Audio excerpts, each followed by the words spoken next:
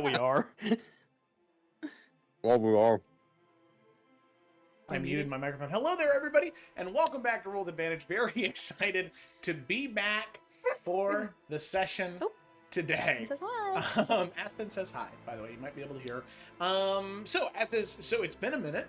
Welcome back, everybody. Very excited to be here.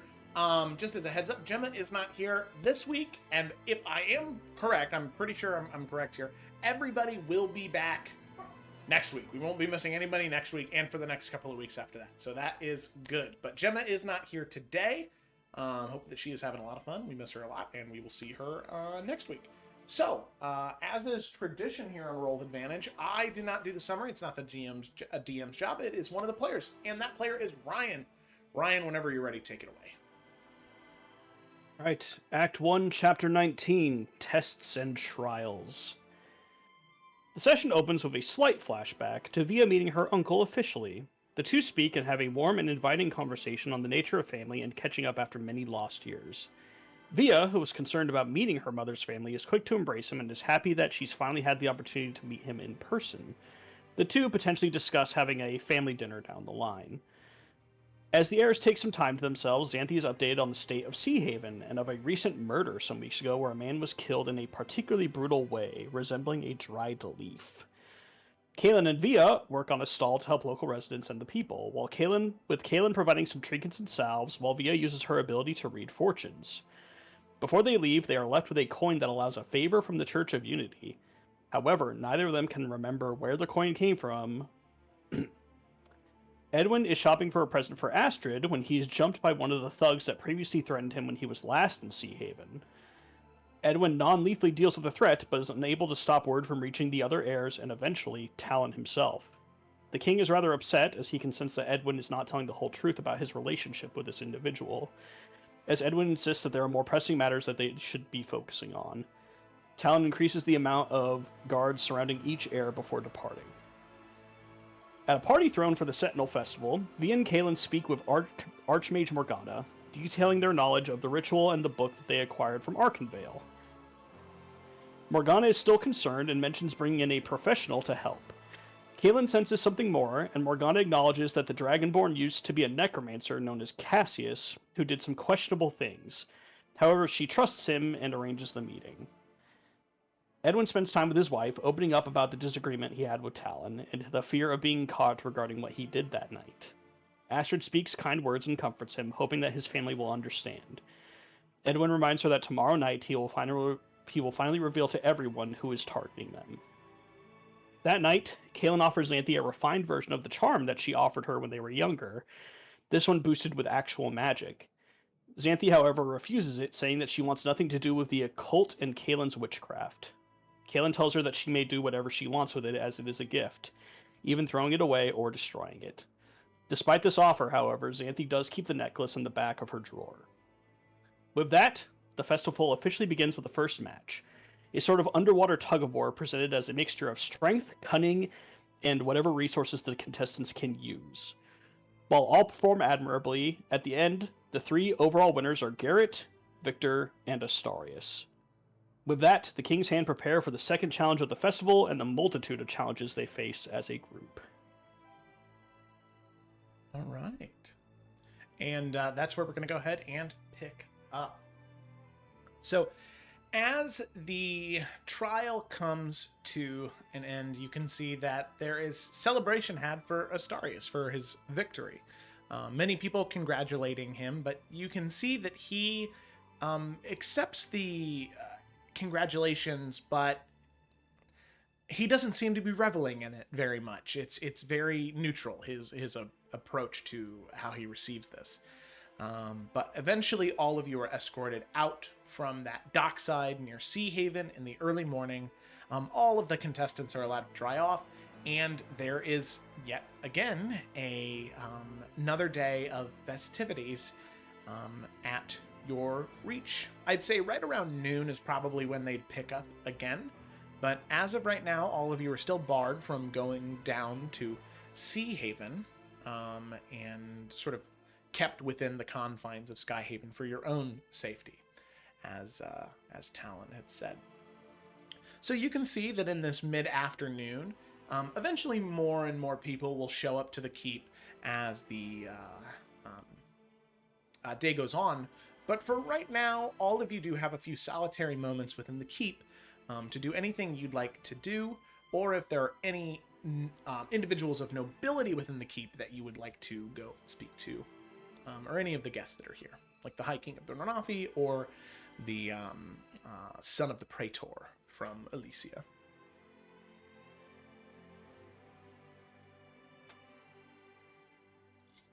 If no one has anything, Merrick would go to visit his mom and grandpa.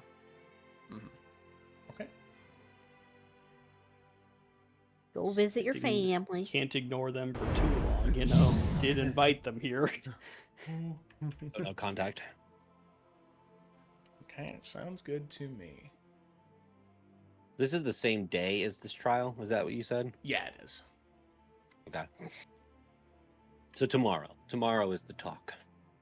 Tomorrow's the talk. Tonight Okay. was the talk. Oh. Same Well, day tomorrow another tournament? Yeah, tomorrow's another trial. Oh, fuck.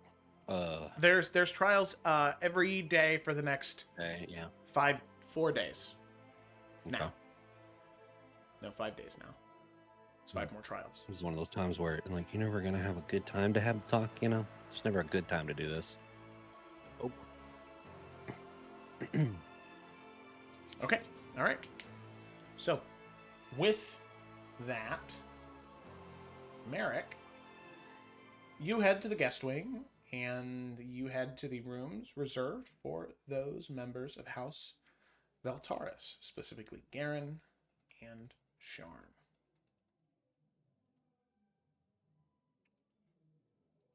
So as you approach, you can see the royal guards of House Veltaris do stand outside both of the doors. 6 guards total, 3 for each door, for that of Sharn and that of Garen. Each of them are in separate rooms. So, Merrick, the question is, who are you approaching first?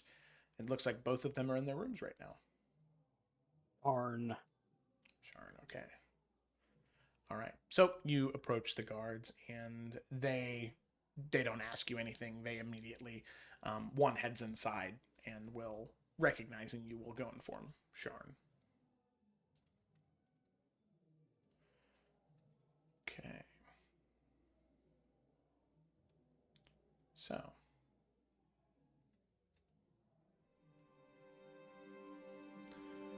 Eventually the guard will step back out and say, Prince Merrick, please.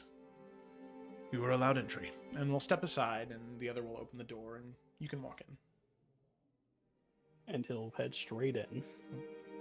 You can see that as you walk in. Okay. As you walk in, you can see your mother sitting at a desk in the center of the room.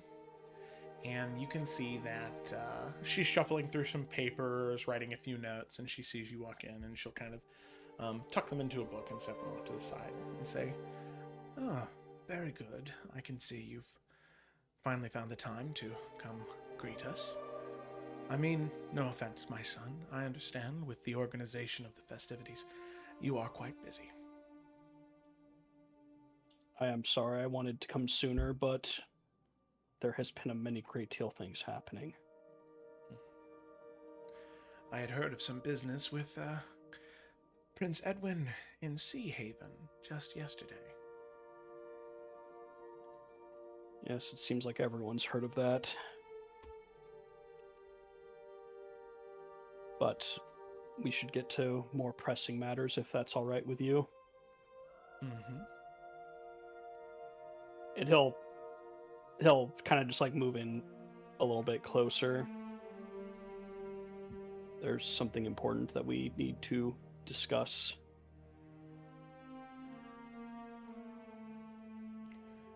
Very well. What is that?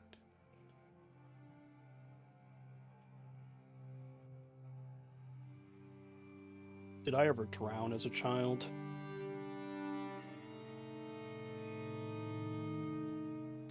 Why would you ask such a thing? was attacked by Sanguine on the way to Faithspire. And he's watching to see if there's any sort of a reaction from Sharn at that. Make an insight check.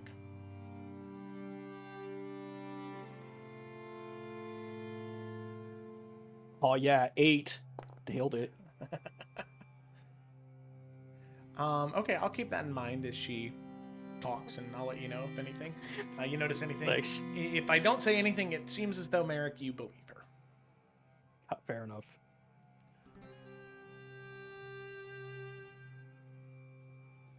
There was an incident when you were a young boy, maybe 3 or 4 years old. You were out with your grandfather, and he has not always had the most watchful eye to young children. You slipped and fell off the dock. You fell into the water, and he dove in after you, but you were... The waters near Kraken's Reach are murky. It took him a few moments to find you. But you did not drown. You were in the water for moments before your grandfather found you and brought you back up, and you were fine. Traveling on these waters, Sahagwin attack frequently. It happens. I'm just glad that you were strong enough to defend yourself and fight back.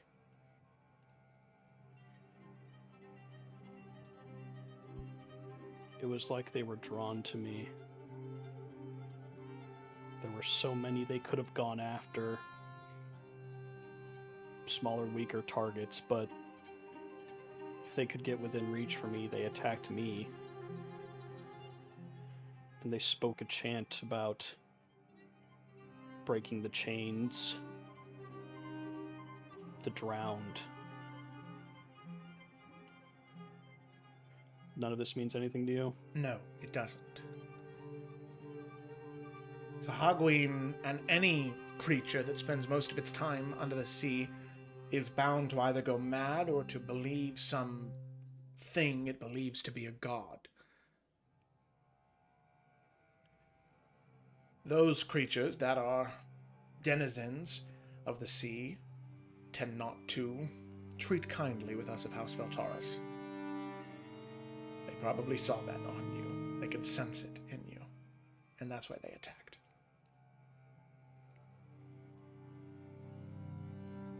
Merrick kind of nods.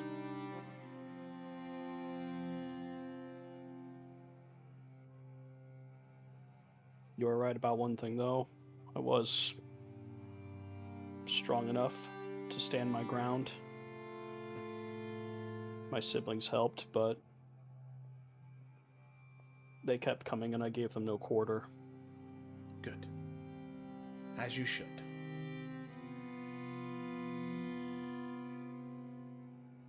Mother, I owe you an apology. And why's that? Growing up in Crown's Rest, when you left,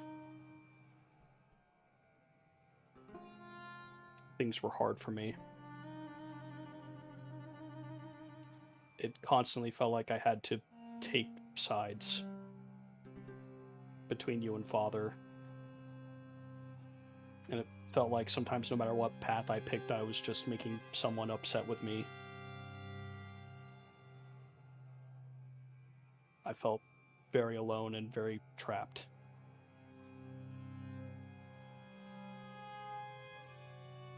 When I took an interest in fighting, I saw that it made you happy.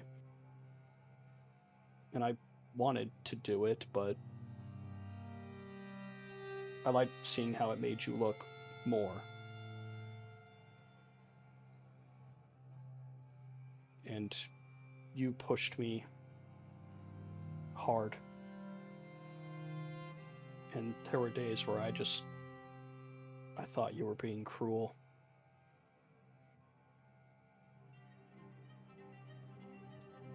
There were even some days where I hated you. But then, this king's hand going out into the world, I realize now that those people, these beasts that want to do me harm, they don't care that I'm a potential heir to the throne. They don't care that I'm Voltaris or Falcrest. All they want is my death. I see now that you were trying to prepare me for a world that was going to show no mercy on me.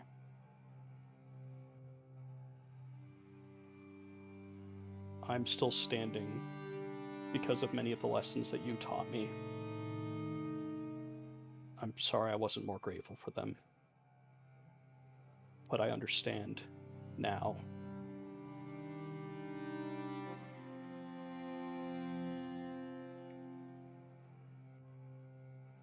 You see her think for a moment, kind of taking everything in. You see her start to talk. Words start to form, but then she shuts her mouth. She thinks for another moment and says, "You are forgiven, my son. Your words do not fall on deaf ears, but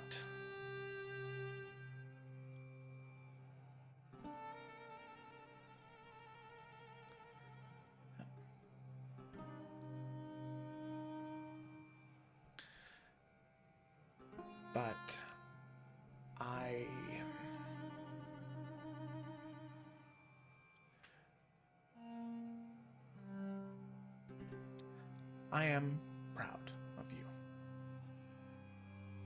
and what you've become. You still have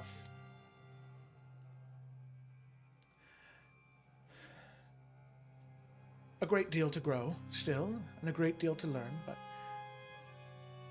you have not disappointed me in this foray as the King's Hand.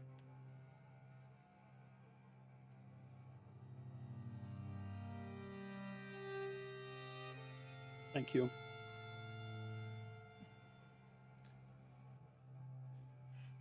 What have you been doing since you saw me in Crown's Rest?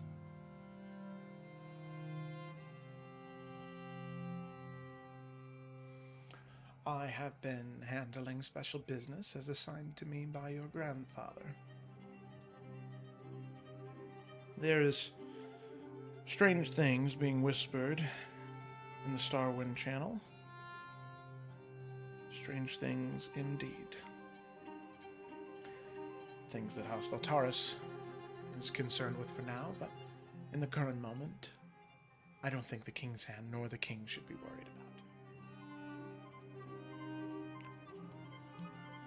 about. Oh. If there's ever anything we can do to help.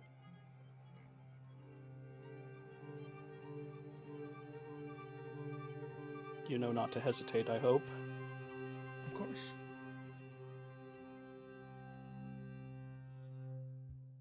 Does she seem like distracted while having this conversation, or does she seem very focused on what they're doing right now? Make an insight check. Another one. Another one.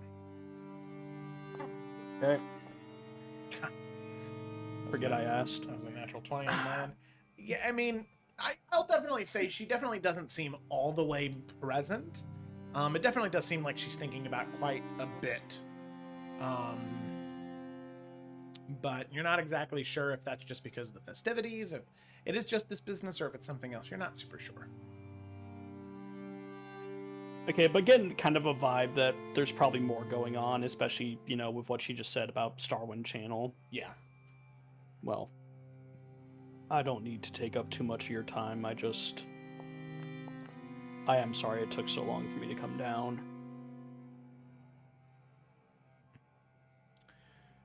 You're a very busy man, Merrick. I understand. However, and she'll stand, I don't think your grandfather will be nearly as understanding. Well, what am I saying? It's you, of course he'll be understanding. If it was anyone else, he wouldn't, but for some reason you're the lucky one. He was always good to me. Well, if there is nothing else, my boy, I did have a meeting that I needed to attend to.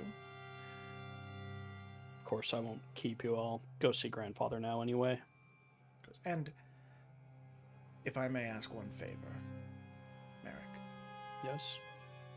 And she'll kind of walk around the table, and she'll place a hand on your cheek and say, don't ask your grandfather about all that drowning business. It's a very soft spot for him still, and to bring it up, it just puts salt in the wound. He feels awful about it. All right? I understand. All right. Thank you, my boy. She kind of clap your cheek. And with that, she'll go to the door, and she'll open the door for you to walk out. And he will see himself out. Okay, sounds good. And promptly take a left and a left again and stop at the next door. So yeah, you see she walks the opposite way, headed towards the grand central courtyard where the festivities had begun just the other day.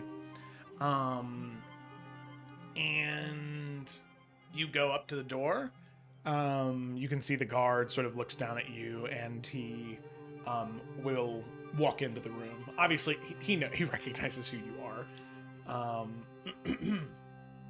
Random half-orc showing up at my door. Who the fuck is this kid? And he will head inside, and you hear your grandfather. You mean to tell me my grandson is standing at that door and you didn't just let him in? What's wrong with you? And he'll walk up to the door. You heard muffled. He pulls the door open and says, Merrick, my boy! and he'll step out and he'll just give you a hug. Grandpa Garen, he'll return it. Trying to give a hard hug, but I'm sure Garen doesn't feel it at all since he's like 800 pounds of muscle. Yeah, rock and stone is what you're holding on to. Come on in, my boy, come on in. And he'll walk inside. He'll immediately pull out a goblet and he'll start pouring you a glass of wine, set it on the table, and pour himself one. Well, what brings you to this solemn corner of Skyhaven? Do I need a reason to visit my favorite grandfather? You know, that compliment only goes so far when you only have one living grandfather, but Still true. I'll still take it. And Merrick will drink as well. Yeah. I am sorry it took so long to get down here, though. Oh. Just things have been hectic. I heard about all that nasty business in Sea Haven. Some man tried to kill your brother. Yes, he was stopped before he even landed a scratch, though. Edwin is fine. That's very good to hear. I've always heard excellent things about your brother, Edwin. A good man, a man of the church, right of the cloth, the Church of the Unbroken, I believe. Sorry, I was watching Chant. Yes, diplomat to, the Nornathi people. Oh, gods be good, the Nornathi. Those are strong warriors right there. Good sailors, too. Well, tell you this. If your father, and if Edwin, name it necessary, this brigand who tried to take his life, will have him keelhauled on one of the oldest Veltaris ships. Oh. I think they want to ask him a few questions first, but I'll make sure the offer gets passed on. Ah, yes.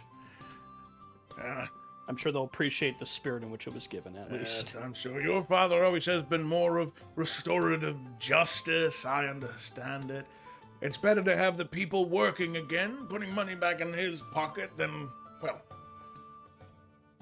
the alternative, I suppose. Oh, but gods, is it good! Oh, but that's a bit macabre, I apologize. You young ones, you It's okay. have a different way of looking at the world.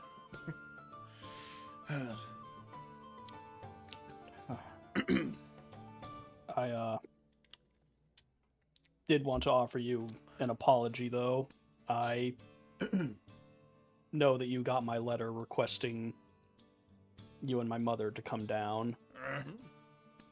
Obviously, we were happy to have you here for the festival, but if you only came because I invited you, then Oh, no, I'm sorry. There were matters we were hoping you could help with, but they've since been resolved. But by then, I knew you were already on the way. Well, if ever anything comes up again, don't hesitate to ask. I'll always be here to lend my support if you need it. And I've been meaning to travel up to Skyhaven. It's been some time since I've been here, and on the way back I plan to stop at Crown's Rest. It's been a while since I've seen those old ports, and I have a feeling, based off of some judgments from the King's Hand, there are a few banner bearers who aren't quite so happy with some decisions that were made. Yes, I do believe they were the right decision, though. Oh, I'm sure. Well, But banner like bearers can everything, get it as is complicated. and they can get as angry as they want, but they remember whose boots on their neck, and they'll fall in line. Quite. And, my boy, let me be the first to say, if your mother hasn't given you the authority, wave around that Veltara's name all you want. If you are stopped by ships and they don't let you pass, just let them know who you are, all right? I will do that. All right, good. And you won't hear any muck from me about it, all right?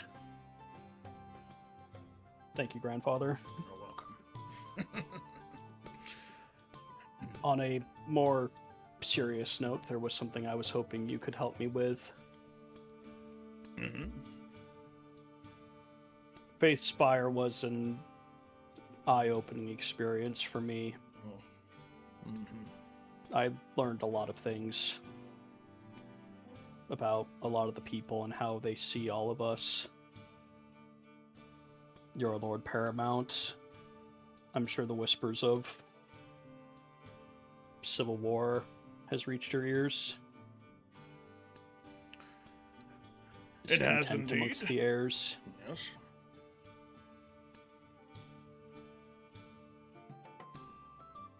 I know you can't go out of your way to do anything, but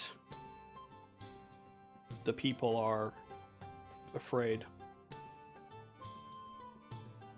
If there's anything you could do to assure them that House Veltaris has no interest in a war, I'm hoping it will help all of us.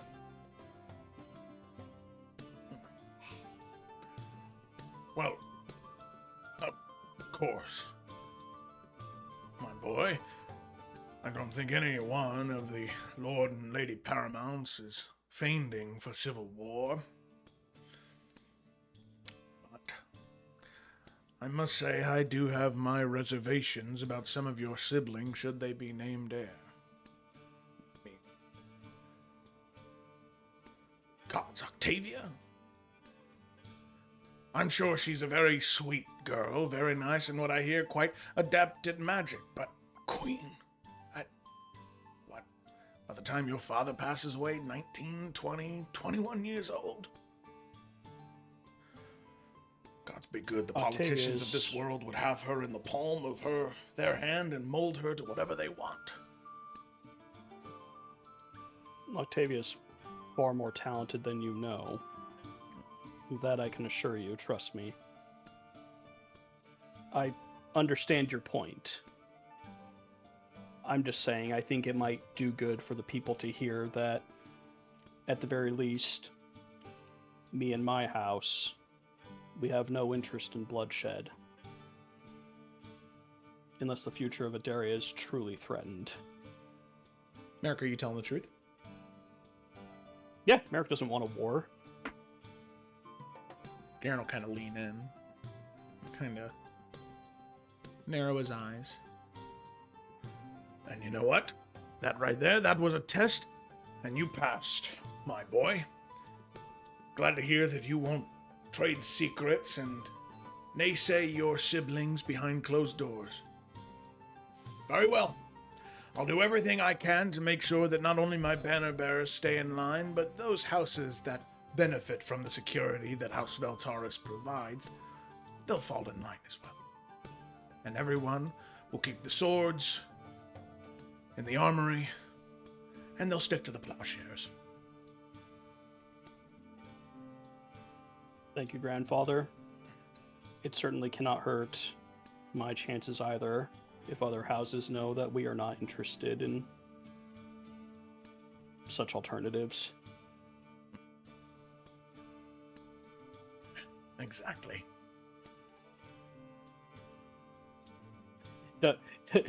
Is that what Garen wanted to hear? Or is he kind of faking right now? Make the make an insight check. All right, it was 8 and a 6. I'm aiming for a 4. 20. This is so much. You can see that it's not what he was expecting you to say and expecting you to act, but he definitely is going along with it. It doesn't seem like he's disappointed at all. That's not what you get. He's just a little surprised, I think. But he's hiding it well.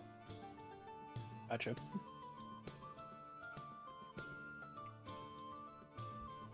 Cool. Well, there was something else I wanted to tell you. There was a traveler who came, and he was selling all these goods. He brought them, he displayed them all, and he said that they were all of high value. And he continues to talk about this really nothing burger story. Merrick, is there anything else important that you had to that you wanted to talk to your grandfather about before he talks to you for about an hour about various people that had come to his court? I mean, I think Merrick would take the opportunity to recount what's happened in the King's Hand. No sibling secrets, very broad strokes of just what happened. Obviously focusing more on like what Merrick has done, you know, like detailing the siege of Serwyn Keep, you know, the siege. But, you know, just like, you know, he wants his grandpa to like be proud of him, and you know, he wants him to hear it from Merrick, because it's like, yeah, I heard all these stories from someone who heard, but like, here's Merrick kind of telling him like, okay, but this happened. Yeah. But yeah, important wise, no, to answer your question. Okay, sounds good. So the conversation continues on for another hour or two as you and him trade back stories of what happened. He seems impressed and, you know, taken aback by some of the things that happened, but impressed nonetheless. So after a couple hours, Merrick, eventually you depart from the room as Garen has other individuals who wanted to reserve his time. In fact, there are a few times where the door is knocked on as somebody comes for a meeting and he waves them away and tells them to come back later as he's busy right now. And So do you need me to go? No, Sits him back sit, down. Sit. Come back later. So Merrick, you're there for a couple hours, but then eventually he does have something very pressing that he has to get to. So the two of you go your separate ways. As the two of you are leaving, before leaving the door, he'll kind of stop you and say, One last thing, my boy. There's something I think that you should know about. What is it? I know that this might get you in some trouble, but I promise I pressed because I thought it was for good reason.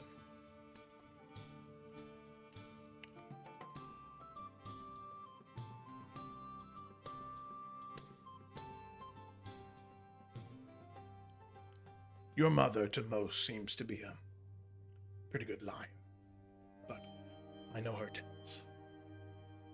When she returned from Crown's arrest, I could tell something was off. She was keeping something, so I pressed her. She told me what you told her. Now, my boy, I did some digging. And I believe I've discovered something that may be of assistance to you.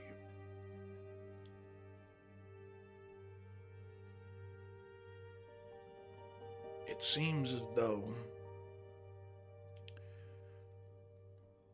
there may be some cult activity related to dragons in Maldaris.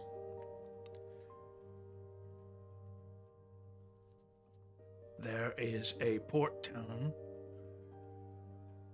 on the eastern coast by the name of Sallowshade. That port, apparently there have been whispers of dragons there and a potential return. Marks on doors, whispers from sailors. I think that if the King's Hand is going to keep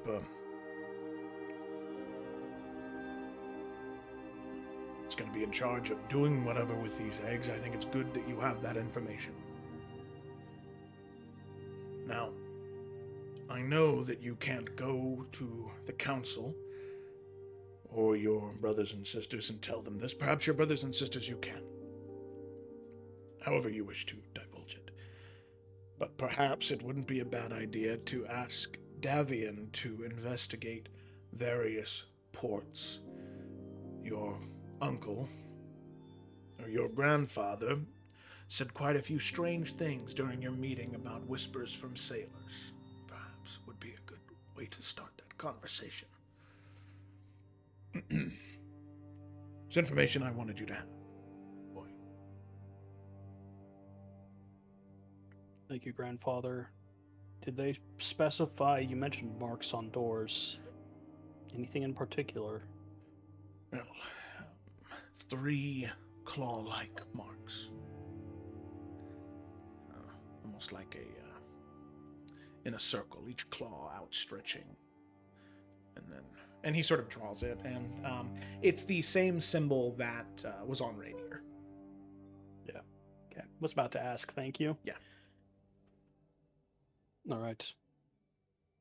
I will think on it, but we will make use of this information, I promise. Very good. I won't let you down. I know you won't.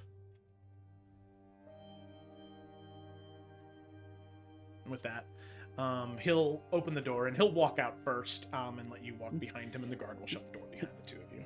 Well, before he walks out, Barrett kind of puts his hand on the door. Yeah. And just like, not to like stop him, but just kind of like to quickly stop. I love you, grandfather.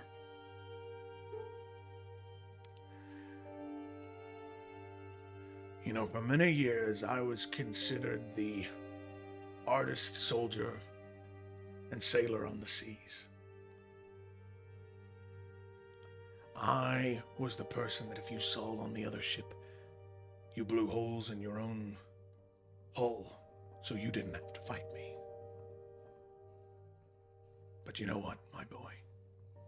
Something about you has softened me up, and I don't know if I like that or not.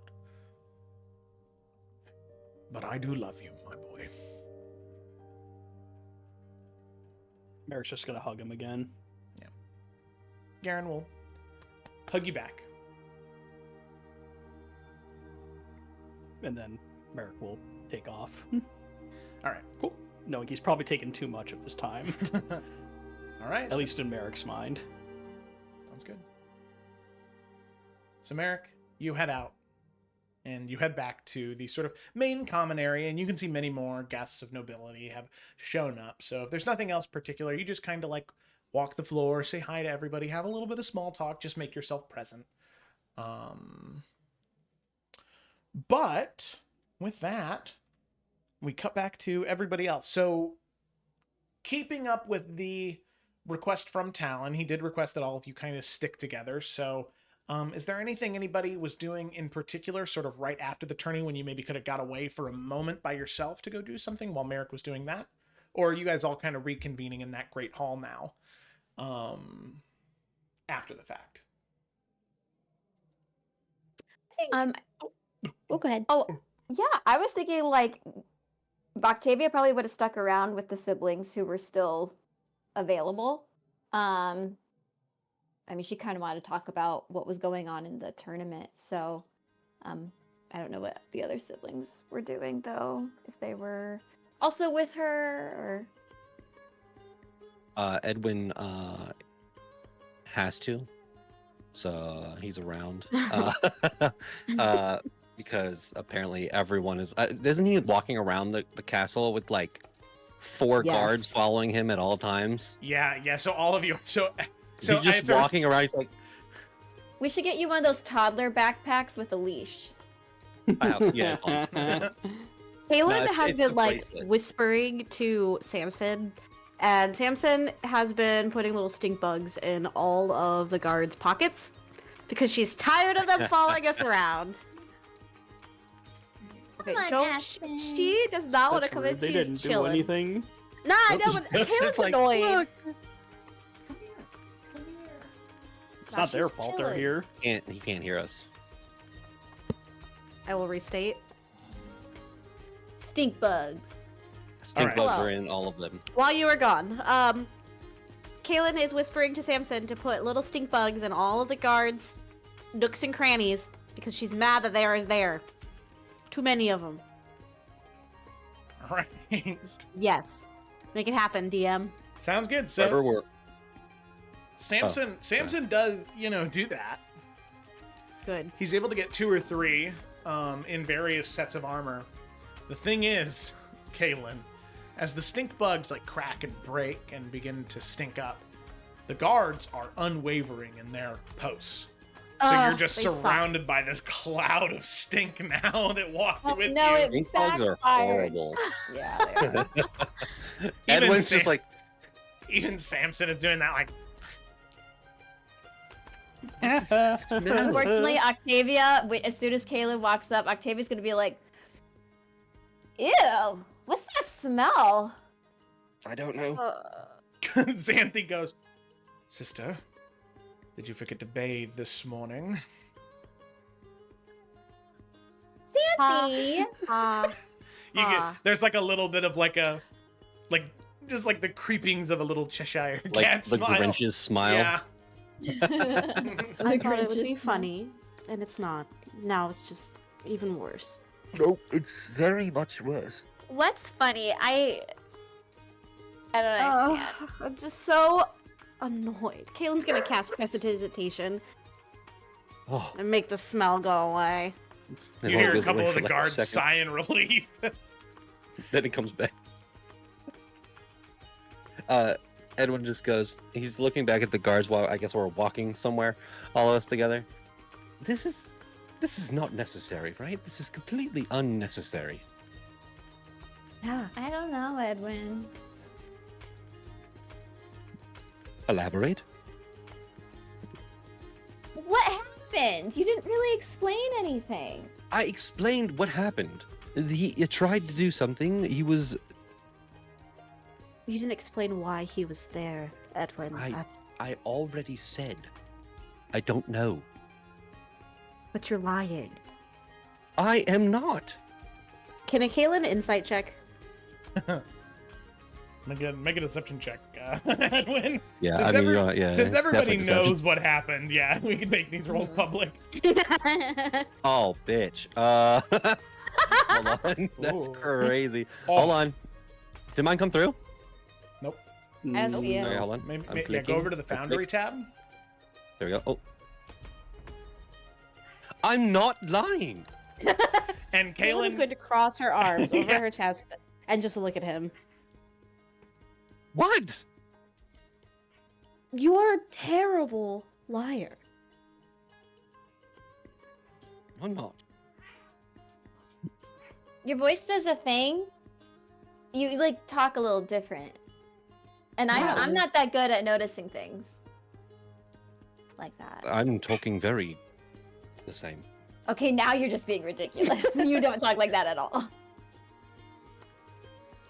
Sorry, watching, Yeah, watching, no, my watching husband. watching the cat Cinnamon. dog fight in the back. He looks around at the guards. Fine, I'll tell you. Just, we need to go somewhere private. Oh, I didn't. Kaylin, we won. Let's go. Kaylin's gonna high I'm a five. very Thea. bad liar, okay? Don't call me out in front of everyone. I don't know if you know this, but we are going to be surrounded by everyone for quite some time because of your bad lies. What? That's. You heard me.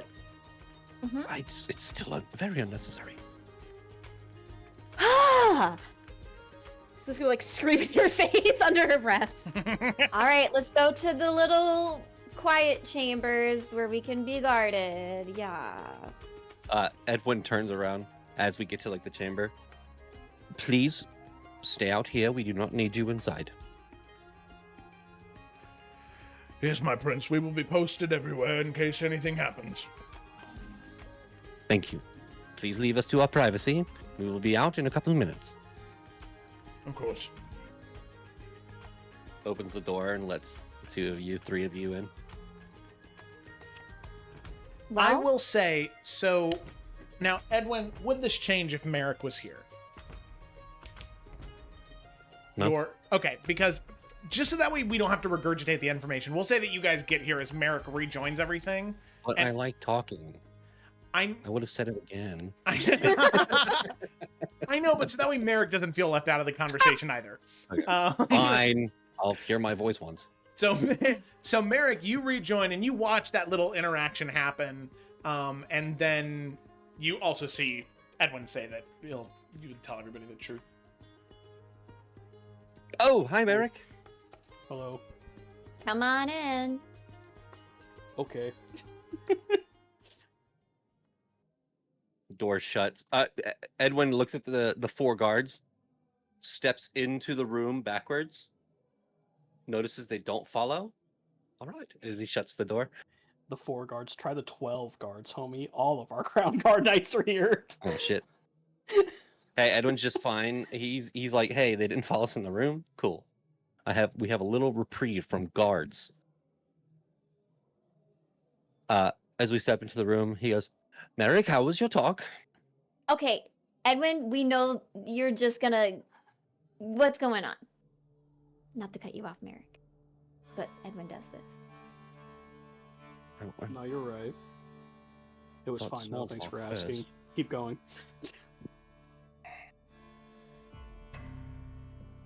Whoa. That caught me off guard. So Edwin sits and just, all right. So the person that tried to, I guess, we're using the word assassinate, tried to hurt me. I have seen for, how do I put this? So one night I snuck out of the castle and I went down to, what was that place called, Joe? The dregs. The Dregs. We're familiar with the Dregs, right? Yeah. Yeah. I mean, not like personal experience, no. It's It's a shady. Yeah. I mean, that's what I've heard. So that's true. oh yes, very much so. It is the shadiest place I've ever been. The sun has never touched it, metaphorically and physically. I went there in search of an item, and I was going to use the item on the individual that you two caught trying to shoot down the messenger pigeons, ravens. I was desperate. I did something that I thought could help. Didn't use it. But anyways, I left a store the shop, and 3 individuals. Was it? It was 3, right, Joe? I think I remember it was 3. Or Yeah, it was 2. 3. It was 3. So one of them is still alive, right? This is just the other one. Yeah, there's one that is still free and... Relax. There's one that is still free and out there and not currently in the dungeons of Skyhaven. So these 3 bandits, we'll say, followed me out, surrounded me, and basically told me that to give them all of our gold and everything that was on me, or they were going to hurt me, yada yada. And, well, I said, no, please don't do this. I'm the hand of the king. And one of them attacked me, and I defended myself. And I killed the individual. I did not want to, but I had to because they were trying to hurt me. So, after that, they ran away, the 2 that were left, and that is one of them. The other one, I have no idea where they are.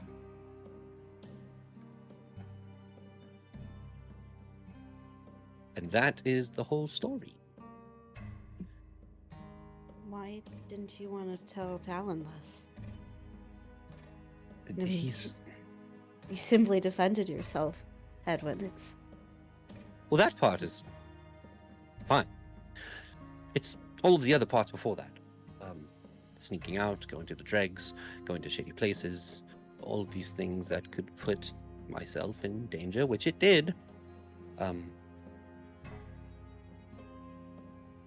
had no intention of hurting anyone that night. I just wanted to go there and try to find what I was looking for and leave.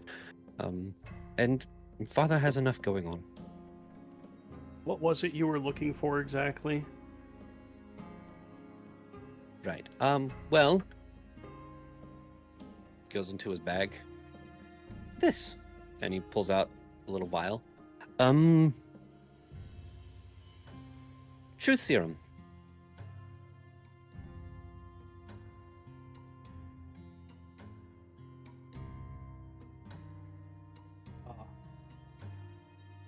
And he puts it back into the bag. I didn't trust that they were telling the truth, so I wanted to force it out of them. I was angry. I was irrational. All I could think about was Astrid and Freya, and I did something very stupid. Obviously, I didn't use the truth serum, and all that has come out of this is, I guess, what we can call an assassination attempt? I wouldn't call it that. I'd call it... I don't know what to call it. Revenge.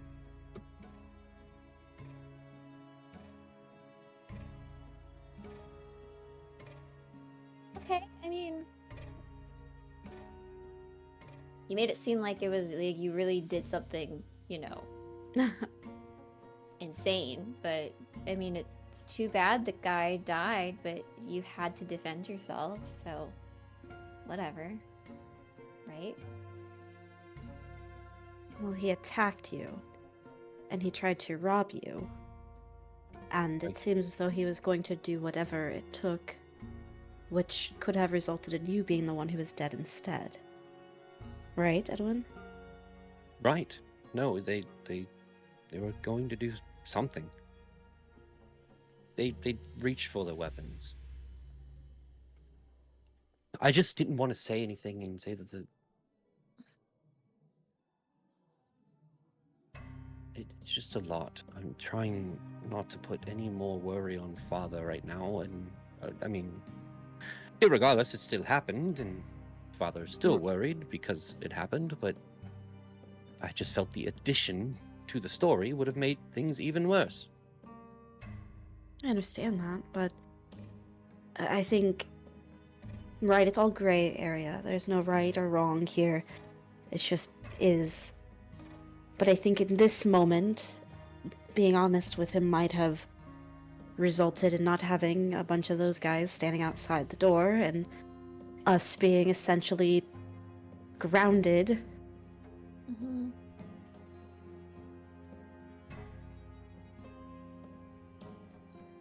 My lack of foresight is a hindrance, I understand.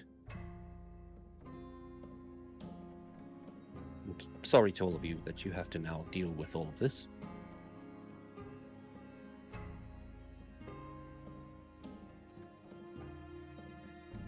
Thank you for telling us.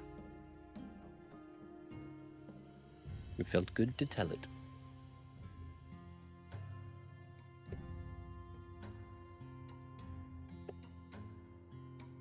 He's like tapping on the table.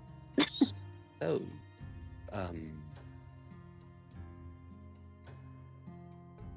are we good?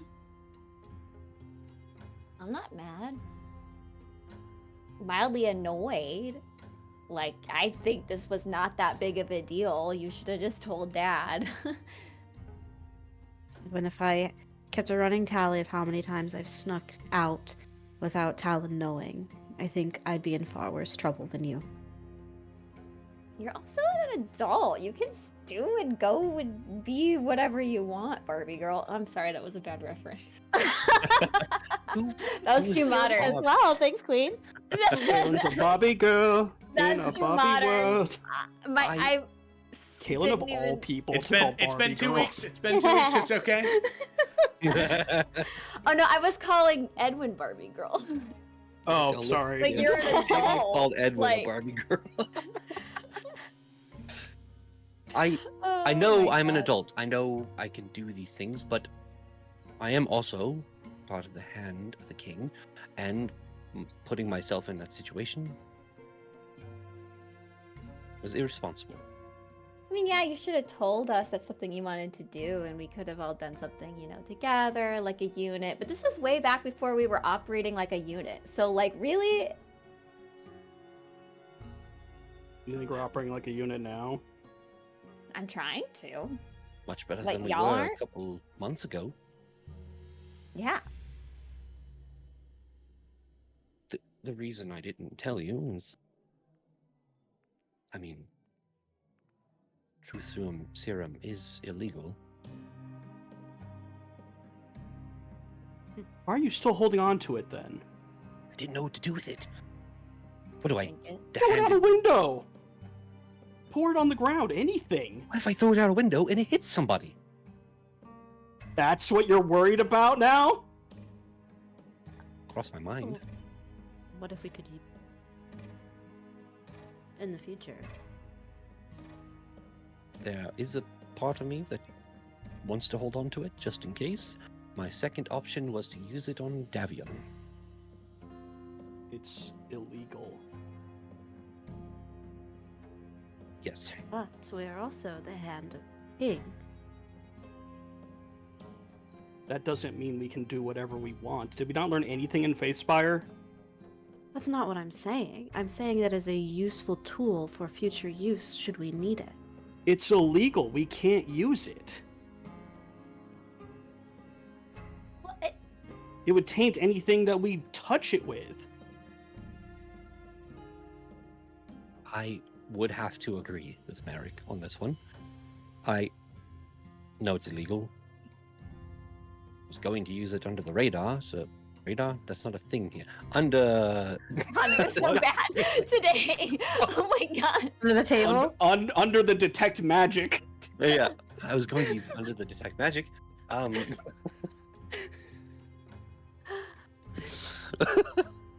Hold on, let me reference my internet. I think our artificers were coming up with something called radar. Oh my gosh. Radar, that's that fellow down there. Oh, nice guy. Radar. Nice guy, Radar. Make I fan was- art. Anyways, I was going to use it so that no one could, before anyone could figure out I actually used it, but I don't know what to do with it. I don't know if it should be destroyed or we should hold on to it for a rainy day.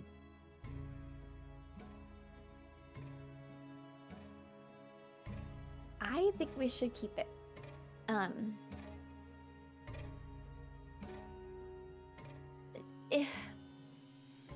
Yes, it's illegal.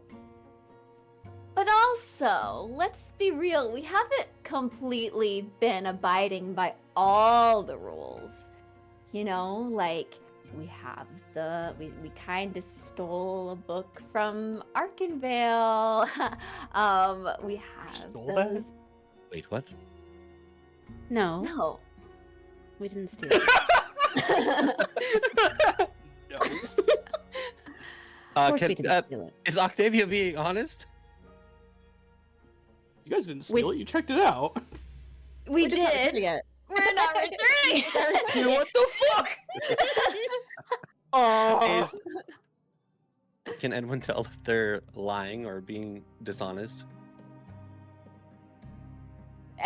I guess I'll try and make a deception check. Kaylin. I'm waiting for the DM's response. I'm just, Well, you yeah, I know. was gonna say, are you telling the truth or are you lying?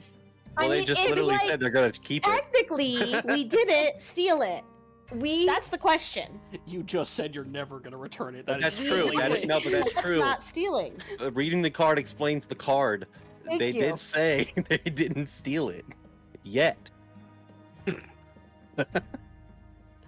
I don't know. Are we lying? I don't know. I'll roll deception, baby.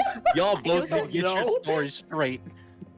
Joe looks like somebody smacked him in the face. You good over there? Well, you like how Oh, you insight when someone doesn't know the answer. I'm not gonna. You okay? Yeah, I'm waiting for you guys to tell me what you need from me. I wanna see if there's. Edwin is trying to figure out if there's any dishonesty in what they just said. If their intentions with the book are malicious. I rolled it No, out. it's not malicious. It's not malicious. Well, with the book itself, not with what is in the book. You know, like you guys are gonna keep the book. You're not gonna return it. No, it's the only thing keeping. Yeah, okay, fine. Maybe I'm lying. Because, like, it's the only thing to maybe save her life. She's not fucking giving that back. So, There. I'm rolled. fine. Deception. Make a Meh. deception check, and then make an insight check, Edwin. 7. Kaylin rolled a 20, baby. No, we didn't steal it. We did not steal the book, Edwin. And then we also have the eggs, where we had to lie to the one guy so we could get back safely. And then we had to prison break kind of the one chick. You know, we just kind of are doing things almost not quite by the law. So I think that if we just hold on to this for a potential moment where it would be beneficial, what's the harm? Edwin doesn't believe Octavia that they haven't stolen it, but believes Kaylin that they didn't. So That's not contradicting at all. yeah, I know. Well, I mean, as long as you're going to return it, I guess it's fine. I think we should keep it. The serum, not the book. Don't keep the book. Why would you keep the book? Well, I think we're getting a little off topic here. Edwin, if you want to get rid of the serum, get rid of it. And make sure you're doing it in a way that it's actually being destroyed. Do I think it's a good idea to hold on to it, albeit illegal? Yes. Do I think we are above the law? No. But there are some times where we have to make decisions, and we have to make sacrifices for what is the greater good. And if we have to sacrifice the law in doing that, I would rather save a life. Personally.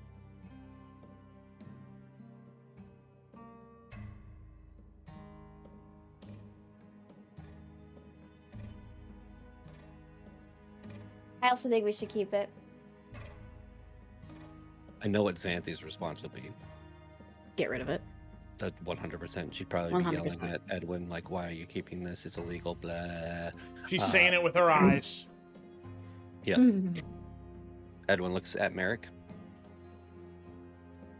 Destroy it.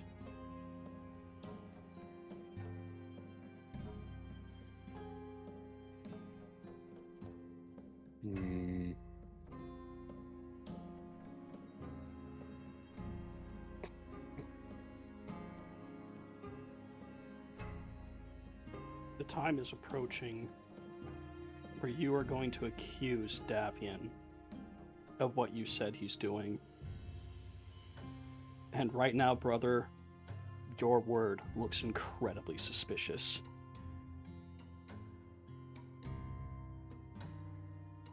Do not keep justifying all of this.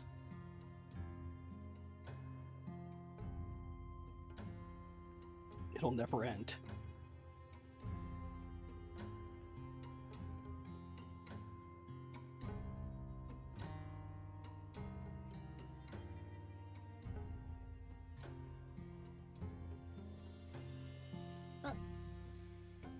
So, Davian, you know, as a spy master, probably knows you have it. He probably knows that you went down to the dregs, and probably knows that you killed the guy. He does a good job. I think it's a little too late. So we might as well use it to our advantage.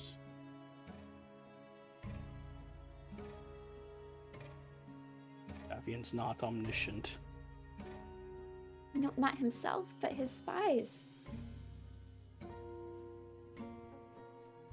And I'm sure his spies linger in the shady places. I think, Edwin, you may have walked right into his domain almost. Did cross my mind. He reaches into his bag and pulls it out again. Puts the vial on the table.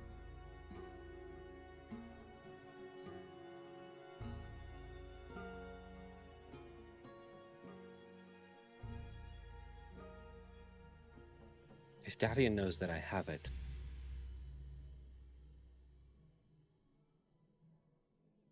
and I keep it,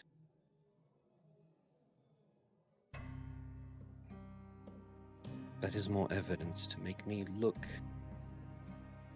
bad.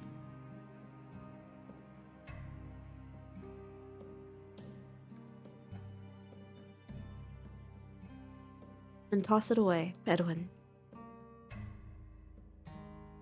There's a hearth right there.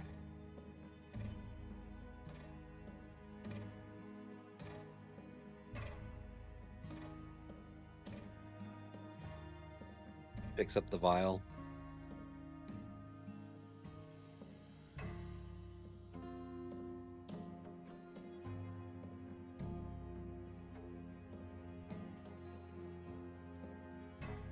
And truth be told, right now,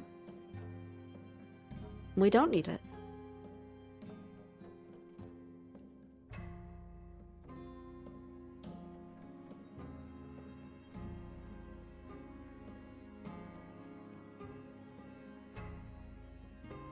He walks over to the hearth and immediately throws it into the fire.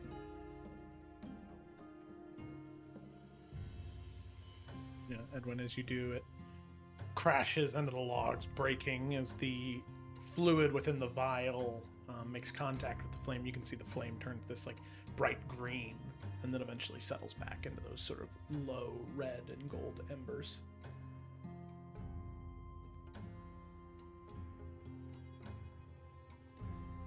I don't need a potion to confirm a truth that I already know.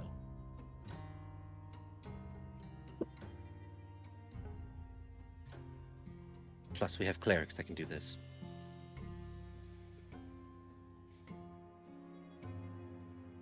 Okay, I'm sorry. for what? Every decision that we make seems to hurt somebody, so... That is life, Edwin. Reality is we can't make everyone happy.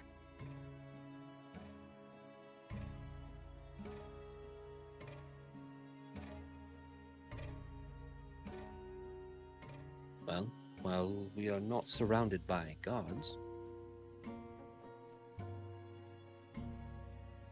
I think we're going to have that talk today, tonight. With Father, with the King of Nornathi. Do you want all of us to be with you for that? Oh, 100%. I will not be able to do this without all of you.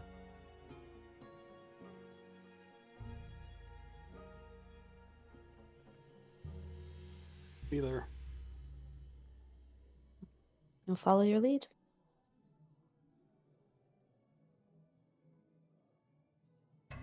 This is going to go very badly.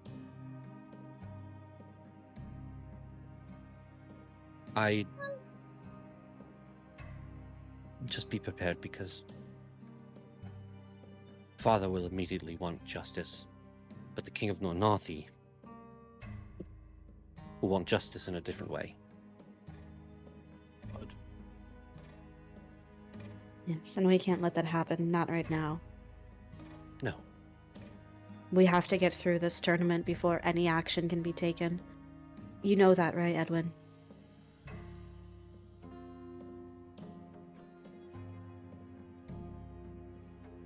Yes, I know that.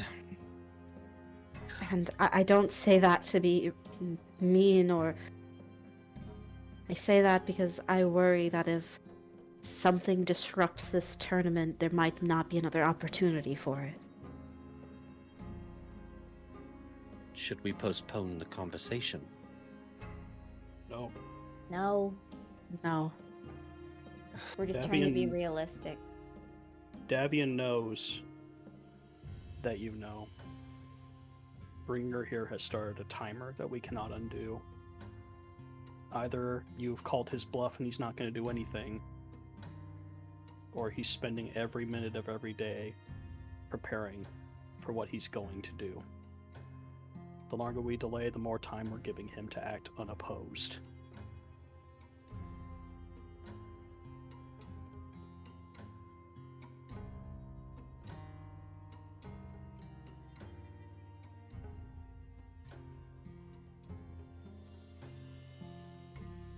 Any other business? That was a pretty good event. This talk? Or the tournament? The tournament. Oh, the tournament. Yes,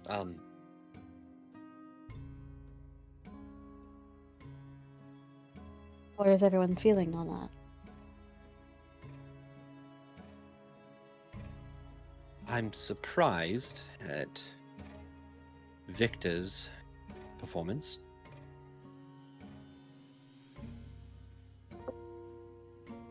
His Surprised in what performance way? or the aftermath?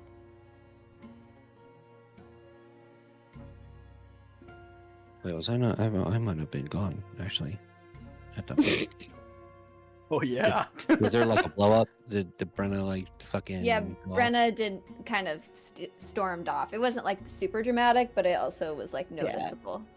Okay. Yeah. He was like the only one who didn't like actively check on his opponent like everybody else did. Okay.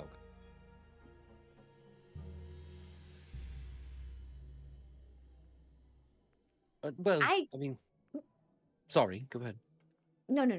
You finish your thought because I was moving on. No, I just thought that very honestly odd. That seemed pretty close, and then all of a sudden not. I didn't notice anything. That seemed like, I mean, we could say the same thing about Astarius, Seraphina, and Bjorn's too. Like, Astarius was like, nah. And then all of a sudden, boom, the winner. So. So, I didn't know that Bjorn could do the thing. The bear thing? Yes. He's always been able to do that. That's cool. Cool. It is. Oh, yeah. Oh, I'm sorry. I was just gonna say I'm personally very proud of what he was able to accomplish being up against two people not even from this realm. I mean, I know he didn't win, but to be able to hold his ground, I think was a very, very impressive feat. Oh, I mean, considering he was against two outer planar beings, it's very impressive. Mm-hmm. I personally really like Thalia. I don't know. I think she just has a good skill set, and it seems like it kind of is like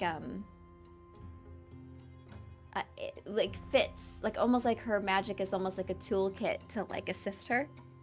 So I really liked that, and also being from the Arcadia Republic, I think that could, you know, help build some bridges there. Since you know, current queen's from there, and maybe we could have a little bit of a better relationship. And I mean, the Arcadia Republic's magic is just unmatched from what I hear. So that could really benefit us in building that bridge and like, you know, opening more doorways that way. And maybe, yeah, have a little bit more of a sister nation. That'd be kind of cool, right? Yeah, I don't disagree. I think I have her up pretty high on my ranking as well. She's very impressive, and I don't know, I think something that I have recognized just from this first trial is the importance of sportsmanship, right? And she was one of the first to go and assist her opponents. Mm-hmm. I mean, I don't know about the rest of you, but I feel like though, sure, winning these trials is important, but I also think how they go about it, how they react to it, and just their entire approach is just as meaningful. I completely agree. Great. I will say I wasn't a big fan of what Serafina had to say at dinner the other night. Definitely has a very different aura about her than I expected. Don't like Serafina. Yeah, I don't know if she'd be a great fit. She's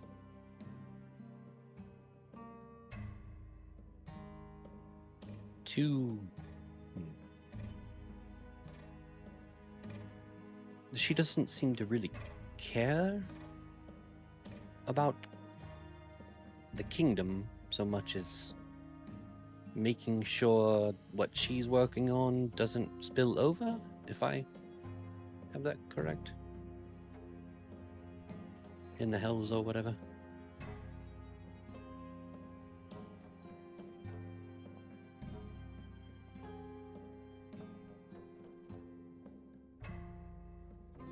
Yeah, I got nothing else to add. I am being honest though, I would love to learn some clerical magics from her. We could keep that relationship open. What is tomorrow's game? I forgot. Xanthi. Man, I don't know. Tomorrow is the trial of precision and awareness. It's the one where they have to remove the flower off the other one without hurting the other contestant. Ooh. This should be fun. I'm excited.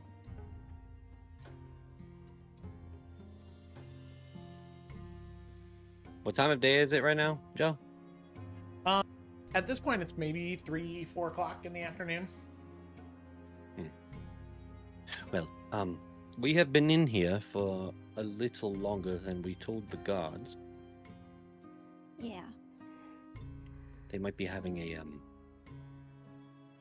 well, any second now they might burst into the room. So, is there any final things we wanted to discuss quickly, or?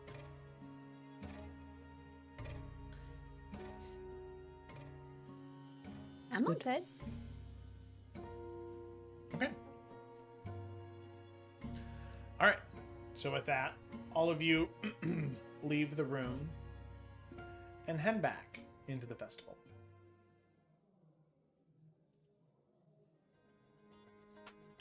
So, in the rest of the afternoon and into the evening, was there anything anybody wanted to do? Any individuals that they wanted to talk to before eventually this evening conversation with the High King of the Renathi, with Talon, and all of you happens? I see. I just want that evening conversation. I don't know about y'all. I ain't got none. Yeah, It's gonna be a doozy. Let's go for it. Nothing? Get a lot of water, Joe. I feel like there's gonna be a lot of yelling. Okay, all right. So with that, as eventually night does fall and a lot of the guests go back to their room, the time had been set up for the High King of the Nornathi to go have a meeting with King Talon. But all of you are going to be there as well. And that's where we're going to go ahead and take our break. As it seems like there's going to be some momentum from that moment forward. All right, we will be right back.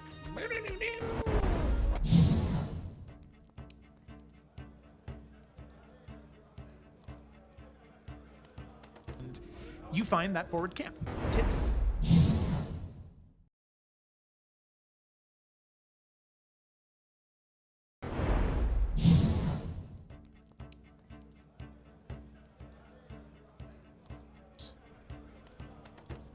Sun begins to set.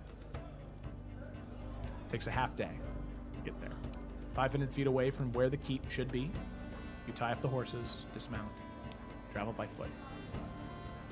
Closer and closer and closer. There seems to be no sign of any life, any travel. I mean, you're so far off the road right now that it's really hard to tell that you're going in the right direction, especially at nighttime. But eventually, you're able to see.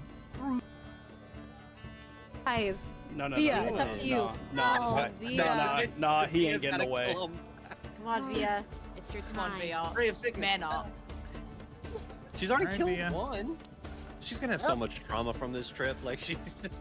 she was like, "I'm so excited for this road trip with my I'm siblings." just so excited to spend time with my family. Meanwhile, since it started, why can't I stop killing people? Why is this happening? Okay. What do we think? Firebolt or Ray of Sickness? Burn him alive. I don't know. How many for run? I know the other people don't. You're the only one on camera. I know. The other ones need to use their let's- voice. Let's get back to the horses and kind of see how far we can get from them, and go from there. That's what Caleb. You find, after walking through the village, taking about 15-20 minutes to get together, and you find that forward camp. Tits. No! You find pitched tents. Pitched tents. No! Clip it. Hey, there's your first. Go check out Party Loot. And if you don't check out Party Loot, you're a bitch. That's the tagline. I'm gonna change the motto. Nah. This is my first sponsor. Fuck you. Check out Party Loot. You don't chew big red, then fuck you. We need to go the Ricky Bobby route of sponsorship. It's not my favorite. Propane. Christopher Nolan's favorite movie. Pretty fucking good. Party Loot. PartyLootApp.com. www.partylootapp.com. Yeah. Future sponsors are gonna watch Just this go clip find and go, Jesus Christ. We're gonna get sponsored by people that like have no business sponsoring a D&D stream, like like never mind. Don't say it. Don't say it. Don't say it. That dragon? Yeah. places that just don't care. Like, yeah, man, do it. Everything is fine. Make a deception I check. promise. Make a deception Say check. that. Kaylin what's is she gonna do about it? literally like rubbing her temples right now. Also, if we're going back to Rosemont, we don't need her to do anything anymore. Oh, Kaylin is really rubbing her temples. Oh, no. No.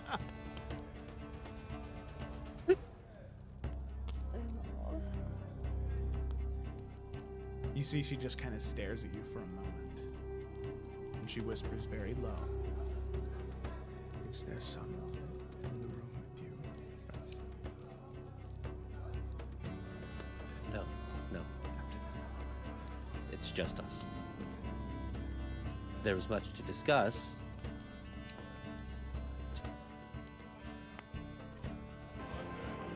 +2. All right, 24. pulls off to the side.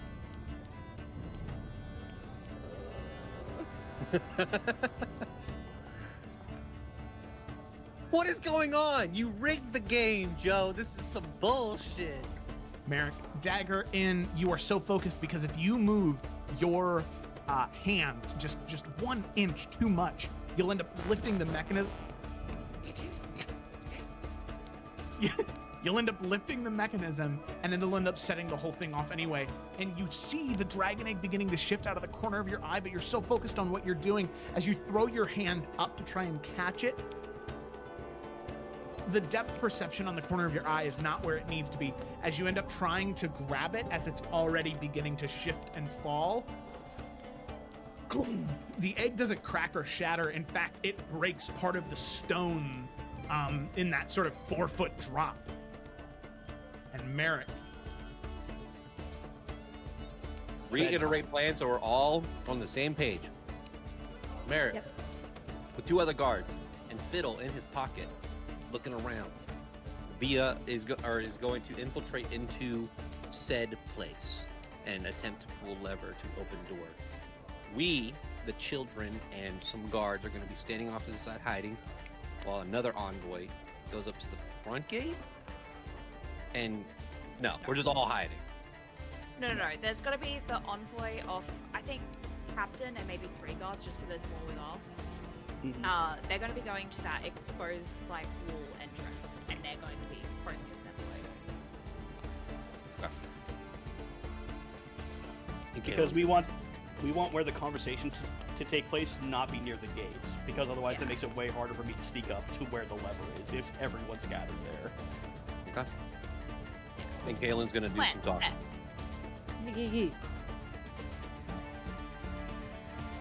Yes. Okay. She's basically gonna be like, I'm here as a representative of the king's hand. They want to meet you, but I'm here to ensure that we can come to an arrangement on how to meet safely before they actually show up. Meanwhile, sneak. There we go. Okay. Got it. You got it, Joe? I hope so. I fucking don't. So that way, if there's something in the vault that, you feel like shouldn't be there, or that none of you put in there, you can go to her and you can see who put that item in there. And Could you send us a list of all the names? Yeah, that would be helpful. yeah, I got you. And then finally, there is Dravana Windmere, who is an elf who is the steward of guest relations. So anytime guests are staying, she makes sure that the rooms are clean and proper, and that anything they need is taken care of. So if you have a Loxodon guest coming over, she'll make sure that. Wait, Well, hey there, everybody. We're back. Let's dive right in to the game. Wait. Yeah, sorry, we got 2 people that are scorfing down food right now. It's okay. Halfway through this conversation, I'm gonna have some slices of pizza delivered to my door, and then I'll be. What did you do to my daughter? Imagine the king of the Nornathi is someone who eats while he's upset. It's all like mushy fruit, like a Denethor, though. Oh. All right. Decree. Nice shirt, dude. And it rises. All right. Rises to the top. All right. So let's go ahead and dive back in, picking up a little bit after where we left off.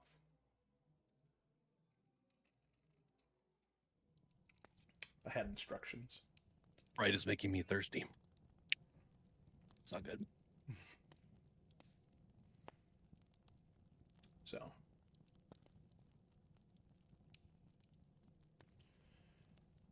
As we pick up, there have been several conversations, several events throughout the day after the trial, but eventually the day comes to a close. A lot of the nobility returns back to their rooms, some of the royal guests, they also do so, but there is one royal guest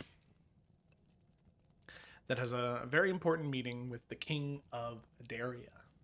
A private meeting with just him and King Talon. Joe, is Astrid not going to be there? Do you want her to be there? Yes. Yeah, she knows. Does she know? You did tell her about the Davian thing. Pretty sure. Okay. Oh, you did? Yeah, I'm pretty sure it was last week that I... No? No, Fuck. that's right, because you didn't. Did I? Unless it was off you- screen, you didn't tell No, her. you didn't. You didn't say what it No. was. You just said that you would everything would be learned tomorrow. Yeah, so she would definitely be there. Definitely be there. Okay. Oh, God. So Astrid, as well as the High King of the Renathi, arrive in King Talon's chambers at a secret meeting. One that hopefully the Spy Master does not know about. He knows. As the thing is, all of you arrived in Talon's chamber several hours before, and had just been sat in there in the meantime, just waiting, making small talk. Maybe playing various board games like chess or checkers with your father. Trying to distract from the event that is about to transpire. But eventually, 8-9 o'clock rolls around, and it is time for that conversation. As the High King of the Renathi enters, as well as Astrid. The High King enters, and Talon will greet him with a very gracious nod of his head and say, High King, it is a great honor to have you within, well,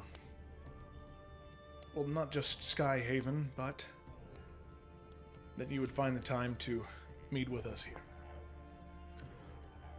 Yes. Astrid told me that it was very important. However, she said that she did not know the meaning of the meeting either.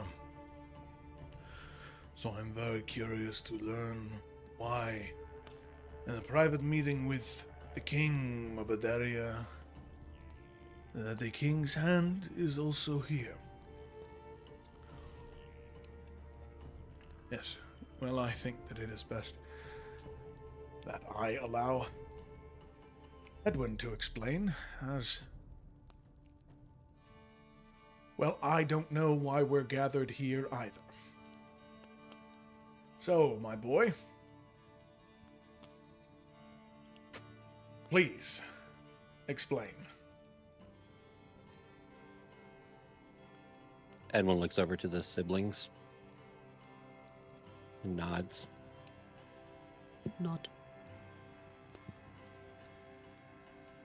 Before we dive into the entire conversation, there are a couple points I would like to make. One, the information you will hear will be upsetting to both parties in different ways. I would ask, as we are all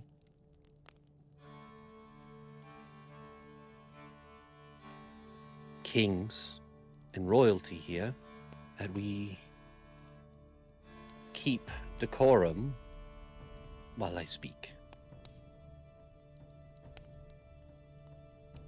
You will want to yell. You will want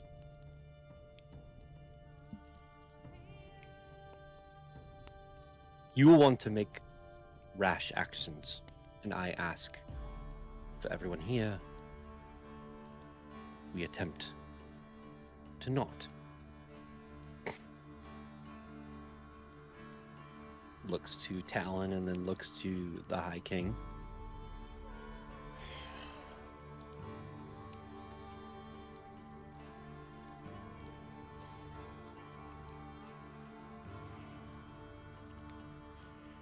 My son, I can make no promises, as promising such as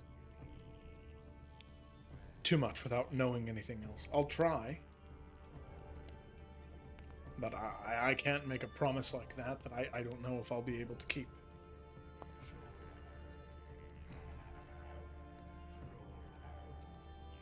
Speak this truth you hold.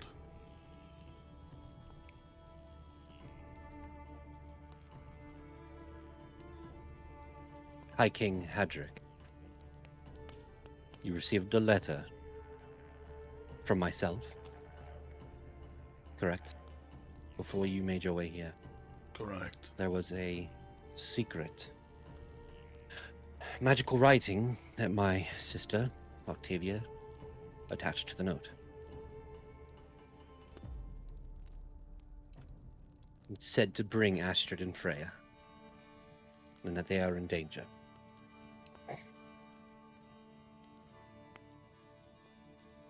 That danger has slightly passed, but is still very, very present. Father, this is the first time you are hearing of this. My wife and child, your granddaughter and daughter-in-law, were in danger. The politics in the game that we play put them as such. That is why I requested their presence.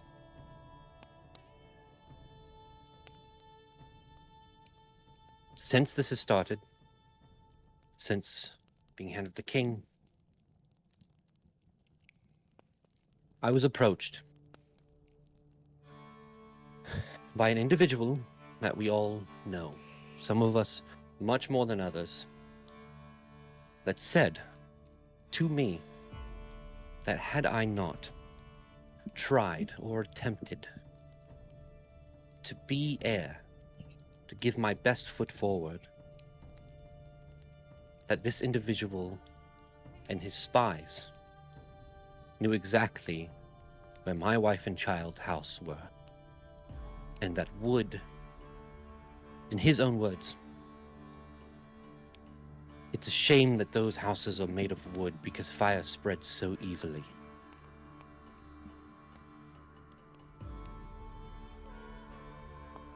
I do not make this accusation lightly, and all of my siblings here will be able to back me up because they know.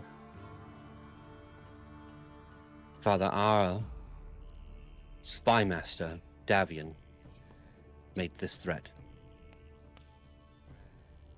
He threatened that if I did not abide by the church's rules, because they would like to see me as heir, he threatened the life of my wife and my daughter.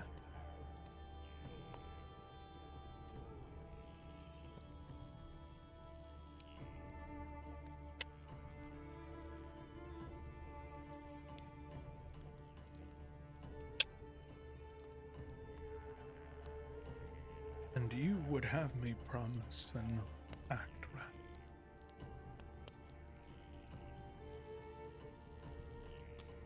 Because I know that you would want to protect. I know you would want to do something, but we cannot at this moment.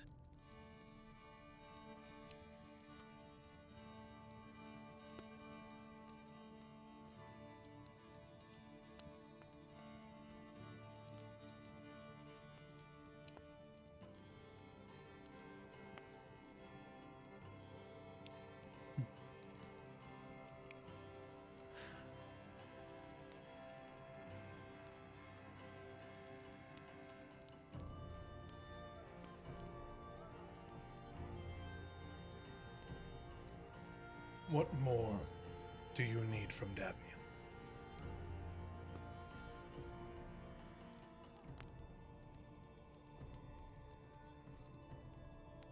I fear if we seek justice immediately, then the tournament and our search for a new sentinel will highly be put at risk.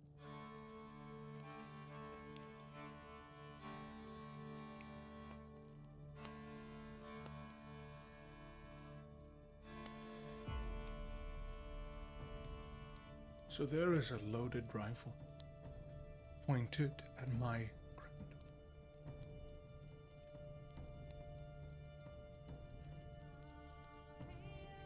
And you want me to prioritize information that will help pick a sentinel? Edwin steps forward towards Talon and puts his hands on the table and leans in. They are my wife and daughter, Father. There is no one here that would like to see Davian's head on a pike sooner than anyone else. It has taken me so much not to find where he sleeps and kill him. But I cannot, and we cannot right now, because we risk so much.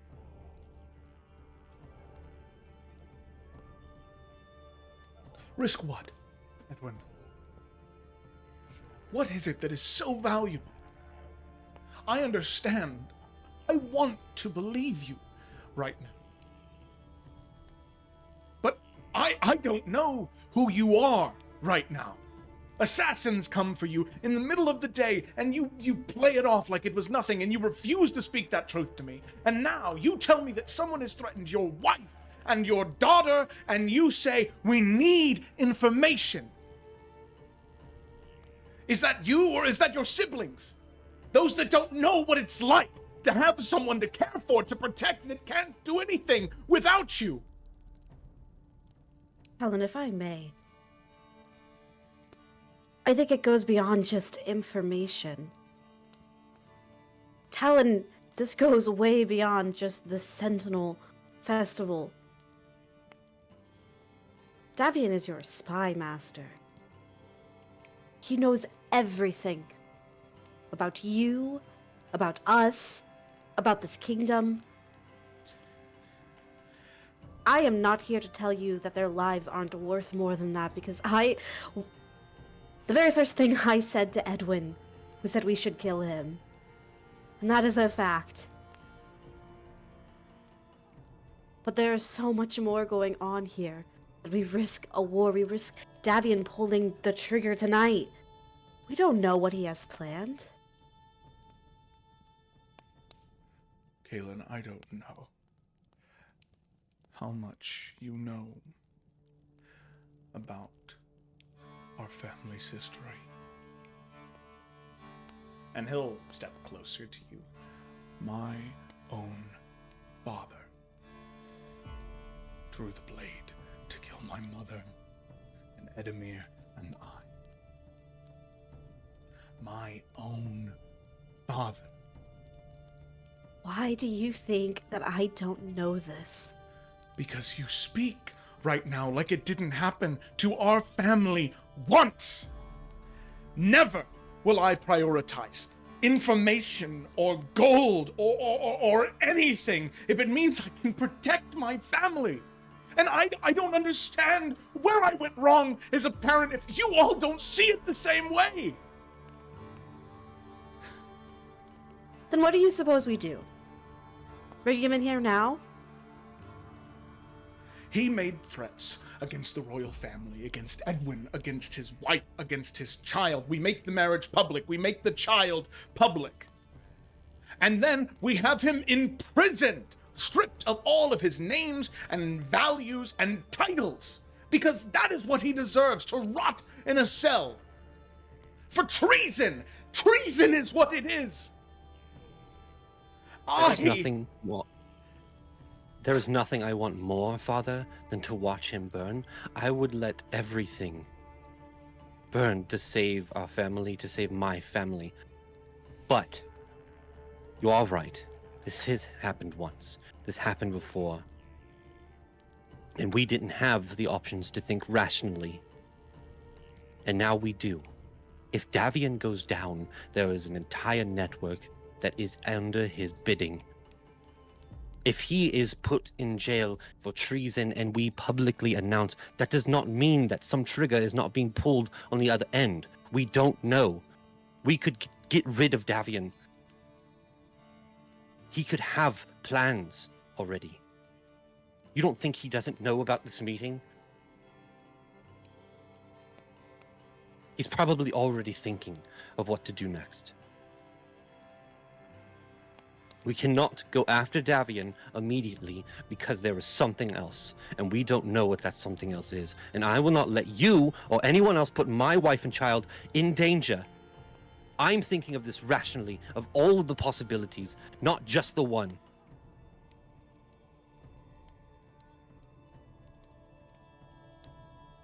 I will not let history repeat itself.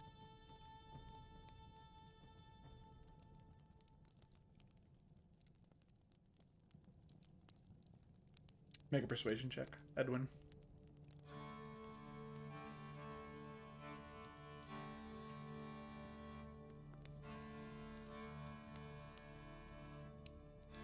Oh, the dice are a paid actor. That is insane. That is insane, dude.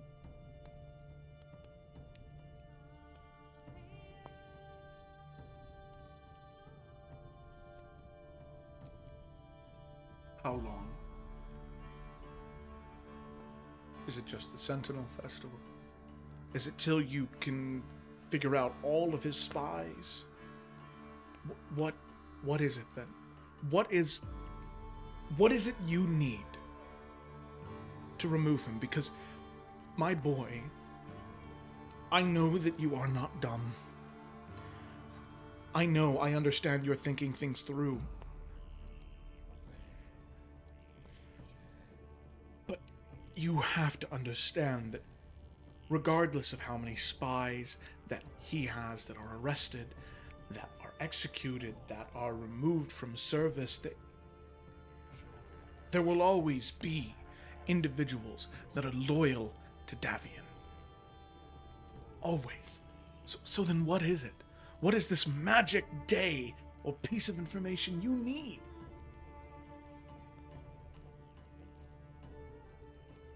I want to believe you, but I just don't see a path forward that doesn't end in some type of bloodshed.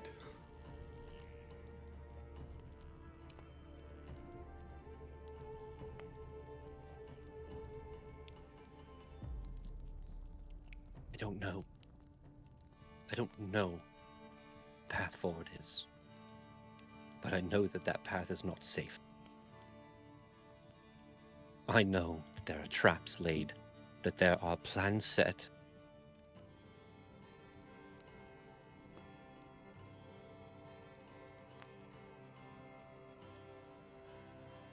I don't know.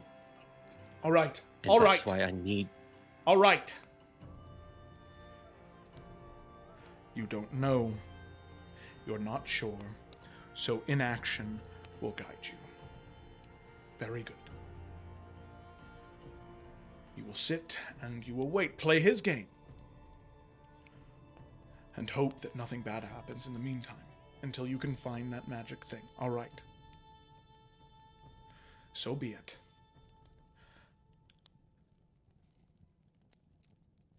I have faith. I know you care for them, Edwin, and I know you do anything for them. And I know all of you, now knowing this, feel the same way, that you would do anything for them. And Freya, I am so sorry that you have wound up in this situation. Because of my servant. I am sorry about that.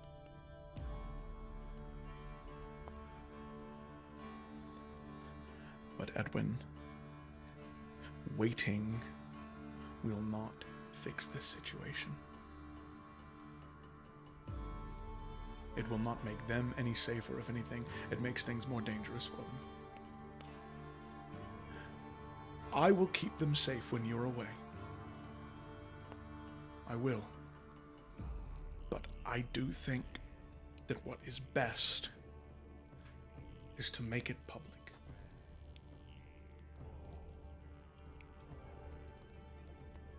He looks towards Astrid. She's furious right now. In her eyes. Furious. At who? At you. Oh, damn it.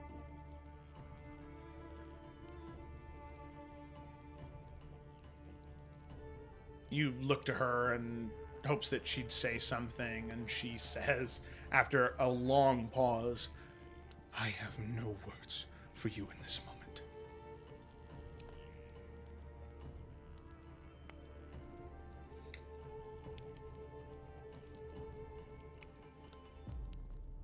Boy.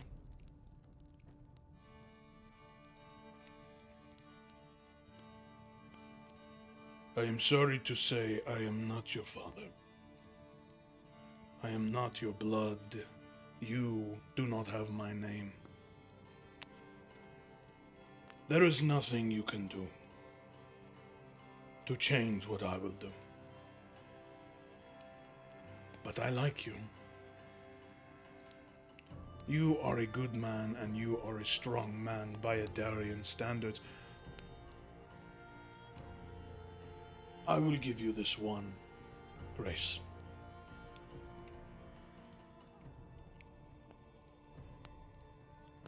My name has been threatened.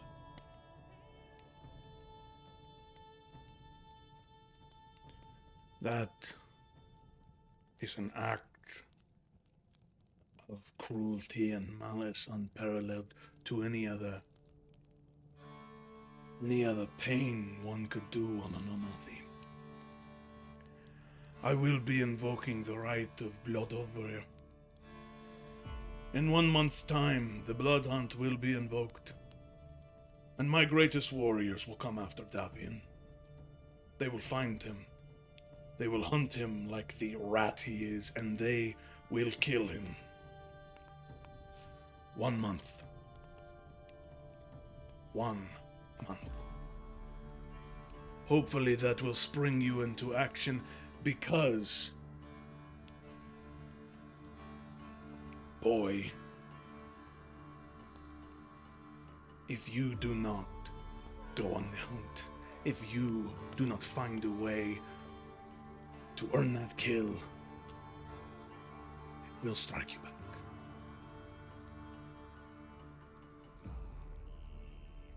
We are done here.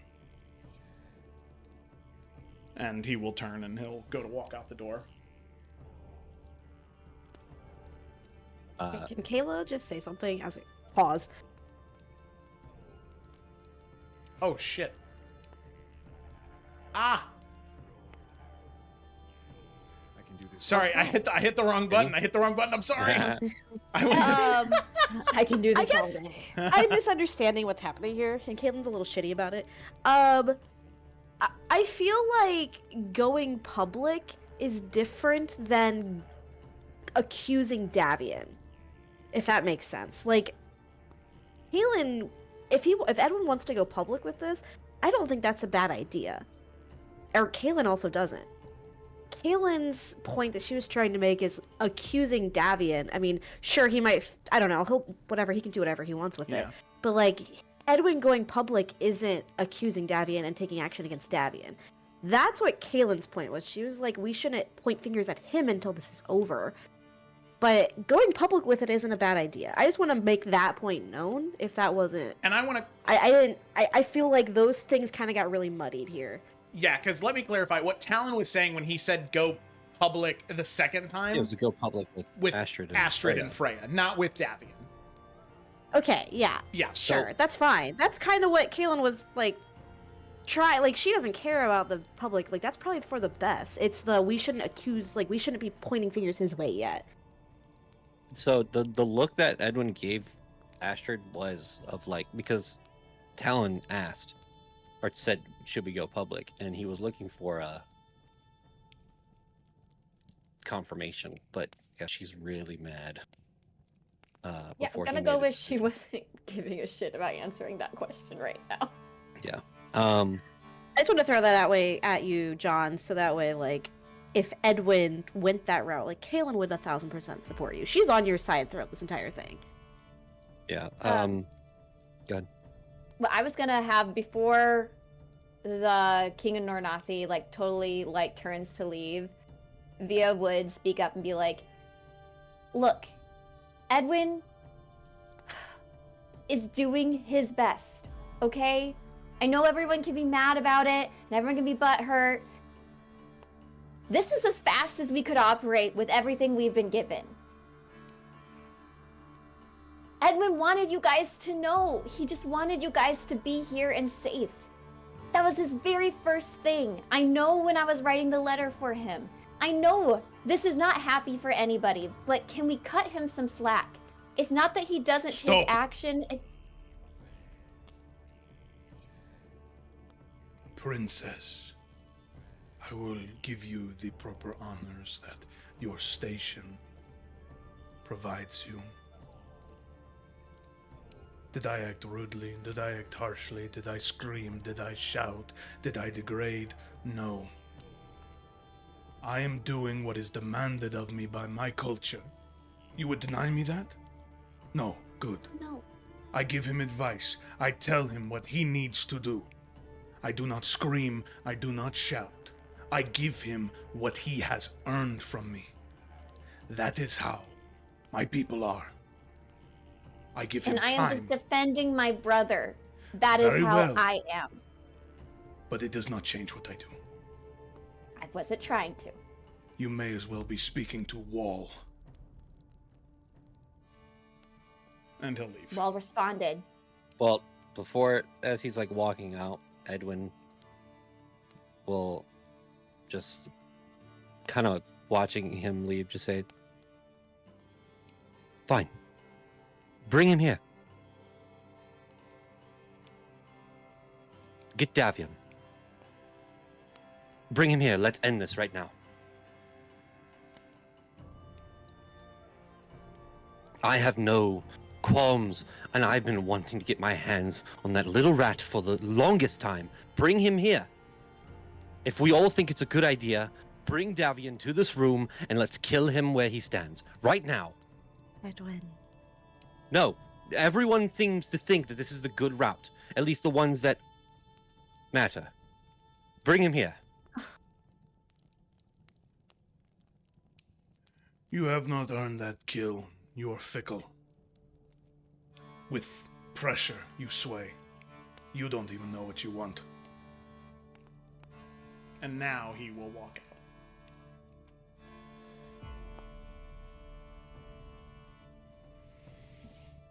Freya is still standing there. Freya or Astrid? Or sorry, Astrid. Freya was not here. My bad. Just Yeah. When Talon Oh, said he thank talked to God. Freya, I was like, damn. We could have probably done this a little bit more sensitively. Astrid. Sorry. To Astrid. Astrid will. You can see that some of the tension is leaving as she's working through everything. I try my best to understand your culture. As whether I like it or not, I am a part of it now. Our daughter is a part of it now. King Talon, I love Edwin with all of my heart. And should it make Freya safer, I have no problems making our love known to all. My only concern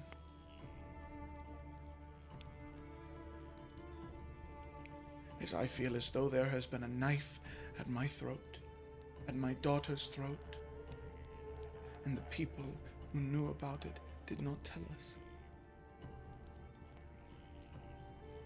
I thought that I was coming here. We were in danger, yes, but I didn't realize how severe. How deep from within this place we were in danger.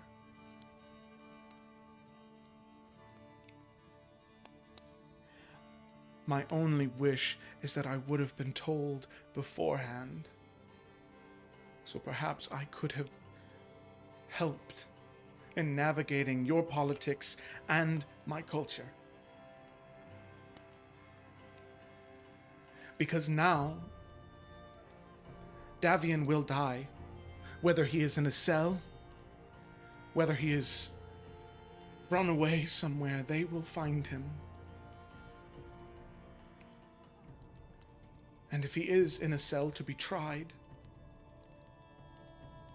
then your own guards will be cut down.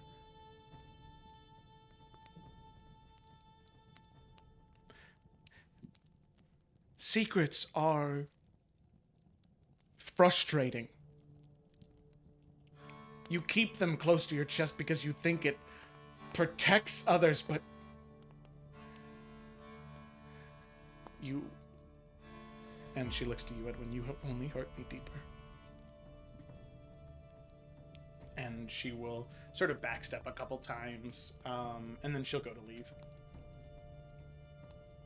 As she's leaving, Edwin just looks over. He doesn't touch her. He just reaches out to her and says, Astrid.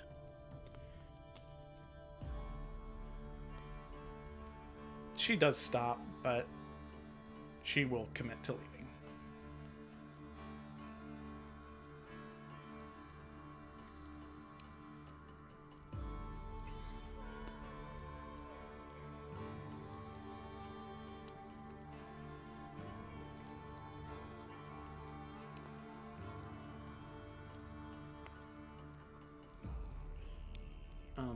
All of you can see... Edwin, obviously, you're focused at the doorway where Astrid just walked out.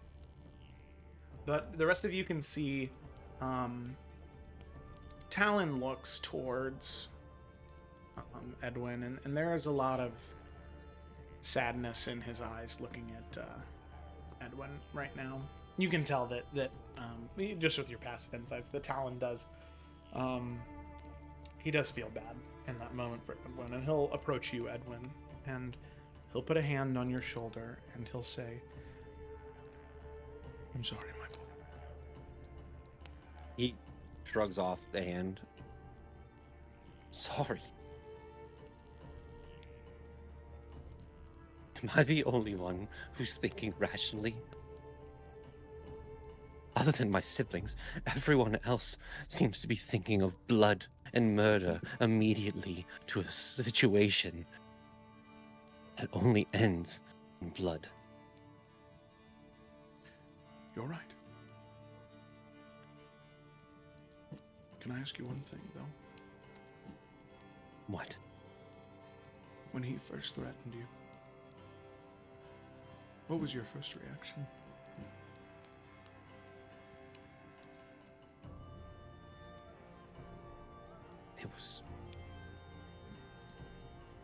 It was shock.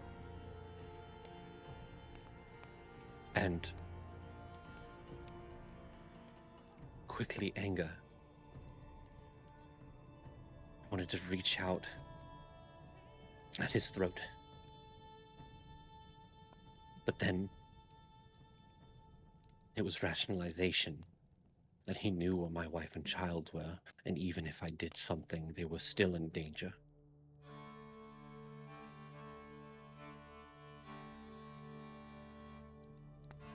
I've only known that little girl for a few days now, and I have only known your wife for the same amount of time. I can't imagine what you went through in that moment,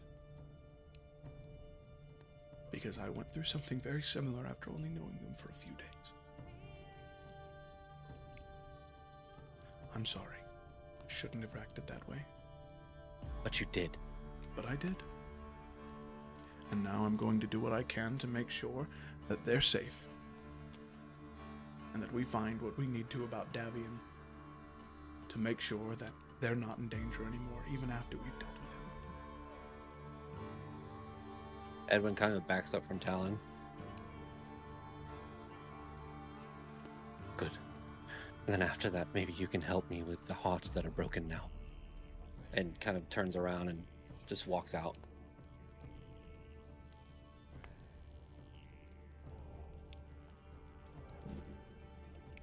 Dad. Why did you have to attack him? Davian's the only person to blame.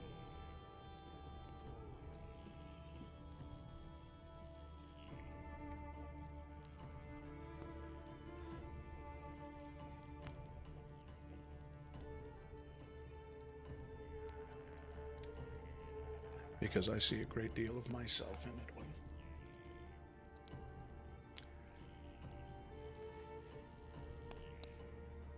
And I was angry at myself because I chose inaction long ago. I will never do that again. But that wasn't what I should have done. I know, Octavia. I know.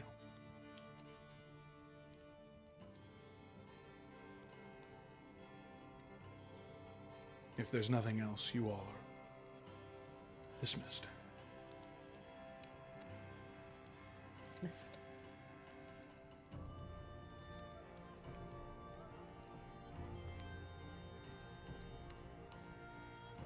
Merrick does not leave.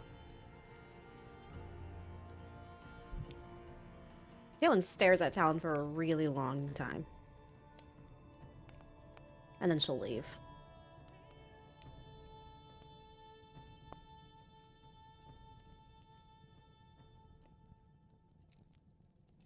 Octavia, do you leave? Oh yeah, she leaves. Sorry, I thought that was implied. No, you're good. My You're bad. good. You're good. No, She doesn't do anything dramatic. No, I'm She just making leaves. sure. Yeah. Xanthi will also leave, leaving Merrick, you, and Talon.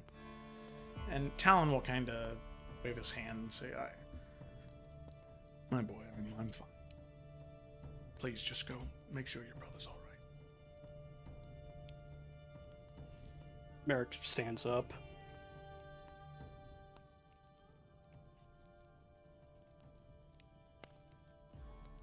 Do you want me to go kill him now? No. There was truth in what Edwin said, but there's a very good chance it could just put them in more danger. Especially here in Skyhaven.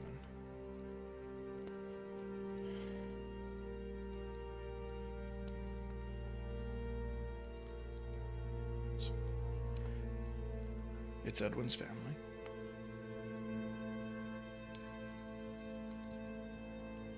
Regardless of how I may feel or what I may think is best, it's his family. And truth be told, he knows what's best for them.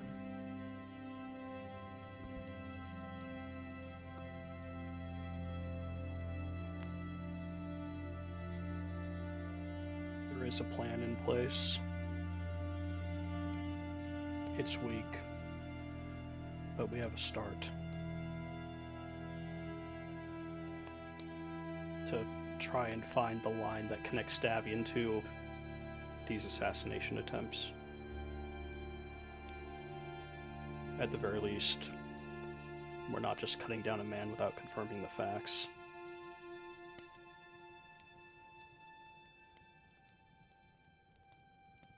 Good.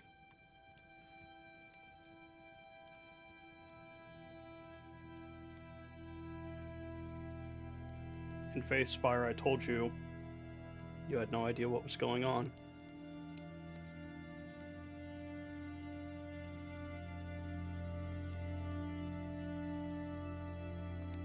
What do you need of me when these kind of things happen? What was the right decision? The right decision is something that reveals itself to you after you've already made your choice, my boy.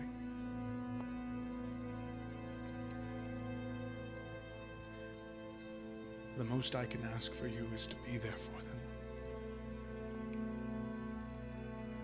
And I don't know what that means.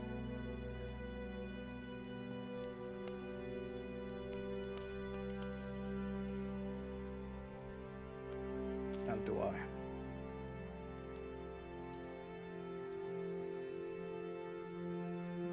Merrick will go up and he will just hug Talon, though. Talon will hook Merrick back. But you can see, I mean, he's definitely a little, I don't know, I don't want to say like cold or distant, because that's not it exactly. He just seems exhausted almost. Kind A of little weirdly far away so. right now. Yeah, but even after a conversation like that, it feels strange. Any kind of God, I need to lay down, my boy. if you wouldn't mind. It's been a course. long day. Merrick will excuse himself. All right, and with that, Eric, you leave. And all of you return to your individual rooms. Via Question will mark? actually Via will go to Freya's room. I don't know if Freya is staying with Astrid, like if they're staying in the same room or if Freya has her own room, but she was going to go to Freya's room. The two of them are, yeah. Okay. Yeah, she'll knock on their door, and she just has like a little bag of things. So you head up to the door. You can see there are two guards out front of it now. You can see they are these like very lightly armored individuals, but you can see their like faces are painted in various forms of like war paint. And like it's all dark war point, like dark navies and blues and some silvers and whites. But it's so their eyes really stick out. They're like these pools of white in a sea of like dark ocean. And so it's a little intimidating to walk up as they sort of look down at you, Octavia, as you approach. And You should teach me how to do that sometime. It really makes your eyes pop. Thank you. What business do you have here, Princess Octavia? Well, I was wondering if Freya wanted to hang out for a little bit.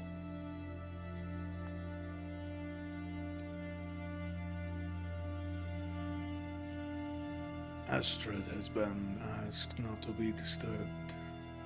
I believe the young Freya is sleeping.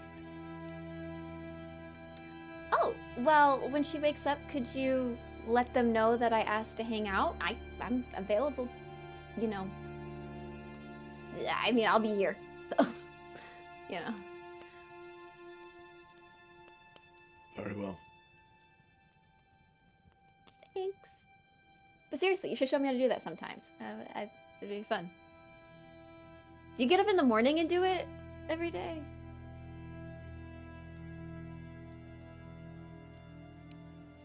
Gotcha. Okay. Ow.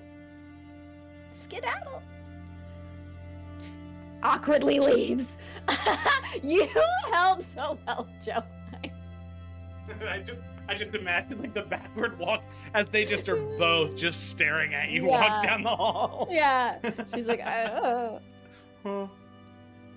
Why in my head did I, in my head before you said the word, I was like, she's probably gonna say skedaddle, and she I'll said just it. skedaddle. I was like, oh, no. Skedaddle's such a VO word.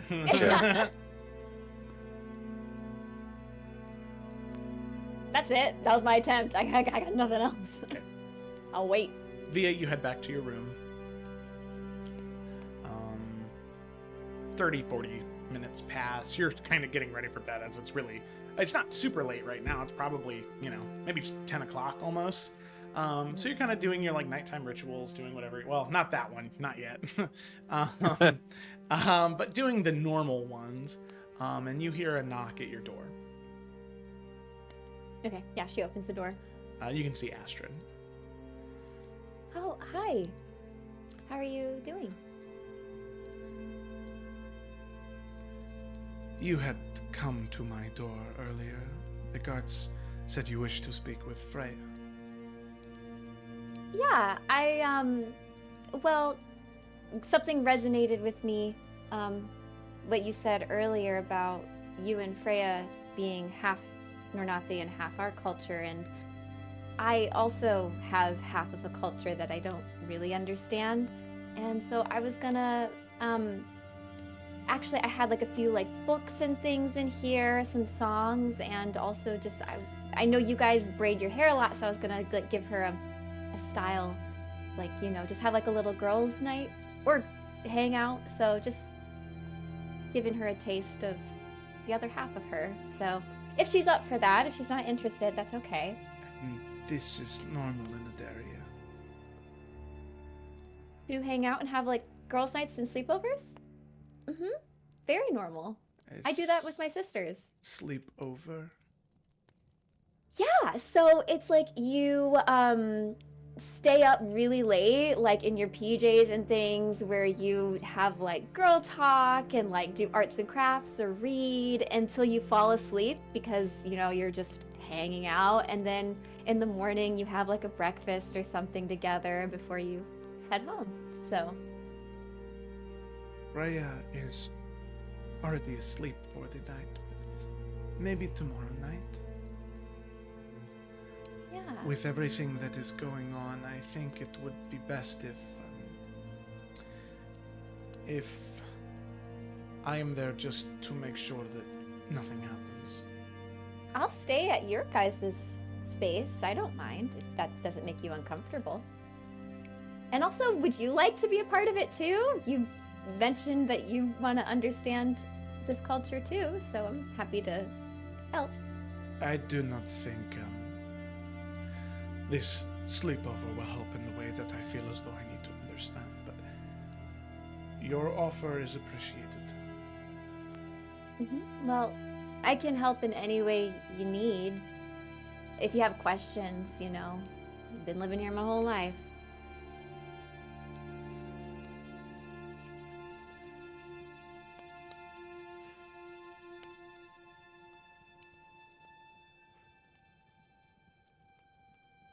Do your kings and princes typically act like that? Like Keep secrets? butting heads.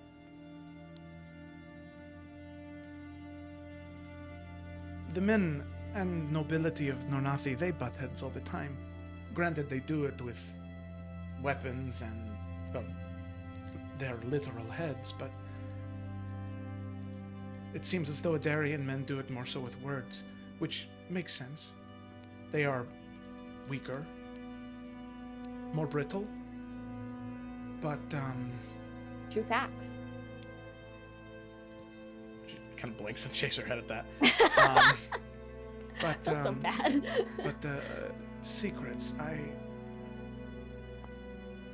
as Nornathi, we Yeah. are very open. There is no plotting or scheming.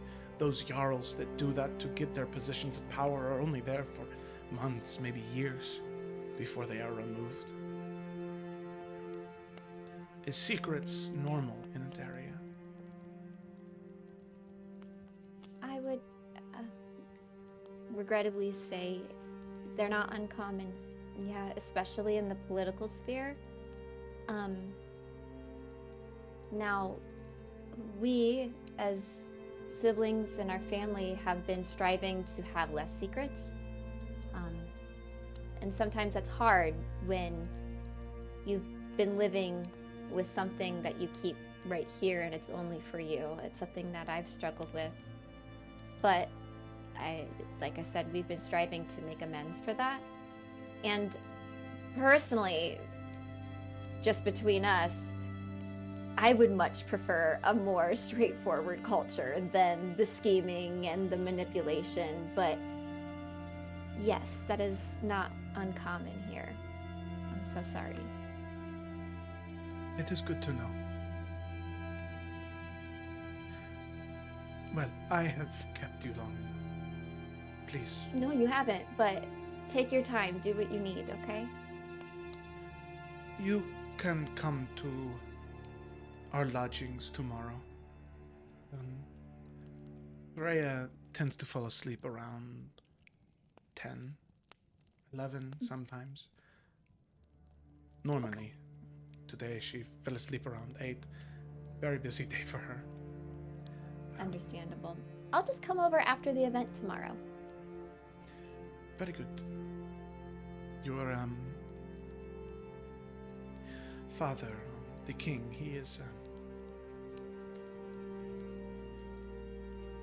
regardless of what has transpired, he is a good grandfather. Rhea will not stop talking about him. He's pretty wonderful. And for what it's worth, I'm so glad I got to meet you because the way Edwin talked about you, it's like he had literally seen galaxies so beautiful that he couldn't even comprehend, and even fully put into words what he felt. So, and I can see why he is so in love.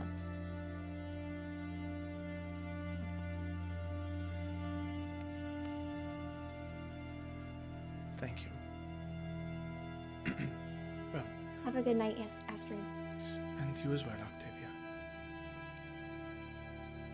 Okay, she'll shut the door and head back. Hell yeah. Edwin is doing a thing. If we can skip back in time just a little bit. Yeah, sure. After the conversation, when he walks out,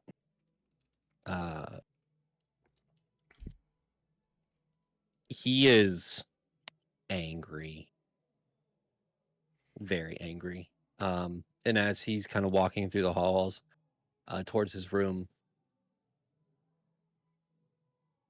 he gets into the room and then says, "Can you find me Davian? I know it's not Falkrest blood, but it's damn close." Are you in your room, Edwin? Mm-hmm. Okay.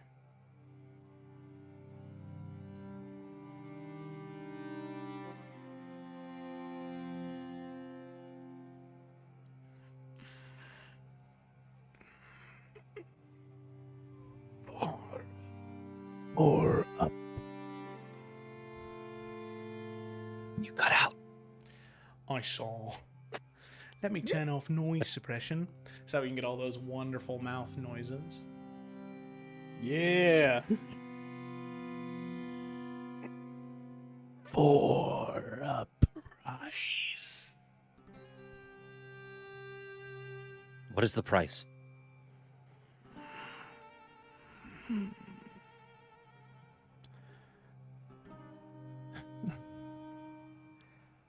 Just a small taste.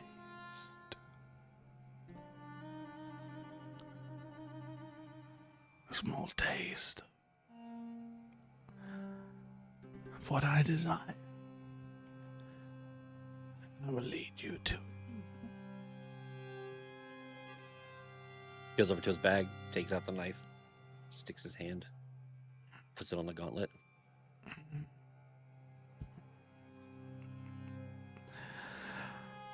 Ah, very good. Take me to Davian. Where is he? Before you go to Davian, I do have one request.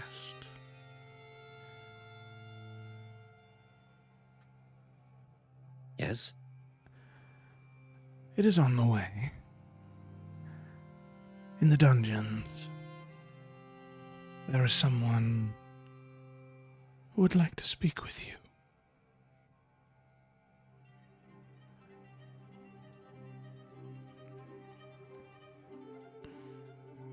Make haste.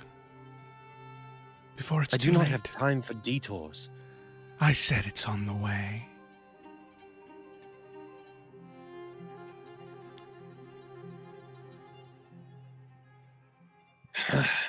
And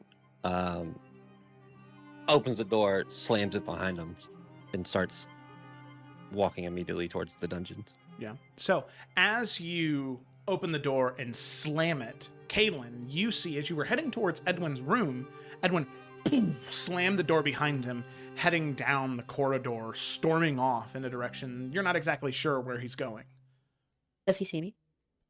No, there's no way that he sees. He is lasered. He is locked in, dude. Kaylin is going to pause, look at Samson, and she's going to follow Edwin without him seeing her, if possible. Yeah. Make a stealth check. I'm gonna say guidance myself. with advantage because Oh, Edwin is pretty laser focused. Samson mentioned. Seeing red. oh boy. And yeah, he's literally gonna Kaylin's literally gonna put her finger to Samson's mouth and shush him. Little And then ferret, set him down because his little pitter patters are better than hers. Oh, just kidding. Hers are better. Oh, Bing, bing. dude, the dice is a paid actor. I The swear dice to God. is a paid actor, dude. Yeah, she's gonna pull her hood up. She's used to skulking around in the shadows You skulking? and blend. We're skulking. We're skulking. You can't be targeted by. You can Green only be black blocked by creatures? black creatures or artifact creatures. No, that's skulk is power That's greater. fear. than- Oh, okay. Yeah. Sorry. It's like there's maybe a few keywords in magic. I was talking about D&D. There is a certain point where Edwin is just kind of he's walking and then he gets near the dungeon and looks around. I mean, not 20. He's not going to perceive no. that. So he looks around and I guess Caitlin would hear him say,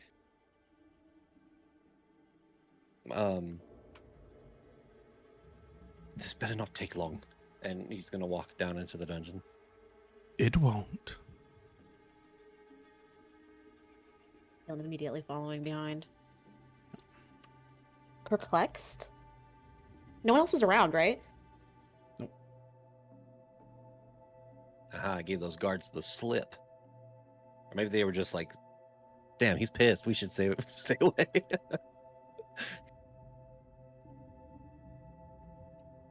Okay. God damn it, Duke.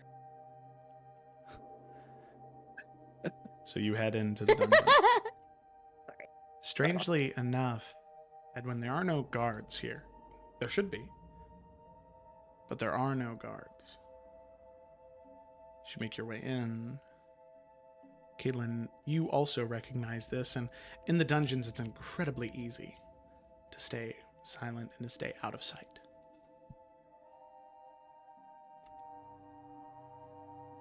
Are there torches lit down here? Oh, sorry, Caitlin. There are. Yeah. No, she's whispering to herself. She's confused as to where you're going, and she's like, every now and then, kind of glance at Samson. Just be like, "Are you seeing this shit?" Are the torches lit down here? There are. They are, yeah. And Edwin, you make your way through. You can see that there is one cell that you pass that you had stood before many moons ago. You can see sleeping in there is that thief, that stealer of information, asleep right now. But heading further down, eventually you see a form outside of the cells. An older man, white hair, clean-shaven face, skin closer to that of the Arcans, of a darker hue, those dark sort of gray.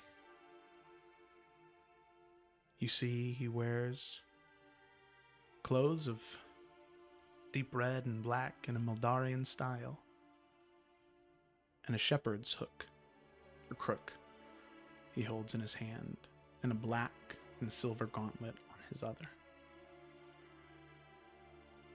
As you don't know his name, but as all of you do know, this is Varesh. Ah. Well, you are Prince Edwin, correct? Yes. It is a great honor to meet you, Prince Edwin. May I see your hand? And he stretches out the gauntleted hand of his. I recognize the gauntlet. Mm-hmm. No, you may not. It is a shame you do not know how to use it. And you can see these threads of white spawn from his palm. And they begin to move up. And you can tell with focus, he moves them around. Memories are such a funny thing. What we can forget. What we can refuse to remember. There's a distinction between the two, no? The threads go back into his palm. But then there is what we do not know that I think is most interesting.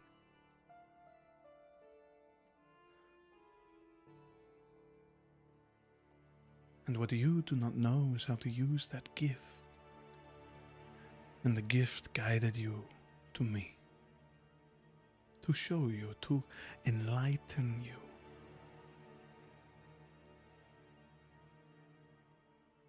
So let me do just that.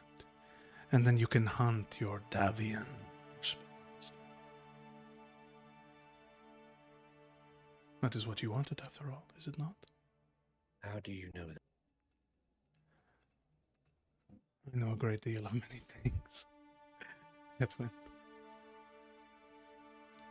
I've been to Rosemont. I've been to Skyhaven. I was in Faithspire, and I've come back here.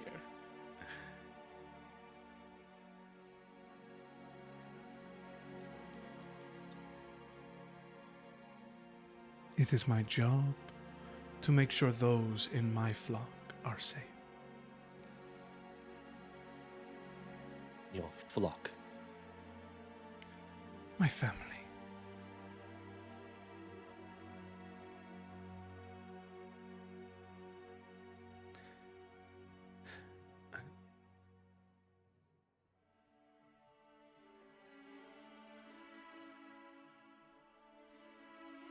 The secret to finding Davian is simple.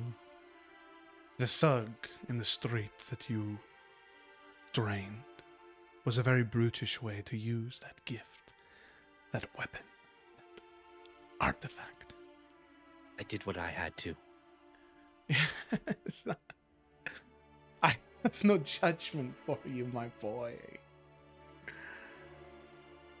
But it's like using a scalpel to bludgeon someone to death.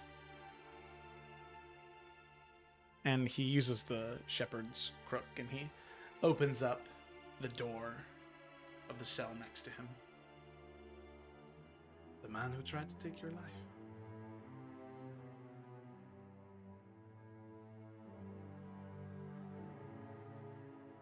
Except why don't we experiment? Experiment? I don't know who you are, but I am not evil.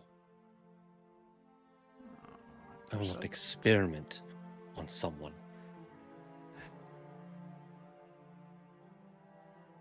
Very well. He shuts the gate. Then I suggest you go back to your room, Prince Edwin. For you are not ready to take Davian's life.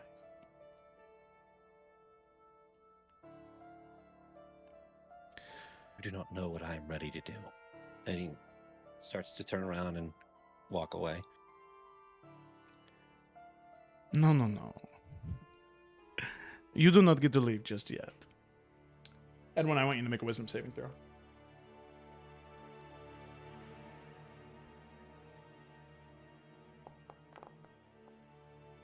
It's a failure. Your body freezes up. He walks up, and Kaylin, you can see the body freeze up. Edwin being under some type of magical effect right now. Oh. Can he talk or no? Through gritted teeth. I mean, it's whole person. You're like, I mean, Kaylin's not gonna let something happen to her brother. I mean, sorry, Edwin. She's gonna Eldritch Blast.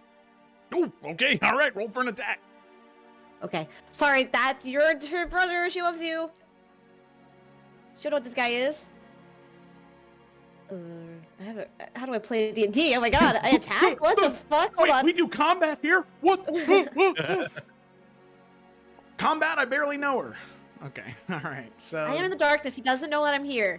16, roll with advantage. Make sure you follow. Yes, baby. The dice are a a paid paid actor. Go ahead and roll your damage, crit damage. So a D10, or 10 plus a D10. Okay, well, He's here's frozen. his.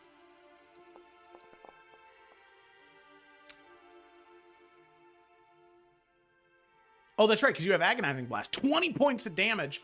Kaylin, Oh. what does Kaylin's Eldritch Blast look like? Yeah, it's like this deep, like, sickly purple color. And it's like a globby ball, but it looks like little bits of venom are dripping off of it. But it's purple. But it's purple. And, like, she literally, like, emerges from, like, the globbiness of purple, shoots out of the darkness, and then she will pop out to the point where she's going to, like, throw her body in front of Edwin. Okay, so I don't think you can quite get up to Edwin in that time. Okay, You would have well, been have she's- to be hanging, No. but you're moving Okay, up. You're okay, moving yeah. up. I'm moving up. Yeah. Okay. Sorry. No, you're good. You're good. You're good. So, Kaylin, as you move up, This is actual combat. the What blast fuck? from Eldritch Blast slams into his side, and you can see it's so strange. As the Eldritch Blast hits his shoulder for 20 points of damage, you can see it's like fragments of glass almost that shatter with like these threads of sinewy shadow that spread apart and then recoalesce back together at his shoulder. Gah! It's my brother. Immediately. How's his concentration after that? Yeah. His concentration breaks actually with a 2. Oh yeah, Um, buddy. Yeah! Edwin, Kaylin, what are you doing? With the shepherd's crook, he'll sort of grab onto your neck, Edwin, and he's going to reach towards your gauntleted hand, and he is going to yank. And Edwin, I need you to make a Constitution saving throw. Oh, can I cast inflict wounds through it? Yeah, sure. As he grabs onto it, you grab onto his shoulder. So go ahead and make a Constitution saving throw. This is gonna be bad. Oh, good. That's 16? pretty good. Okay. He doesn't yank it off in the first go. And then I cast inflict wounds. Yep, and then you cast Inflict Wounds.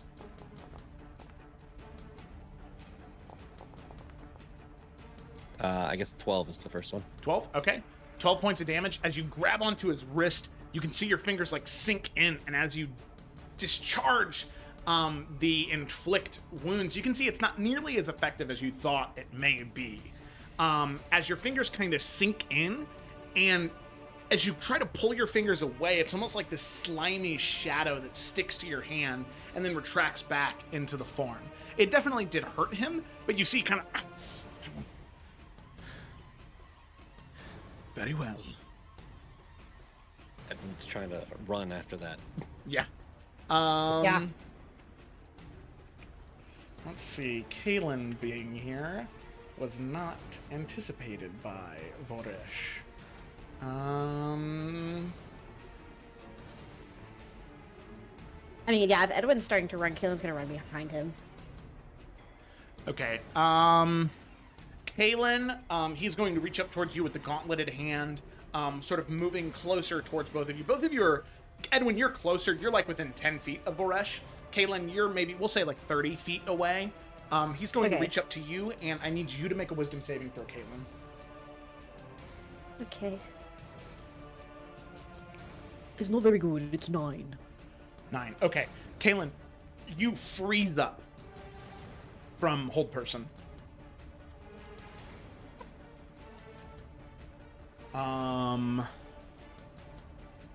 And eventually, Edwin, as you're running, you see like you're 15 feet away from Kaylin. It is not like she's completely frozen, entirely paralyzed, frozen up. And he is going to sort of reach out towards you now. And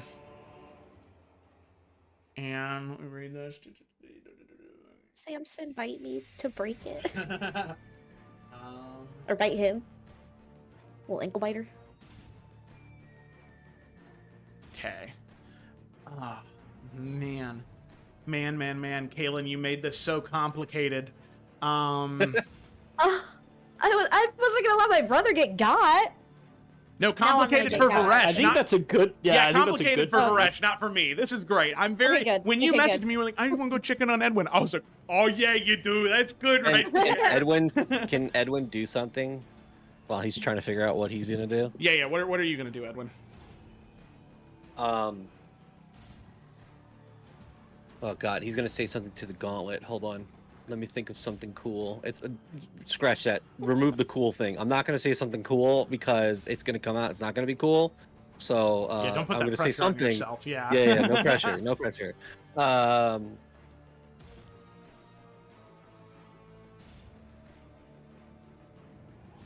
He will say to the gauntlet, "If you want your reward with full crest blood, you will help us in this moment." And he is going to try to channel through it a guiding bolt, but like a cool one, because guiding bolt sucks. You know, that was honestly, Edwin, that was really cool until you said, "But a cool one." But that was me, not Edwin. Okay, yeah. No, I get you. Okay, so you see he raises his hand behind where Kalen is. He is going to attempt to cast a spell. You go to shoot guiding bolt, and Or, Edwin has a big old shield. I don't know if he can like step in front of it and like. it doesn't seem to be like a bolt of energy or something like that. It seems as though he's conjuring something behind Kalen. Oh. So you go to turn towards him. You can see you want to try and disrupt that casting. You speak into the gauntlet. I'd like you to make a wisdom saving throw, Edwin. Oh God. I'll say with advantage because Kalen's here. Oh. Okay. Cool. Oh, Thank shit. you. I said that before. The dice are Paid actors. 23, a lot better than a natural 1. You can feel the gauntlet kind of fight against that for a moment. It doesn't want to give you what you want, but then you force it to your will. And this is the first time that you've truly felt in charge of this relationship.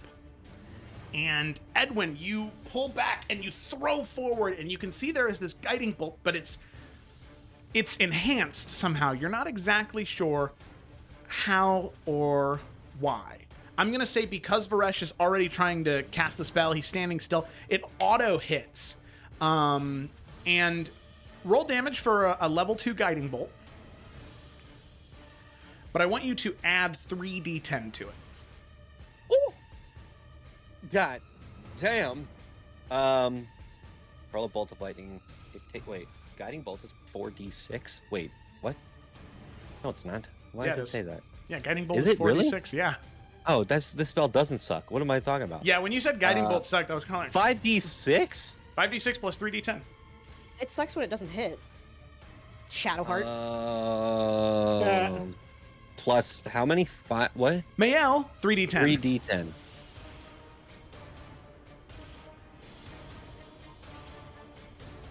33 points of damage. 33 points of damage. The guiding bolt, you can see there are like these threads of white light that wrap around that radiant ball of energy, and as you hurl it forward, those threads stream from your hand. And as it makes contact, you can see Varesh kind of throw up his hand, and he lets out this pain scream, as you can see as that sort of like radiant light stays around him, breaking his concentration on the casting of the spell, and he does maintain concentration on hold person. But you can see that he... Very well.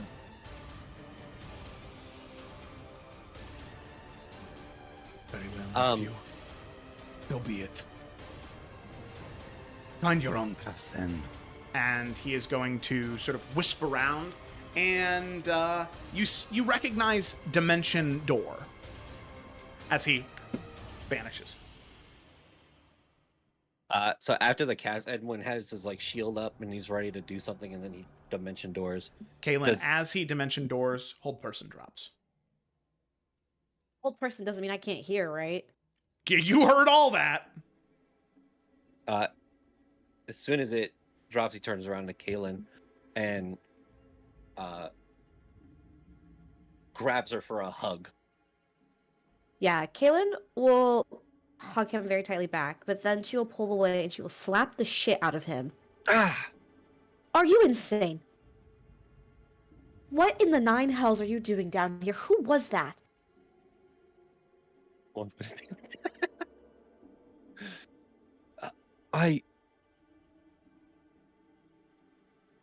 I'm sorry. I don't know who that was. Honestly, I do not know.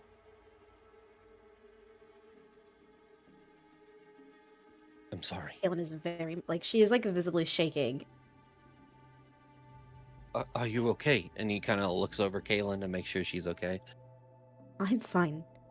But this is not okay, Edwin. Not with everything going on. What are you doing down here? I was looking for Davian. Are you insane? He was looking down and he looks up at Kaylin, looks her in the eyes and says,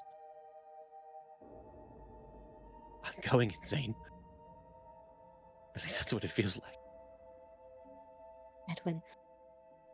She's gonna put her hands on his shoulders. You did not do anything wrong. You are doing everything you can. And everything I can is not enough, apparently. That is not true. But this right now, this is wrong. And you know it. You are risking their lives being here.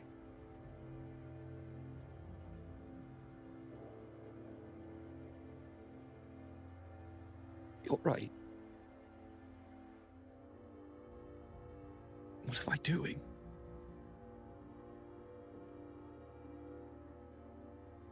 I know you're angry, and I know Talon's reaction was horrible. But it's because he loves you. And he loves them.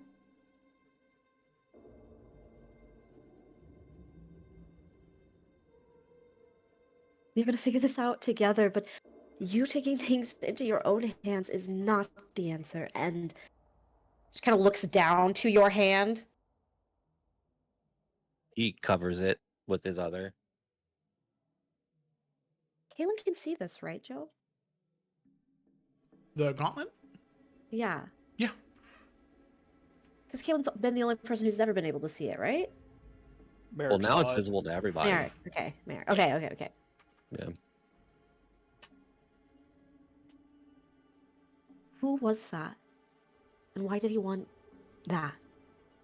Kaylin, at that moment, you hear voices from down the corridor go, Wait, someone's in here! Someone's out of their cells! You two, halt! Right there! Don't move! as you see guards, those of House Falkrest moving in, the prison guards moving in, weapons drawn, torches ablaze, moving forward. You can see there's 2 of them initially, and then 4, and then 6 with crossbows held up, ready to fire at these guards, or at these intruders, but then... Gods be good. Put your weapons down! Prince Edwin, Princess Kaylin, what are you doing here? Sorry, we thought we heard voices down here, and we were shocked to see no one at their post. Where have you all been? The 2 guards... Exactly. The two, No, not where you're supposed to be. The 2 guards at their post were killed. But not killed. They're incapacitated, barely breathing. Their eyes are white, like they're blind. Babbling, like babies. We only just found them. Can we get to them to some clerics immediately, please? Of course, yes. There's a few that are Thank here you. Forgive me. festival? I do not know. You're fine. It's just important that the two of you are safe. Did any of the prisoners escape? Oh, no one escaped. We are fine.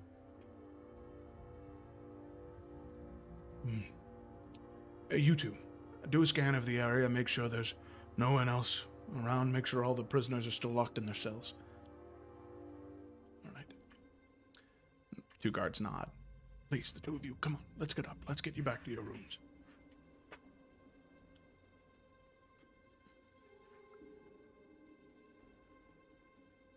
That. 2 of you get up. And you head back to your rooms. Okay. So I'm assuming the 2 of you walk back in silence. Yeah. Okay. You see as you're walking out, the 2 guards have now been sort of dragged out of whatever corner they were stowed away in, where they were hidden. And you can see them, like, chest barely rising and falling. You can see just laying on the ground, tongue half slack in their mouth, just babbling and spurting nonsense, as if everything but those basic human functions of breathing have been taken from them.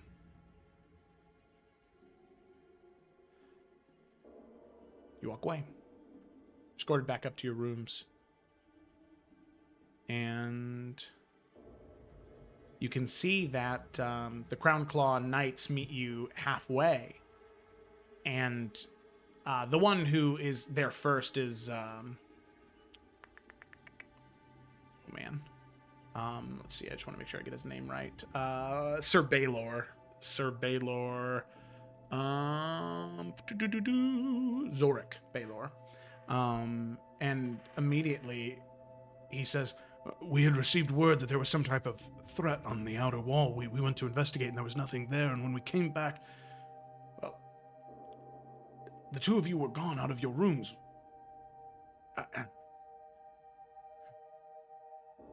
Just glad to know that the 2 of you are okay." We are fine. Thank you. Now the Crown Claw Knights will take and escort you the rest of the way back to your rooms.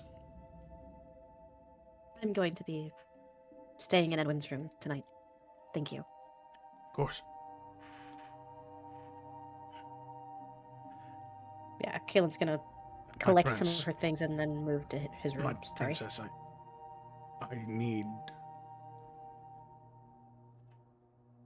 I'm required to inform your father, as you know.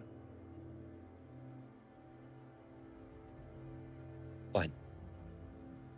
That is fine. That is your job. I just wanted you two to be aware. Thank you. Of course. And with that, Sir Baylor, he will head off. The other Crown Claw Knights will stay with you. They'll escort you back to your room, and the 2 of you will be able to stay there. And you two can continue your conversation. There was pizza delivered a couple minutes ago, and it's Little Caesar, so if I don't eat it now, it will be bad. So I want to take just a short little break so I can go grab that pizza. Itty bitty. The raccoons will get it. Yeah, itty bitty. And it's Little Caesar. So just a short break so we can catch our breath and then return. Thanks for being patient.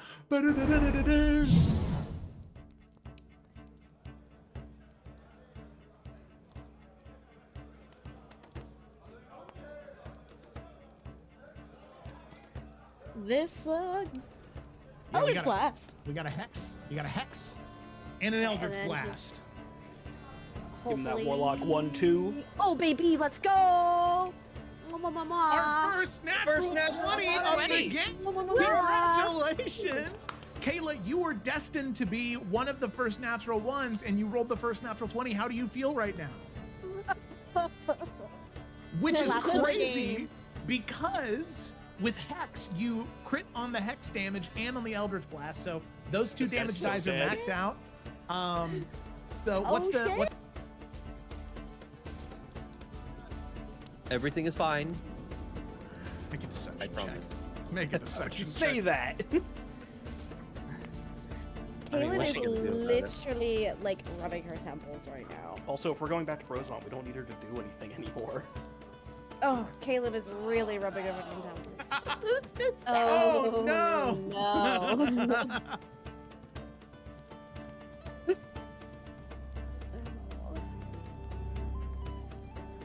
You see, she just kind of stares at you for a moment. And she whispers very low. Is there something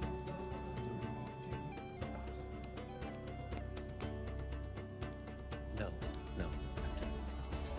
It's just us. There was much to discuss. How many for run? I know, the other people. You're the only one on camera. I know. The other ones need to use their voice. Let's get back to the horses and kind of see how far we can get from them, and go from there. That's what Caleb. And you find that forward camp. Tits. No! Sun begins to set. Takes a half day to get there. 500 feet away from where the keep should be. You tie up the horses, dismount, travel by foot. Closer and closer and closer. There seems to be no sign of any life, any travel. I mean, you're so far off the road right now that it's really hard to tell that you're going in the right direction, especially at nighttime. But eventually, you're able to see. Okay, great. She will do a firebolt. Okay, all right, sounds good. I'm also gonna. Oh put my god, another natural 20. Whoa! All right, so that is a 10 plus a Whoa. D10. Via can't stop killing. I know, I She's know. grown a So good taste at for it. it. The dice are barely telling the best story because I was like, oh, she's gonna be timid and miss all the time. She's So I gonna was be like, setting "No, her I up don't for want that. I don't want the crown anymore. I'm just really good at this. Okay, so yeah, she will. All of her schooling is coming back to her, so that's a 16 total damage. Jesus Christ. Blocking the road, don't move. You can see, or you can hear Sir Otis say, Sir Landor, if you would, please.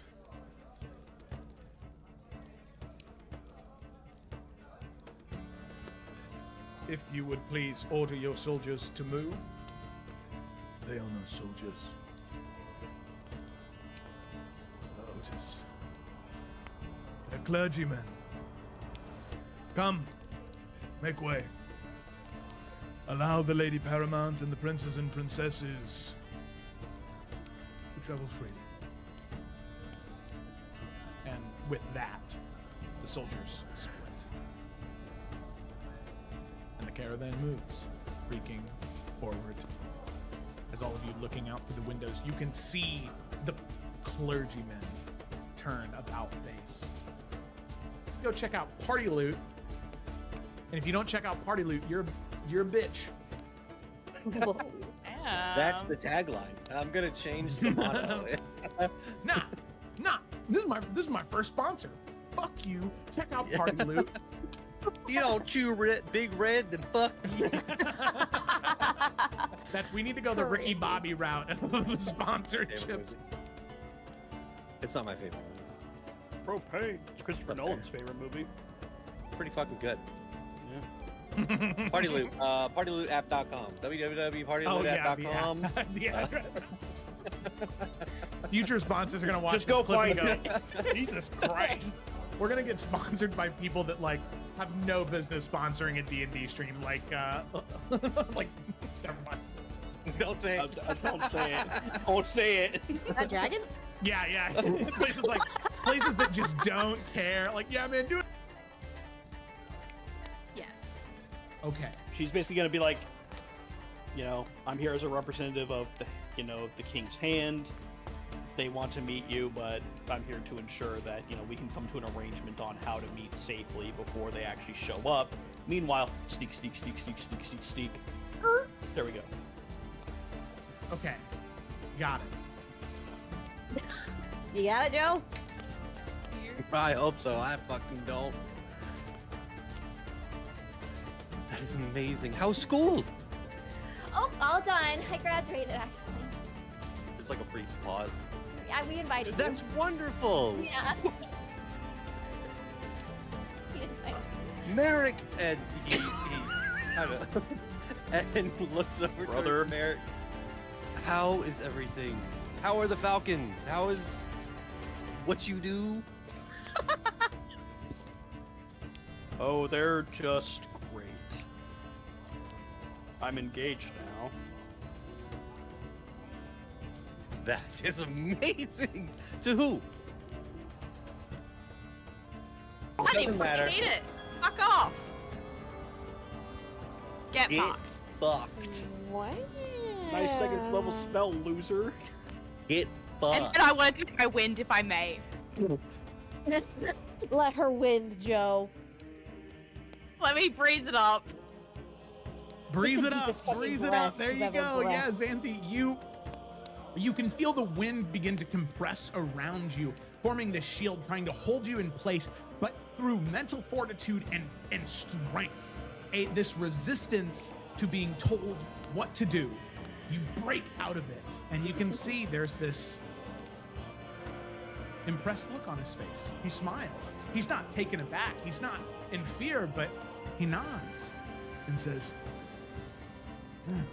That's what I expected from the likes of someone like you. Impressive.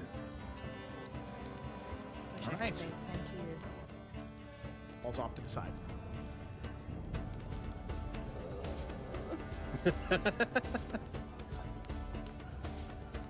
What is going on? You rigged the game, Joe. This is some bullshit. Merrick, dagger in. You are so focused because if you move your hand just 1 inch too much, you'll end up lifting the mechanism. You'll end up lifting the mechanism, and it'll end up setting the whole thing off anyway.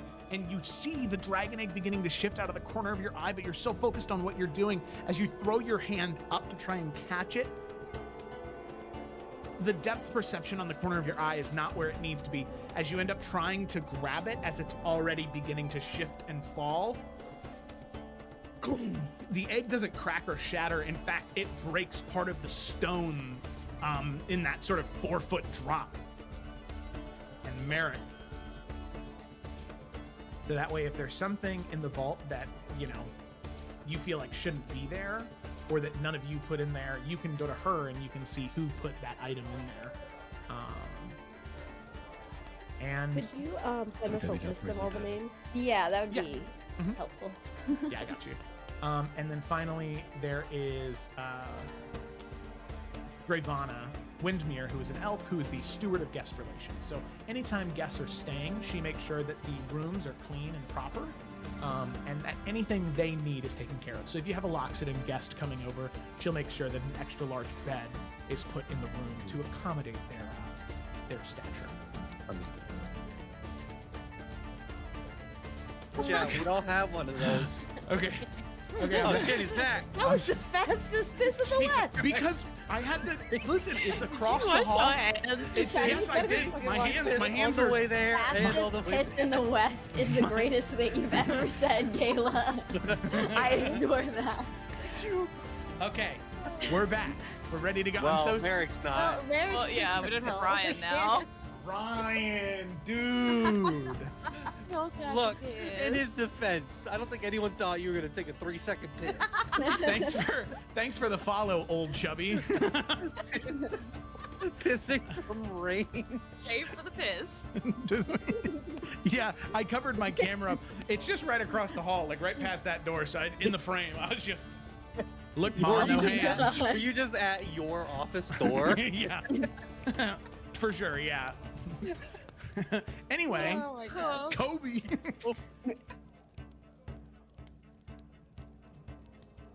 And he will give a Good very evening.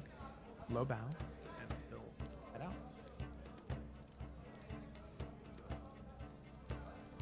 As the door shuts. Oh, that kind of sucked. Guys, No, Via, it's up to you. No, Via. nah, he ain't Via's getting gotta away. come. Come on, Via. It's your Come on, time. Via. Ray of sickness. Man up. She's already All right, killed. Via. we're back. Welcome back, everybody. We're going to go ahead and dive right back in after our short little break. I ate most of my pizza, and I am at peace now, and we can continue. So, after a very intense encounter in the dungeons of Skyhaven, after another intense encounter in the dungeons in Skyhaven, Kaylin and Edwin escape from this person by the name of Voresh, an individual that had promised to help Edwin learn more about how to use the gauntlet, and that Edwin's own gauntlet had directed him to, hoping that maybe Edwin would be inclined to learn more. But it seems as though taking that next step wasn't something Edwin was so interested in, denying Voresh this offer to experiment, which was the word that he used, that really discouraged Edwin from pursuing this anymore and tried to walk away. Not allowing Edwin to walk away, Voresh tried to remove the gauntlet from Edwin's hand. Kaylin, however, having been skulking along behind, made sure that that didn't happen. With a well-timed Eldritch Blast, was able to disorient him, break the concentration on the person, and after a brief fight within that corridor, Voresh, realizing that there's not much else he can do, decides to depart, leaving Edwin with the gauntlet and not injuring either one of them. So, after that, the guards finally show up as Edwin and Kaylin have a very, very brief conversation. They escort them back to their rooms, and Edwin and Kaylin stay the night together. So, as the two of you are in the room alone, was there anything else you wanted to continue from your conversation, or are both of you kind of rattled and just end up heading to sleep? No, Kaylin's getting answers, big dog. Maybe. I don't know. Depends. I mean, as soon as they get back into the room, I mean, Kaylin is going to, like, she literally, without even asking Edwin, she just, like, she made a bed on the floor. So when they're done talking, she's gonna sleep right here so he can't sneak out again. And as she's, like, laying her last blanket on the ground, she's gonna say, all right, so are you going to tell me what all that was?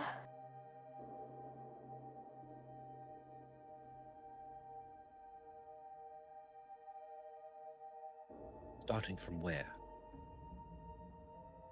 What is that on your hand? It's a gauntlet. And where did you get it? I don't know. Are you lying? No. How did it get on your hand? I placed it on there. Where did you find it? It just appeared.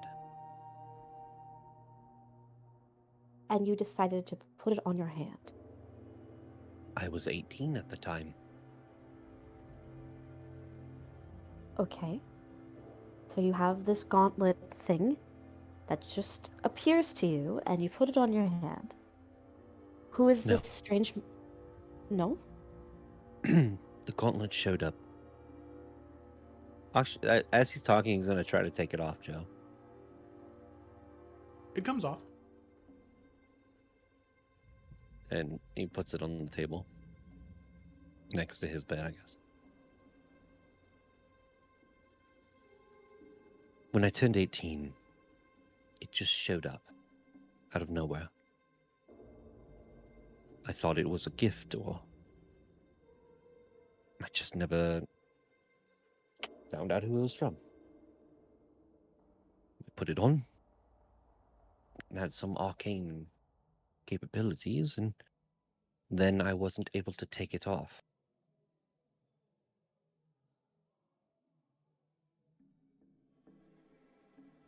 I've had it on until recently.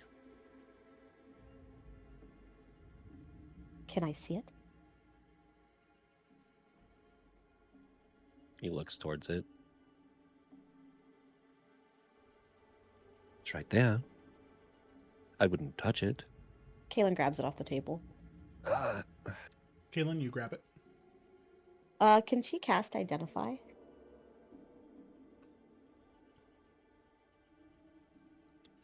Yeah. Mm-hmm. Okay. Kaylin, I really think you shouldn't mess with it. I'm just seeing what it is, Edwin. Yeah, but you don't know what you're going to uncover. Well, don't you want to know? You can't keep using it if you don't know what it is. And Tal never teach you about strange magical objects just appearing in front of you? You don't know where this came from, Edwin. This could be very dangerous. I mean, what, are you gonna use this on Davian or something? And I have been using it to empower my magic.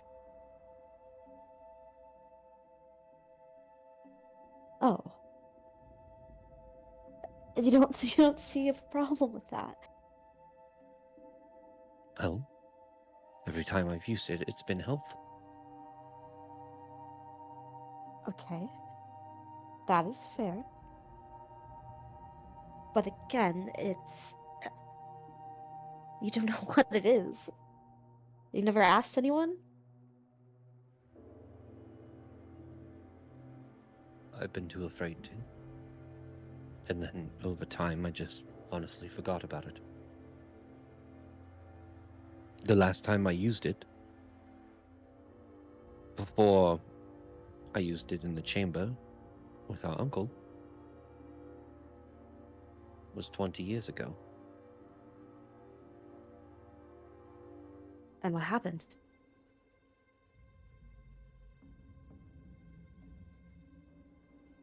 I won. I forgot about it. I You had it won? on my first mission with the Nonathi.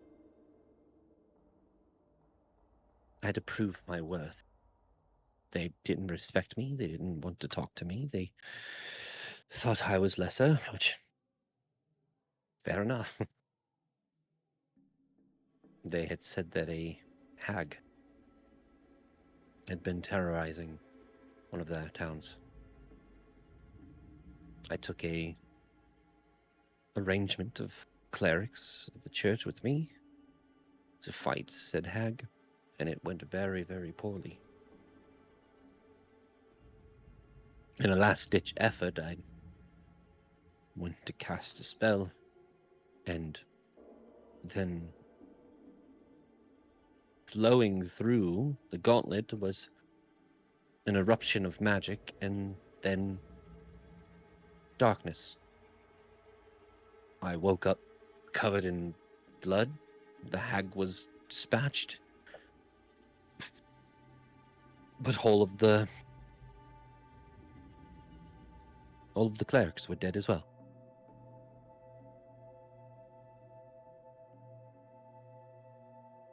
When that's not...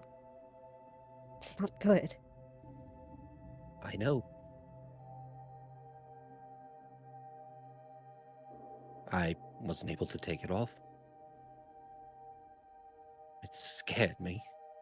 And, well, I didn't use it since.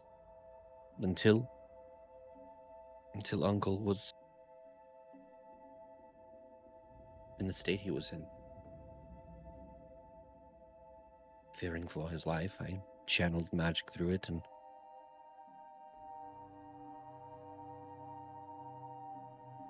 grown more accustomed to using it.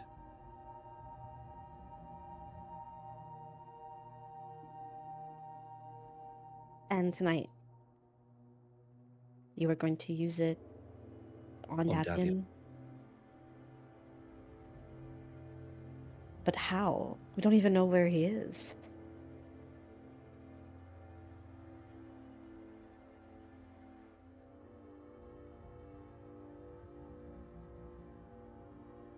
And why would you think he'd be down there?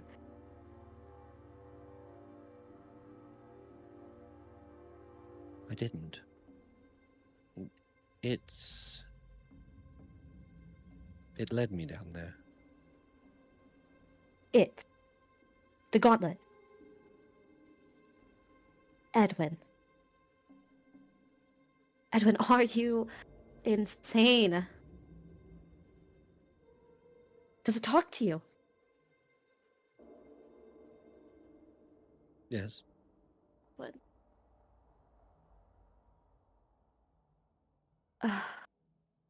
Caitlin, I don't ask you to understand.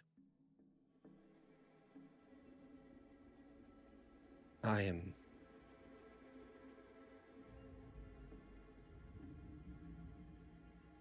Ever since that day with Davian, I've been different. I've been so angry and vengeful. And then everything that happened in Faithspire.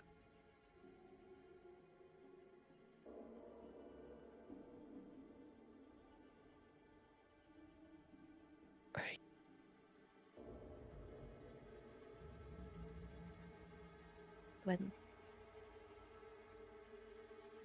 it is breaking my soul to see. Davian has taken everything away from you. He has broken your faith. He has broken your heart. He's broken your family. Do not let him take away who you are at your core.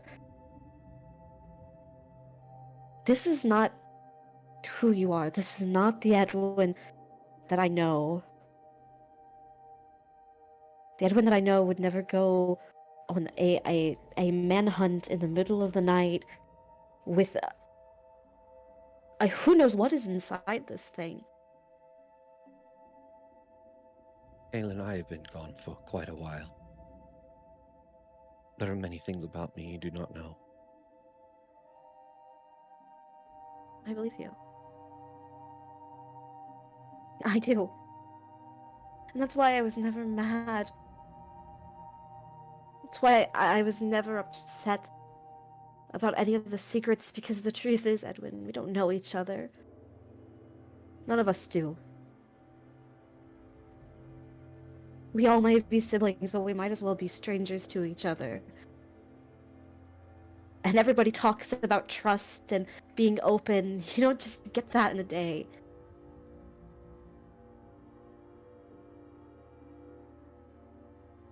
And that's why this makes me so sad. Because I don't know who you are. But I know that I hate to see you hurting like this. And doing things that are... You don't know what you're doing or what you're dealing with. And then that guy... Did you hear what he said? Nephew? What does that mean? Who was Oh, no. that? I don't know. You've never seen him before. I have not. But he has a gauntlet just like yours. He does. Edwin, you can't use this anymore. I don't know what it is, and if it's... It could be corrupting you. It could be trying to steal something from you. These are dangerous. You promise me you won't use it anymore.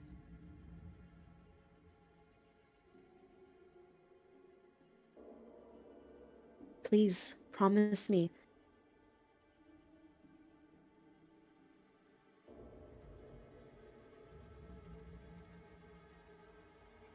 I don't know if I can.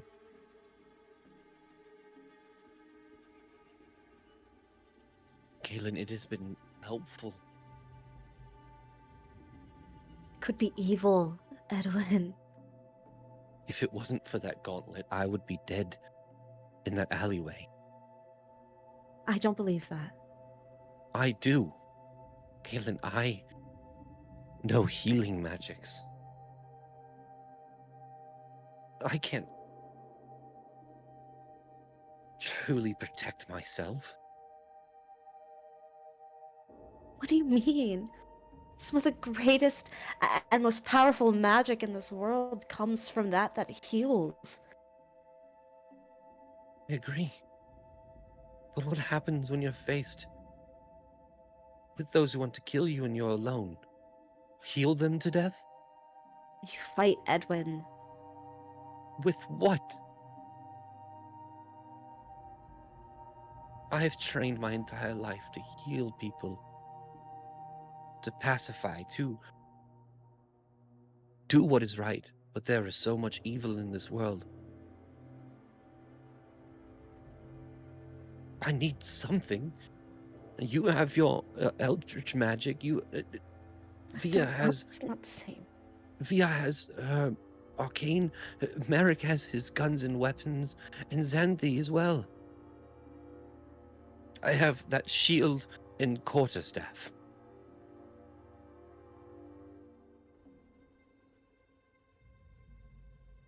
Joe, has my identify gone off yet? Yeah.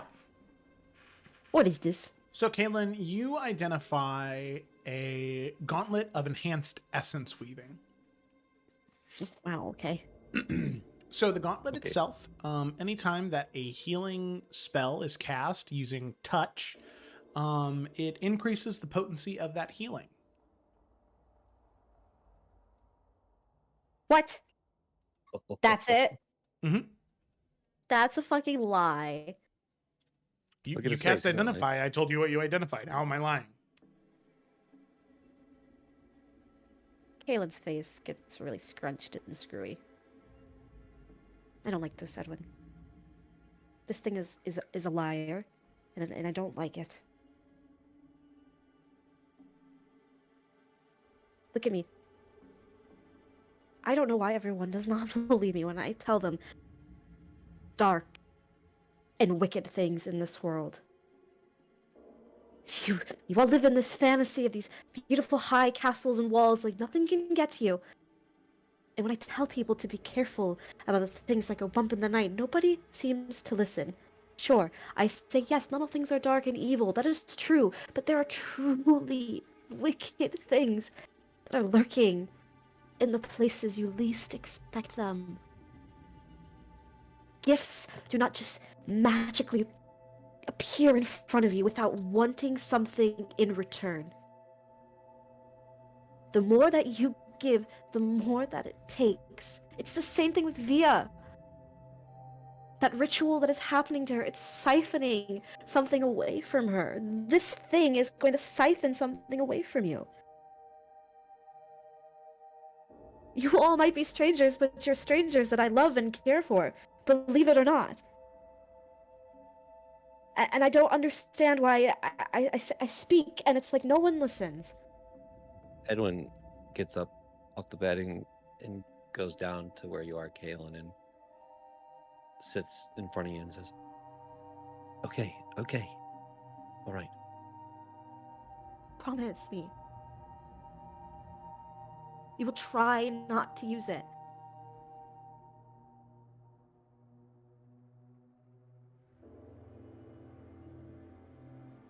Take it with you.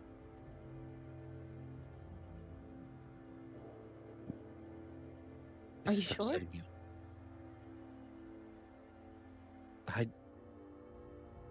What I want most in this world, Kaelin, is for my family to be safe, for them to be happy.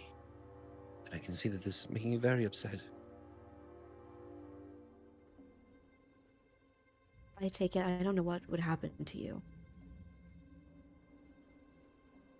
It's same. It's if Via stops her ritual, I don't know what happens to her. If this is gone from you for too long, I don't know what happens to you. Until we know more about it, you have to keep it. If I keep it, I cannot promise I won't use it. But you can try. I can. And But that you have I won't seen. take. Edwin, you are so much stronger than you're giving yourself credit for. Right now you are hurting. Right now you are at your lowest because everything sucks. But it'll get better. There is a way out of all of this.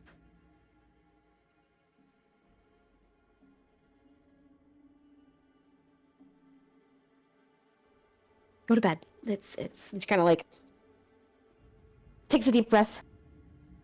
We have so much going on. And another trial tomorrow, and you need to figure out what you want to do, and you need to speak with your wife. And if you guys are going to tell everyone, you have a lot to think about, and this is just... But we need to sleep. He gets up. Because And sits we on the bed. have to tell everyone about this. We have to. At some point, Edwin,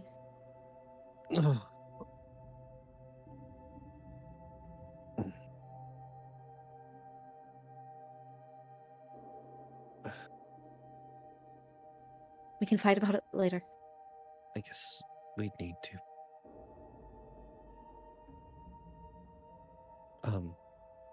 Galen, I just want to say thank you for saving my life. You're welcome. Thank you for saving mine. Now I'm gonna sleep in here so you don't go wandering off again. And Samson is staying. All right. All right. Good night. And he's just gonna grab his covers and pull him over. I guess his bed would be like near a wall. Just pull it and just look at the wall. Yeah, Kaylin will make sure that he is laying down, and then she will lay on the floor on her little blanket bed she made, and then just cuddle Samson, lay on the floor and sleep. So once Kaylin starts snoring, everyone's gonna sneak out. The fuck you are! Samson will bite the shit out of you the moment you get up. Right here. I will say though, throughout the night, Edwin does look over at the gauntlet. Mm-hmm. Just like, Oh. yeah, it's tempting him. Edwin. Oh shit! I shouldn't have said Hissing anything. at you. Couldn't just let it go, could you? He doesn't sit up or anything. He just like when he turns over to look towards, because I guess Kaylin would have it. It would be near her. You put it on the nightstand. Well, I guess she would have put. No, he didn't. Yeah, Put it she on had the it. nightstand. Yeah.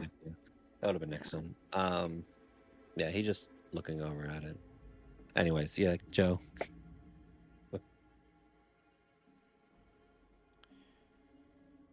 In your head, Edwin.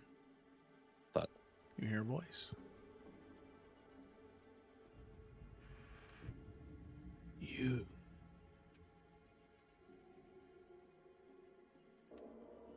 You bent the gauntlet to your will.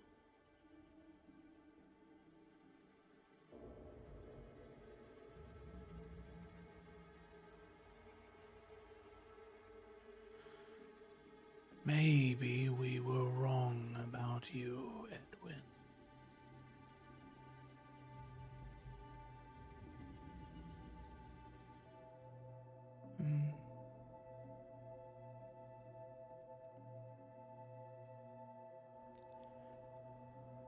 You have impressed me.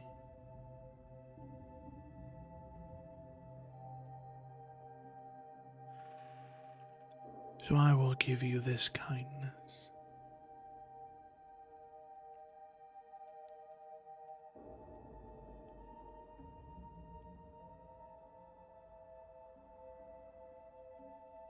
Davian Thalon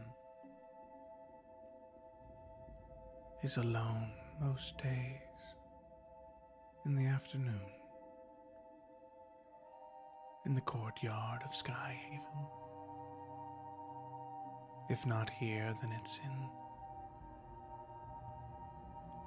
the courtyard of the Crimson Bloom. He takes those moments alone by himself.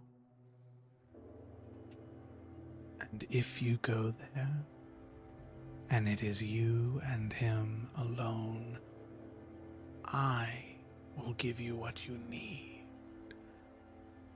to kill him, if you wish.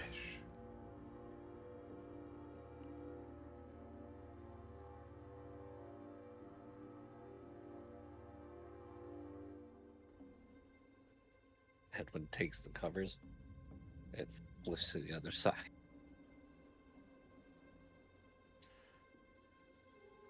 You have strong blood, Edwin. Powerful blood.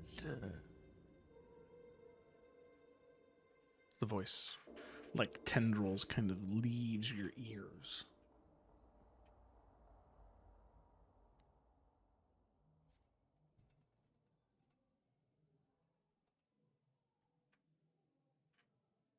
Gross.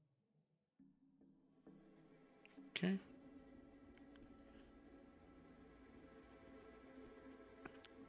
All of you sleep.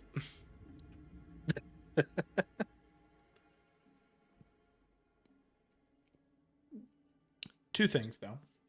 Yeah, you thought you were in the clear. Oh no! Merrick. No, Octavia. Ah! Oh, don't worry, Merrick. We'll get to you in a second, and then you won't be laughing.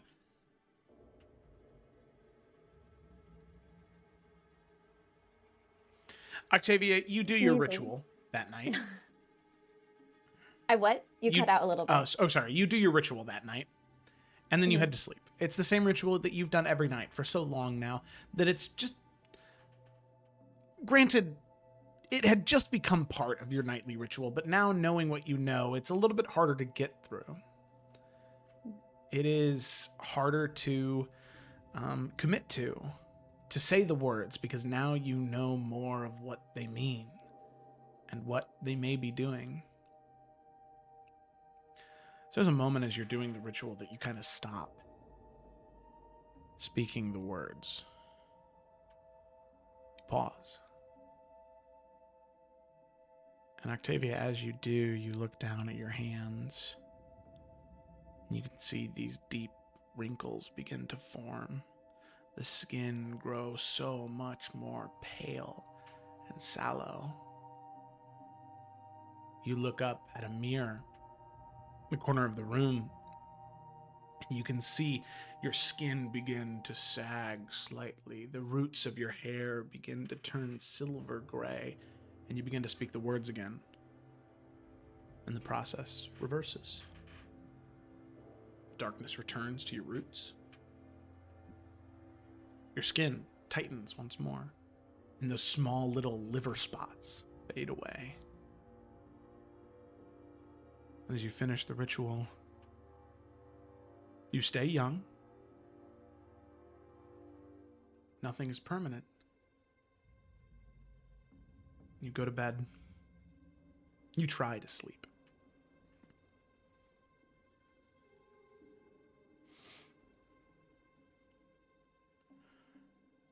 But Octavia, throughout your dream, there is this persistent thing you hear.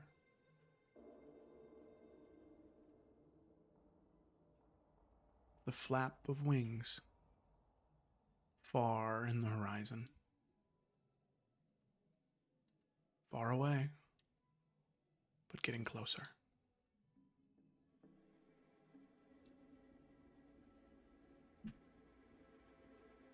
So, Octavia? Yeah, she's tossing and turning. I imagine every time she's able to fall asleep, she hears those wings, Mm-hmm. and then she like shoots back awake, like pulls Fiddle over to her, and that's just on repeat tonight. Is cannot sleep. Yeah. Okay.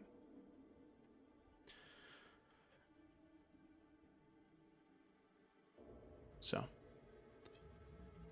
with that, we cut to Merrick.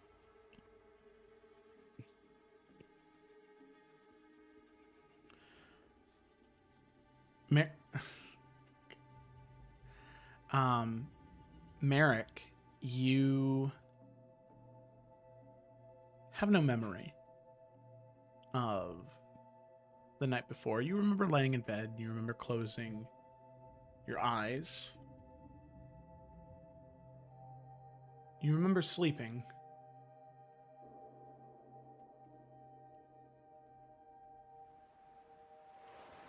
But then you open your eyes.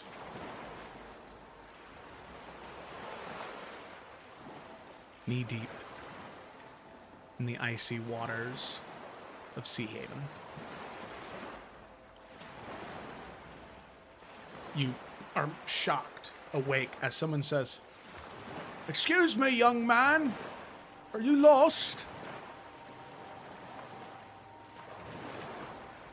I think Merrick taking a second to kind of realize where he is. He's not even going to respond to the guy. He's just going to turn and just try to get out of the water as quickly as he can. Yep. Right there along the ridge. There should be some footholds there. Yep, that's right. Yep, here, and he'll kind of move over. Come here. It's all right. I got you. Grab on. Come on, take my hand. He'll do it. Yep, there you go. All right, lad. All right, let's get you something warm to drink and a towel, shall we? Thank you. I should just I should go home. You can't walk anywhere without any shoes and socks on. Let me get you some of that. All right. Oh Jesus! Come on. What feet are the worst? Don't worry. It's not too early yet. I was just coming out for my work, but don't worry, I'll be fine. Come on, Jan. What time does it seem like exactly? Sorry if you mentioned it, I didn't catch it. No, Merrick. I mean, it is very, very early in the morning. So much so where there's only like thin lines of light. Maybe 5 a.m. All right. Yeah, Merrick will just. Yeah, he'll just follow this guy because. Yeah, I'm sure he's just freezing right now. Yeah. Merrick, as you get pulled out of the water and you begin to walk away, you hear that.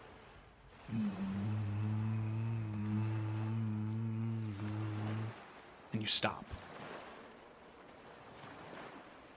Lad, are you all right? Where does Merrick hear it coming from? The water. Merrick's gonna turn his head and just glance back to see if he sees anything. Make a perception check. Oh, I will guidance that. It's if it's even worth guidancing. worth guidancing. Okay, that might be that. Well, you know, if it's like a nat one, that's like. Oh, yeah. What's the point? Oh, sick. 20, dirty. 20. Merrick, you see maybe 30, 40, 50 feet in the distance. Figures moving in the water. Swimming towards the coast. Quickly. I assume quickly. Yes. With intent. With a 20, I'll say with intent. With a 20, you can recognize that these are Sahagwin. Does Merrick have any of his weapons with him, or is he completely unarmed? No. You got nothing. Okay, I think Merrick's just eyes are gonna widen. He's gonna look to the man. We have to run now, and Merrick will start running. All right. And he will grab him and pull him with him. Yep, and you grab the old timer and the two of you run off. And luckily, with your quick reaction, Merrick, as they get to the coast, there are spears that are thrown in your direction. But with a 20, you're able to get enough of a head start that neither you or the old man are in danger in that moment. Just barely are you able to get more distance, so the spears don't land. And with that, getting out of reach, the Sahagwin go back into the water, and he will sort of catch his breath and say, "What name of the gods was that?" Sahagwin. Because we get this close to the coast. There must be something they want. And Merrick will just keep walking with him, just getting further away from the water. Even if it's not in the direction of this guy's house, he is just pulling him away from the water. Yeah. Don't worry, I live more inland. Oh, God. Glad I found you when I did.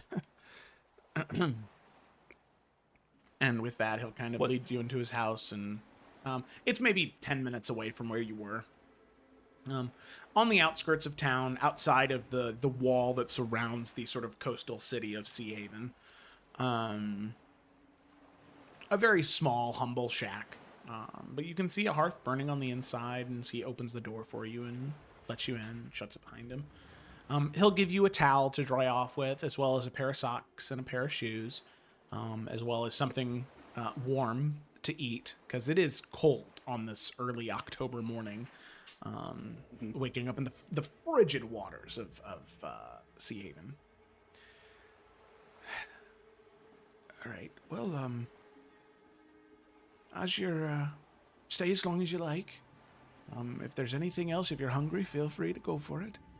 And, lad, just, if you can help it, try to stay away from the water, I suppose.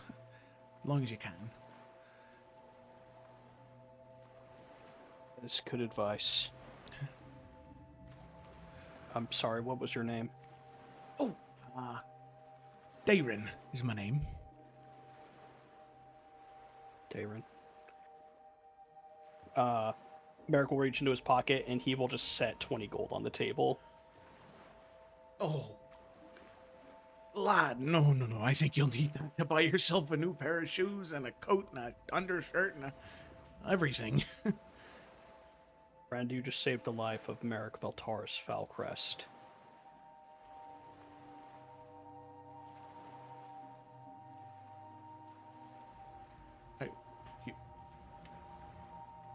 I what now? You saved my life.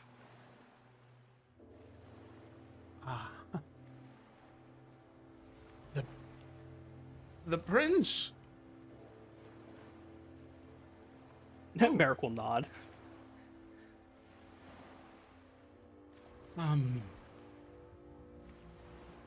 Well, my prince, feel free to take whatever you like.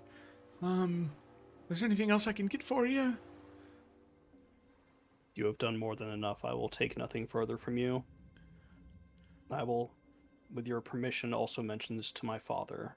I'm sure he will want to thank you as well. Oh, no, you need not worry the king with anything to do with me. I'm just a fisherman, is all. I thought I saw a young lad who's I don't know, please.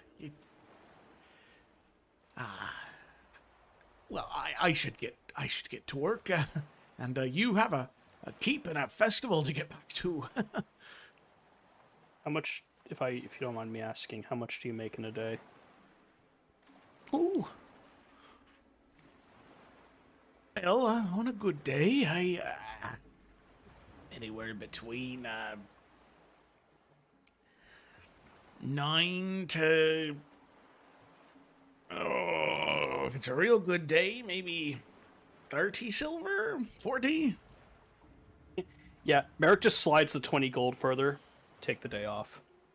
They might not be far from where we were. I insist. Oh, well, if you insist. Merrick will extend a hand, though, as he gets up to leave. Yeah, he'll shake it. Others would have minded their own business. I am grateful. You have no idea. Of course, I thought I saw a young man drowning. Of course, I'm happy to be of assistance. Well, I will get out of your hair. Thank you again. And Merrick will just turn to leave and try to get back to Skyhaven as quickly as possible. Mm-hmm. Okay, so you do. You can see that there is a bit of a. Ryan, did you play Kingdom Come Deliverance 2? Not yet. No. Okay. Okay. There's so many good games this year. True. There's a bit of a moment where you approach the gate and you can see that, like, you're in, like, your pajamas pretty much, and you can see the guards. Initially, they don't believe you. That you're the prince, because you're wearing, like, muddied, like drenched pajamas. Like shit. Yeah, you look like you are some scrub off the street. You're also wearing beat up fisherman shoes, And they initially just kind of like, okay, all right, get out of here. Get out. Come on. Get out of here. Until eventually you put your foot down and they're like, oh shit, this might actually be. And then they profusely apologize and they let you back in. Sorry, what were your names again? No, I'm just kidding. Merrick doesn't care. So they let you back in and you're able to get to your room. You can see that Merrick. The two guards at your post,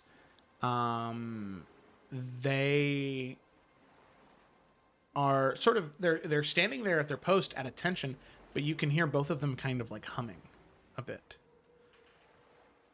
And then as you walk past, they go, Oh, Prince Marek, I didn't hear your door open. You're drenched. Yeah. And he just walks past them into his room.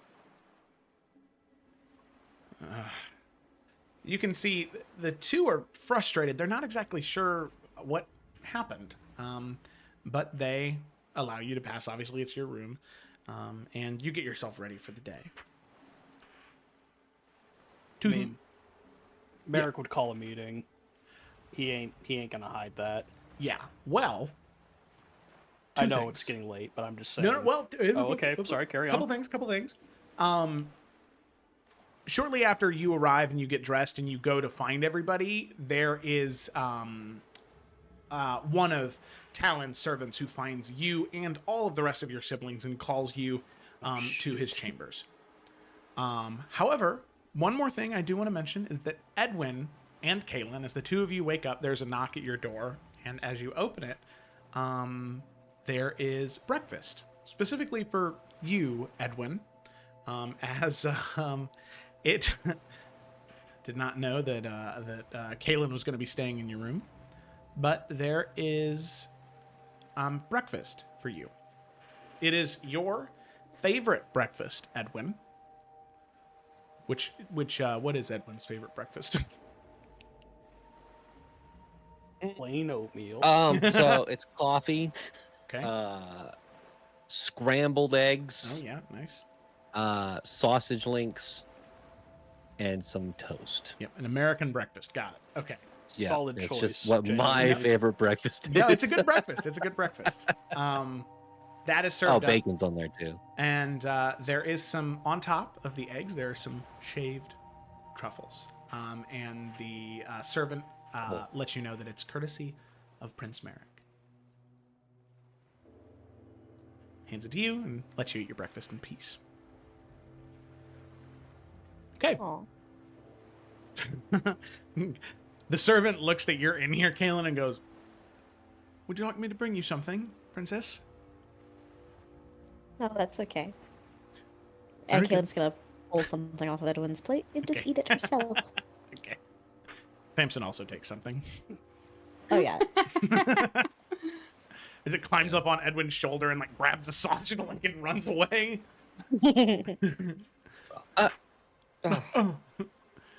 But Must pay the tax.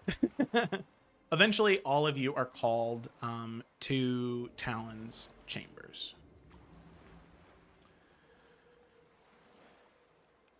As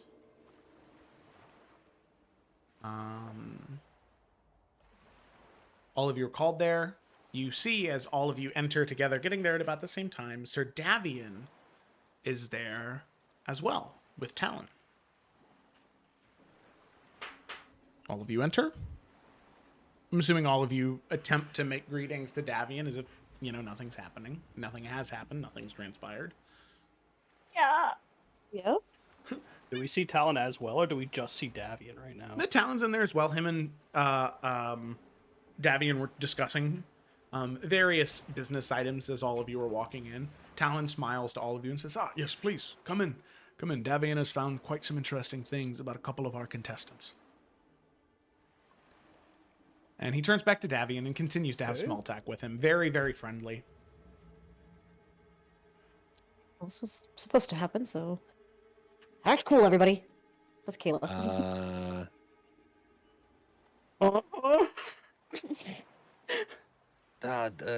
And and when I mean, Kalen would probably see it first. Uh, he slowly goes towards the dagger on his side. Kaylin will slowly put her hand on his hand. And he stops. Devian, we are very excited to hear what you have to say. Yes, I think it's information that will be quite helpful in your choice, as typically the best choice to make is the most informed one. Yes.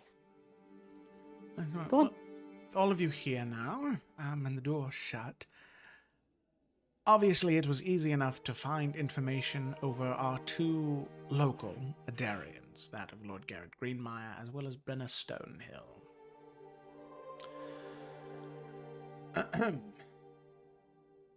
It seems as though, in regards to Lord Garrett, his connection to the undead is not just that of his defense of the Thornfield lands. Apparently, for many years before that, he had been collecting texts and books over necromancy, studying it. Now, with any of the places he traveled to, or individuals he spoke with, it was to know the enemy, to better slay the undead.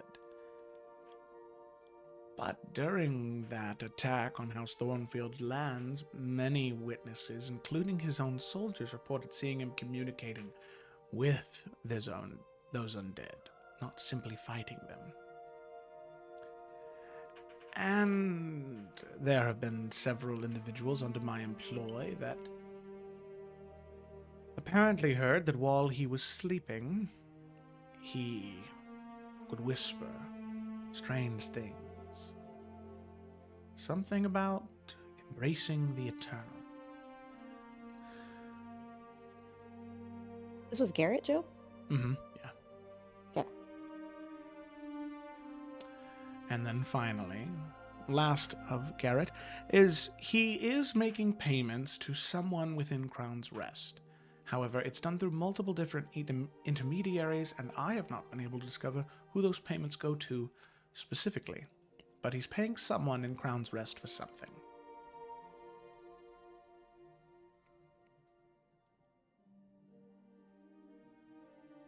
No. Never gonna be president now. Never gonna be president now. References, anybody? Okay, Yep. no, okay. Thank you. I think I've heard Hamilton before. Okay. No, I loved it. Thank you. If that's not what's happening, I will be depressed. Okay. So, he'll sort of pause for a moment to see if you guys have any follow-up questions for him. If not, he'll move on to Brenna. They move on for now. Yeah. And secondly, Brenna Stonehill. Now, Brenna apparently has been having meetings with several representatives of House Umbren on 3 separate occasions in this past year. And there was an amulet discovered within her room during the events of the previous trial, with the mark of House Umbren, kept within her room, specifically within several pieces of luggage of hers, one crate in particular with a false bottom. It seems as though, unconfirmed, but from the reports that I have gathered into her business in relation to House Eldrin, it seems as though several of those ethereal entities remain active in the Eastern Mines, and she exchanges with them information.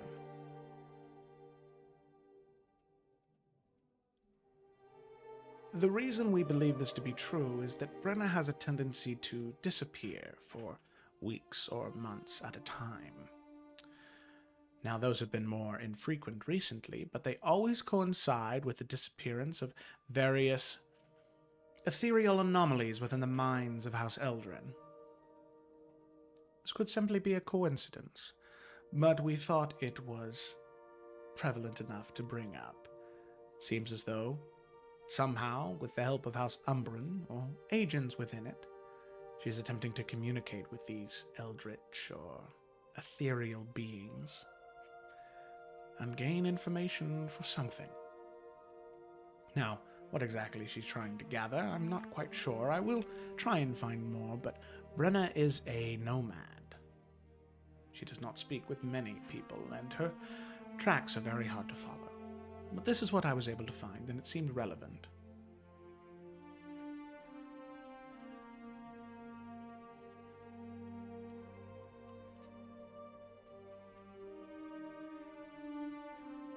Joe, when he's done going through all this, can we have this on paper? Yeah. Thank you.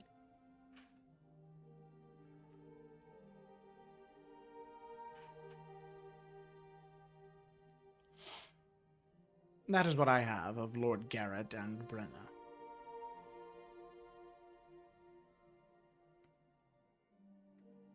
Well, thank you. I mean, so far, it's hard to say, or these are just vague, day-to-day things that could be, I don't know, it's hard to make assumptions when we only have so much to go off of, but it's good information nonetheless, just to know. Of course. And there are pieces I'm putting together over the other participants as well, but it is a little more difficult. I will say the Thalia from Elysia will be a little bit easier considering, well, Octavia, your uncle being here. That is strange, I will say. Strange? Yes, Elysians do not travel out of their own lands very often. I am curious as to why he would come in place of the Queen. As for such a monumentous event, it seems as though it would be rather important that she would be here. Yeah, well, we're gonna have like a little family dinner soon, so there's just been so much going on with the festival. So, but that's not too weird, you know. He decided he wanted to come see me in place of my mom. So.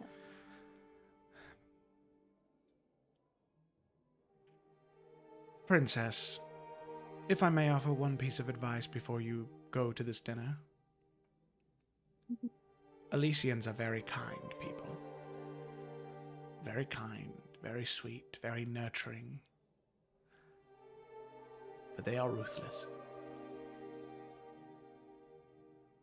Very much so.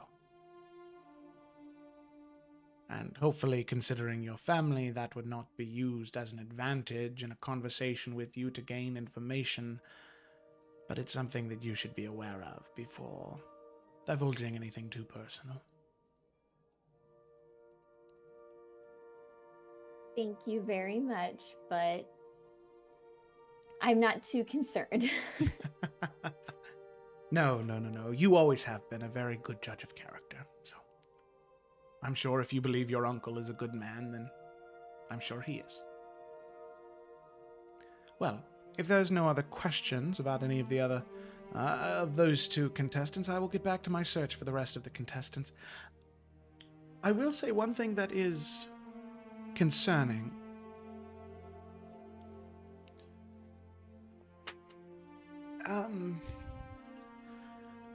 I can find nothing on Astarius. He arrived with no one. There is no records of any contacts that I have been able to make in the Astral Sea of him at all, and he has no belongings at all. He didn't come with anything, and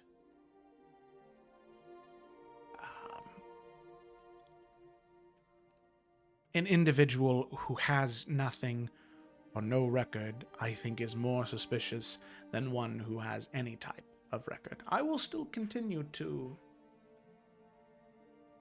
dig, but I wanted you all to be aware of that as well. He seems rather eclectic, to say the least.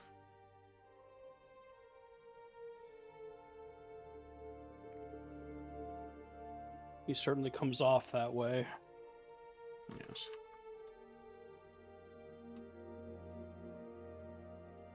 Oh. Thank you for the hard work. It's appreciated. This is all good to know. Of Of course. As I said, I'm very happy to be of assistance to the King's Hand. Well, I'm sure there is much all of you have to discuss and to prepare for the day's festivities. I will allow you to get to it. Farewell. Goodbye. Have a good morning. And he'll Thank bow. you. And he'll leave.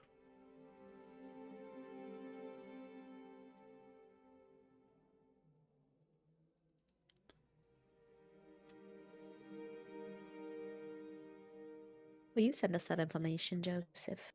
Uh-huh. Thank you. I'll send you the two big chunks. The thing about Astarius is that he's just got nothing. That's Yeah. not what his actual confidential dossier says, but that's what Davian has so far. For sure. Thank you. As Davian leaves the room, Yep. Edwin, laser focused on Talon, is going to see if his. He just wants to watch his reaction. Oh yeah. If his face changes. Oh yeah. You Okay. can see the years of barding around the world and all of his ability to save face and political engagements. You can see all of that wash away. I mean, he seems so genuine and kind and nice to Davian to his face. As soon as the door shuts, Talon immediately goes from like angry old man face.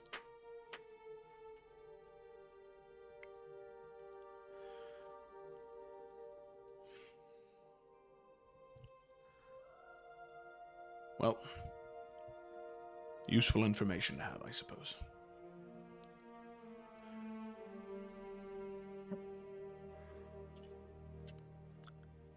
Edwin is looking in Talon's direction, but like with a angry stare. Mm-hmm. There is something I do need to ask about. And I think some of you may know what I'm going to ask about.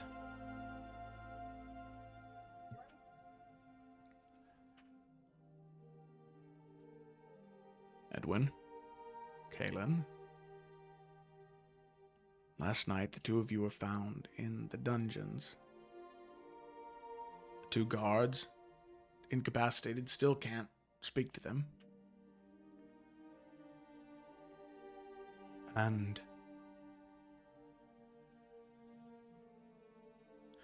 the man who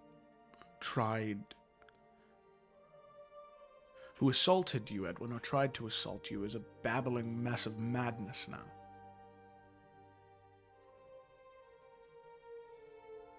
Do either of you have any information as to what happened? Anything you'd like to share?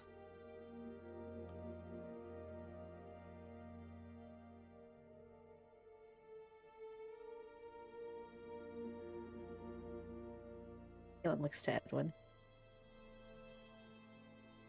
Sit up.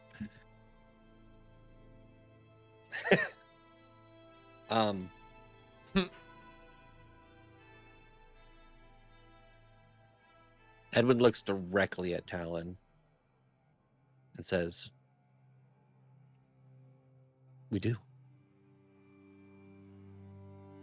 But are you sure you want to hear about it now?"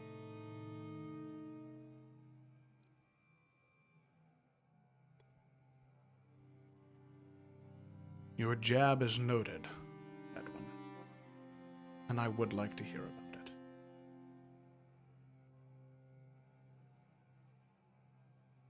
Fine. After last night's talk, I went out to find Davian. I then found myself in the dungeon, confronted with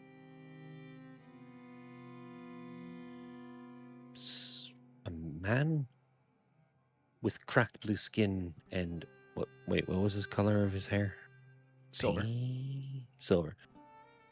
Silver hair, cracked bluish gray skin, and a shepherd's hook.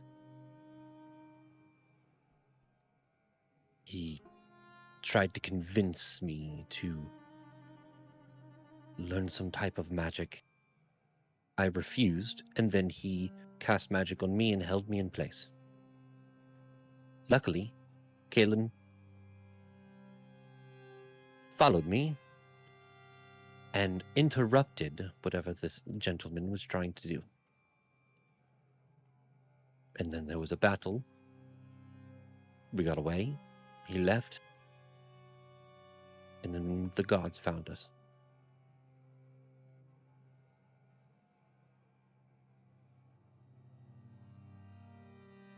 After that, we went up. We heard about those other two gods. And Kaylin stayed in my room for the night.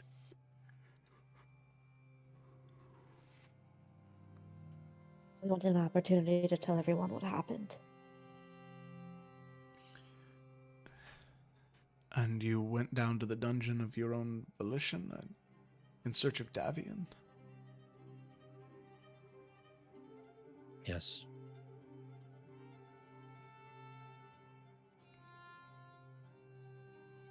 I watched Edwin leave his room very angry.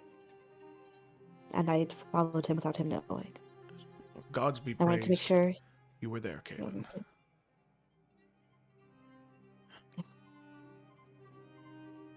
I was worried that he would do something unwise. Which I did. But If it wasn't for Kaylin, I don't know. I did something irrational and stupid, out of anger. For that, I'm sorry. We all make mistakes when we're angry. What matters is that the two of you are safe, that you escaped whoever that man was.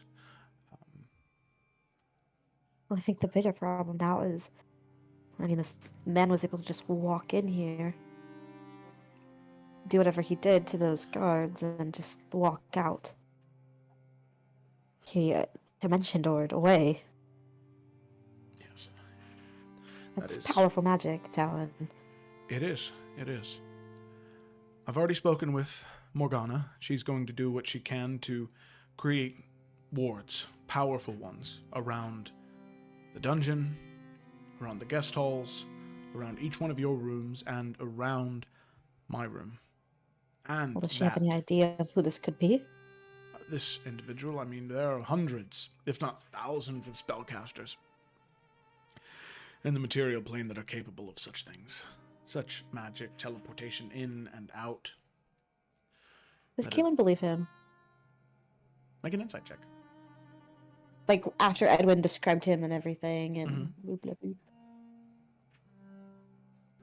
Insight.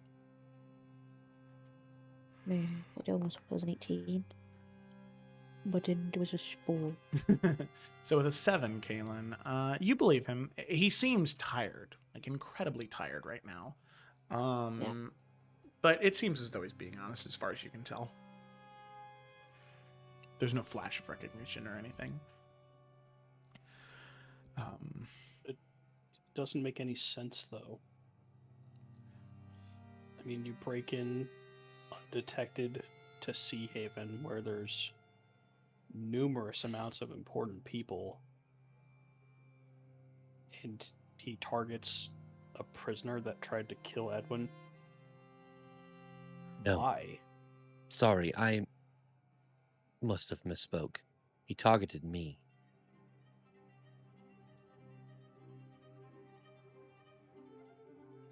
One bit of information, and he looks over at Kaylin, that I forgot to mention. Not. Go ahead. No, yes, she wants you to say it. She wasn't sure if you were going to say it. Before we got away, he called me nephew.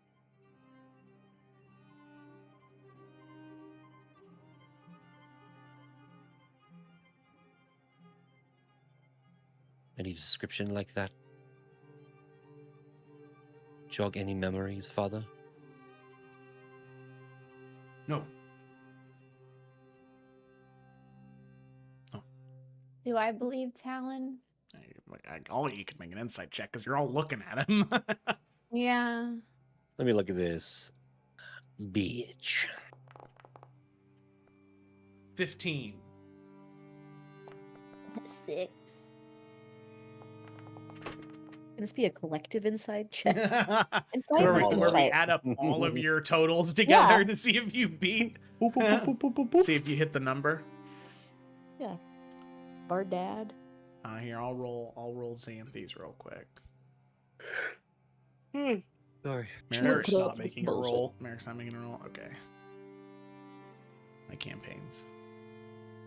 I don't know if Xanthi would, but I figured I'd give you guys the opportunity. here. I think Xanthi definitely would. You think so?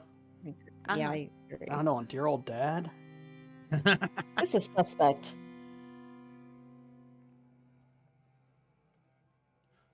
Doop a doop a doop a doop a doop a doop a doop. Insight. Ooh, not so great. Oh, it did not. It did not go through. Oh, it did. Oh, Game Master rolled privately, so it was a 14 plus 0. I can take a screenshot real quick so that way. No, you No, I don't We know. believe you. Do you? All right, everybody. You roll didn't even another have to insight offer to check. roll for Xanthi. Yeah. Here. No. I'll post the screenshot because I'm not Dude, a I can just I'm not a filthy Throughout this- cheater. throw out this whole session. I'm like, man, if Xanthi was here, she'd be so Tear it apart. fucking pissed. She'd be Yup. Joe's gonna come back and start shouting at I'm everyone. so excited to see what Jen does next week. Okay. We love you, Jabba, when you listen to this. We're so excited for you to yell at us. So, as far as all of you can tell, he's telling the truth. As he says, he sounds to me like an Arcan. That sounds evidently plain enough. The dark gray, grayish blue skin is common in male Arcans. The silver hair as well. And he didn't give you a name, did he? Did he? Yeah. He did, yeah. Velish, Velkosh. Voresh. Varesh. Yep. Velquish. Velcro. That's the past tense of vanquish. Yeah. Voresh. That's Maldarian.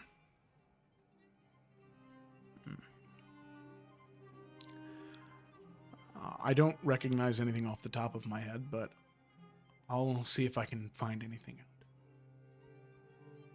Maybe Morgana will know something. She's more familiar with those who are potent spellcasters nowadays. Most of the ones that I knew about have either retired or passed away or died on some other adventure.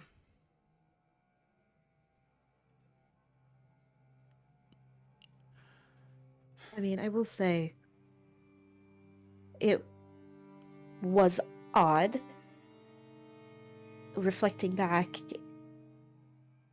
Edwin and I both cast things towards him and he did not retaliate. Instead, it was spells to hold us in place rather than to cause harm. I think that's important to note. And he wasn't trying to... He was just trying to stop you. He wasn't trying to... It seemed that way. And he had plenty of opportunity to do something to harm either one of us, but he didn't. Well, did he just?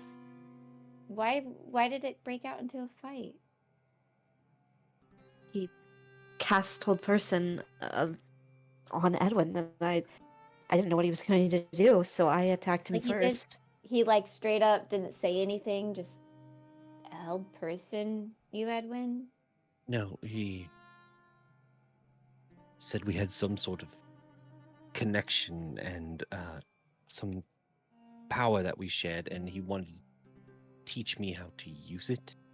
And then he pointed, he opened the cell of the individual who attacked me the other day and said, let's experiment on him. To which I immediately said, I am not evil, no. And then I tried to walk away. And that's when he held me in place. What shared power? Did he like specify? Because that could help us have a lead too. Like if he's, how did he cast? Do you guys remember what style of casting he used? That's a good question. Joe? Was it the Arcan way? Bitch Tree boy. finger Three finger. way? Three fingers? it was not the Arcan way. He Actually, Edwin didn't see it because he had his back turned towards him. But Caleb did, right? Kalen did. Yeah. Oh well, he did cast other spells too. I was gonna say he cast more Yeah. than one spell. Plus, you can Um, turn your neck. Kalen, it was font magic, so it was arcane in its origin. It wasn't worldly. It wasn't that of like a cleric or a druid. It was font, and it seemed as though when he was casting, he was using the gauntlet as a focus, and it seemed as though there were these kind of like two halves, this sort of like twinned casting. There were the gauntlet was that sort of like blackened steel, but the threads that emerged from it were these like strands of white. So it seems as though he's pulling from two different planes simultaneously, which is Virgins style. The same style that Talon uses, as well as that Elendara said that Xanthi would need to learn.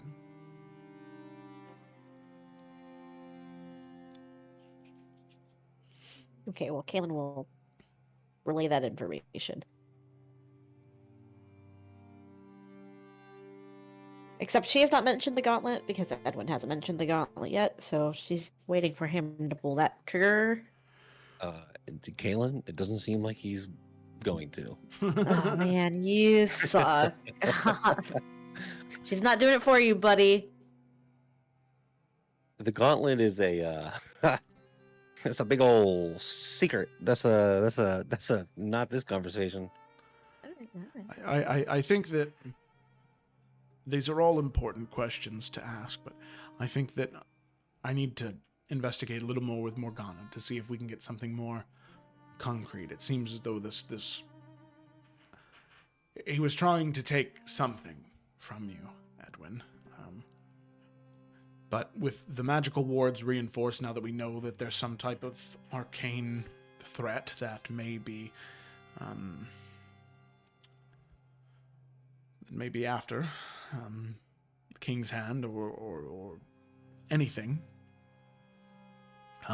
I think that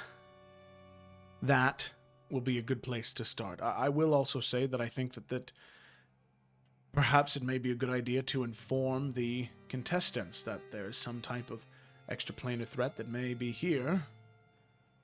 And if any are stopped on the grounds of Skyhaven, that could be a great sign as to whether they would be a good sentinel or not. But I leave that up to all of you. I don't think that's a bad idea.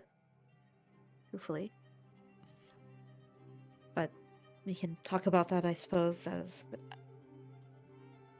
the hand leader. Yes. I think we should all, if possible, change our sleeping arrangements. I think we should all be in the same room. I think that's a very good point, Merrick, because of something else that crossed my desk this morning.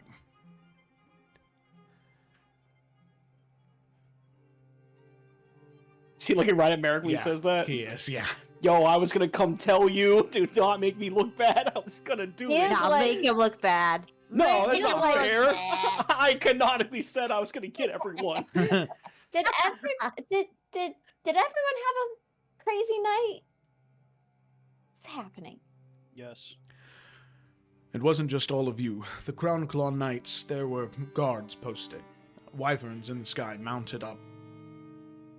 They could have swore they saw in the distance wings. How far in the distance? At least a mile, maybe more. But they could hear it. And so all of the Crown Claw Knights were pulled from their post last night because they were afraid that some dragon incursion was coming.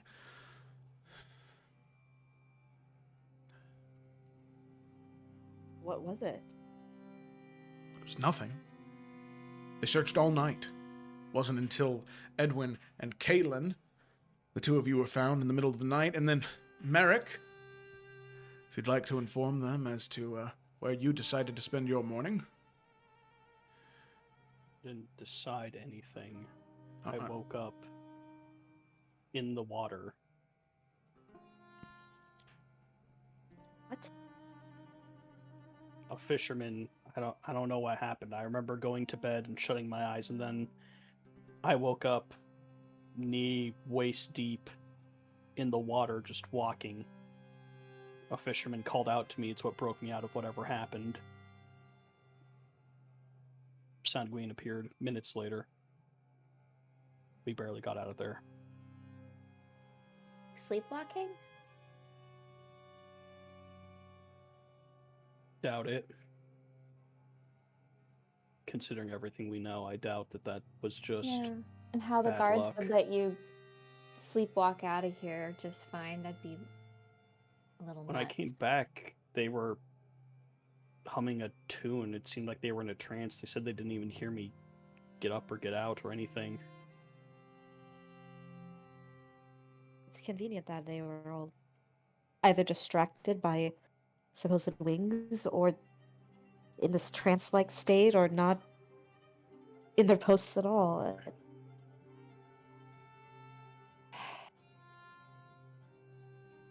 We all definitely need to stay in the same room.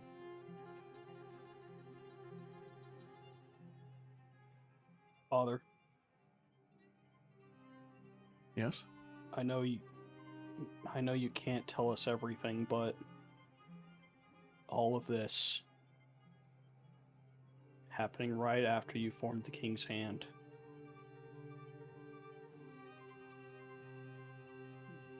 I'm sorry, but it can't just be coincidence. Is there anything you can tell us? All of our lives are in danger. Whether it be from spirits, assassins, the deep, the dark. What do you know?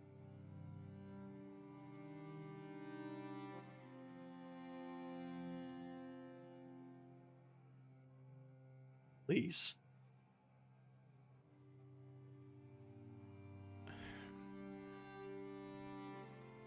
There are only two things that I know, Meg. One is that when groups of individuals fall into uncertain times like these, and all of you seem to have such strong pulls in different directions and entities pulling at you, it can create a great deal of stress in the world. It can make things happen that wouldn't otherwise happen. It's hard to explain.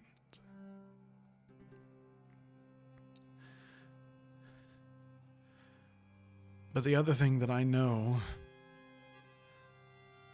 is that regardless of all the pain and suffering that is happening now, the only way to ensure that Adaria is safe and that all of you at least have a chance was by forming the King's Hand.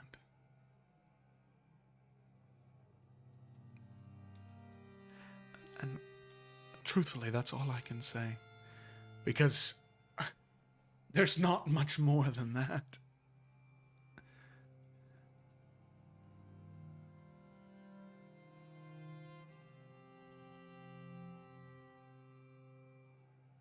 When this first began, I was worried that one of us wasn't going to get through this alive. I'm now scared none of us are. Merrick, the only way that none of you made it out alive was without the King's Hand. Together, you are stronger. That much I can promise you.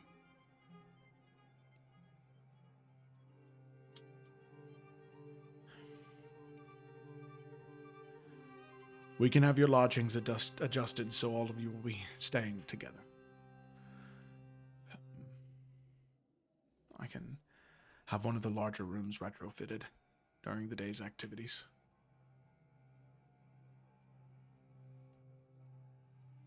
I would like to, during the day, even when all of you are not there, to at least have 2 Crown Claw Knights in the room to make sure that no one gets in the room and no one is in the room when all of you aren't there. If you wish, you can send the guards out and you can go in, but I would prefer to keep them in there during the day when you're not there. I think Understood. that's reasonable.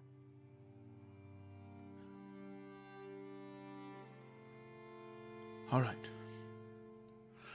Well, and he sort of looks out the window. I think the next trial is going to begin within the next 30 minutes. I think it's best that we get a move on, as there are appearances to make.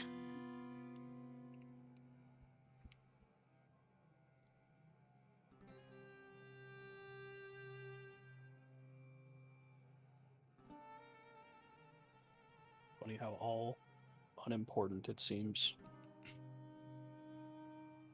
But you're right. I think once we have a new sentinel picked, I think that the time for political missions for all of you will be over. I think you'll be heading out into the world, forging your own path.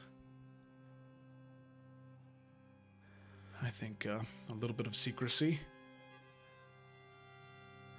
and getting maybe further away from the crown and the guards, I think it may help make things less obvious.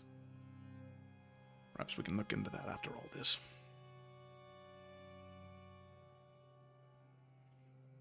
All right.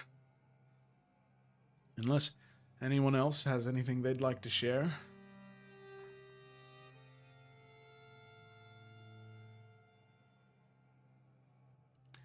No. All right.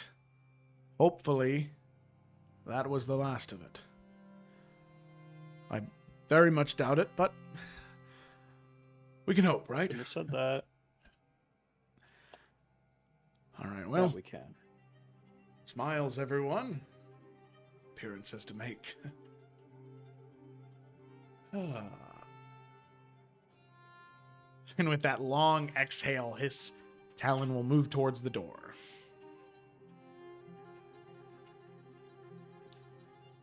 And with that, as all of you head out and head to the third trial, Oh.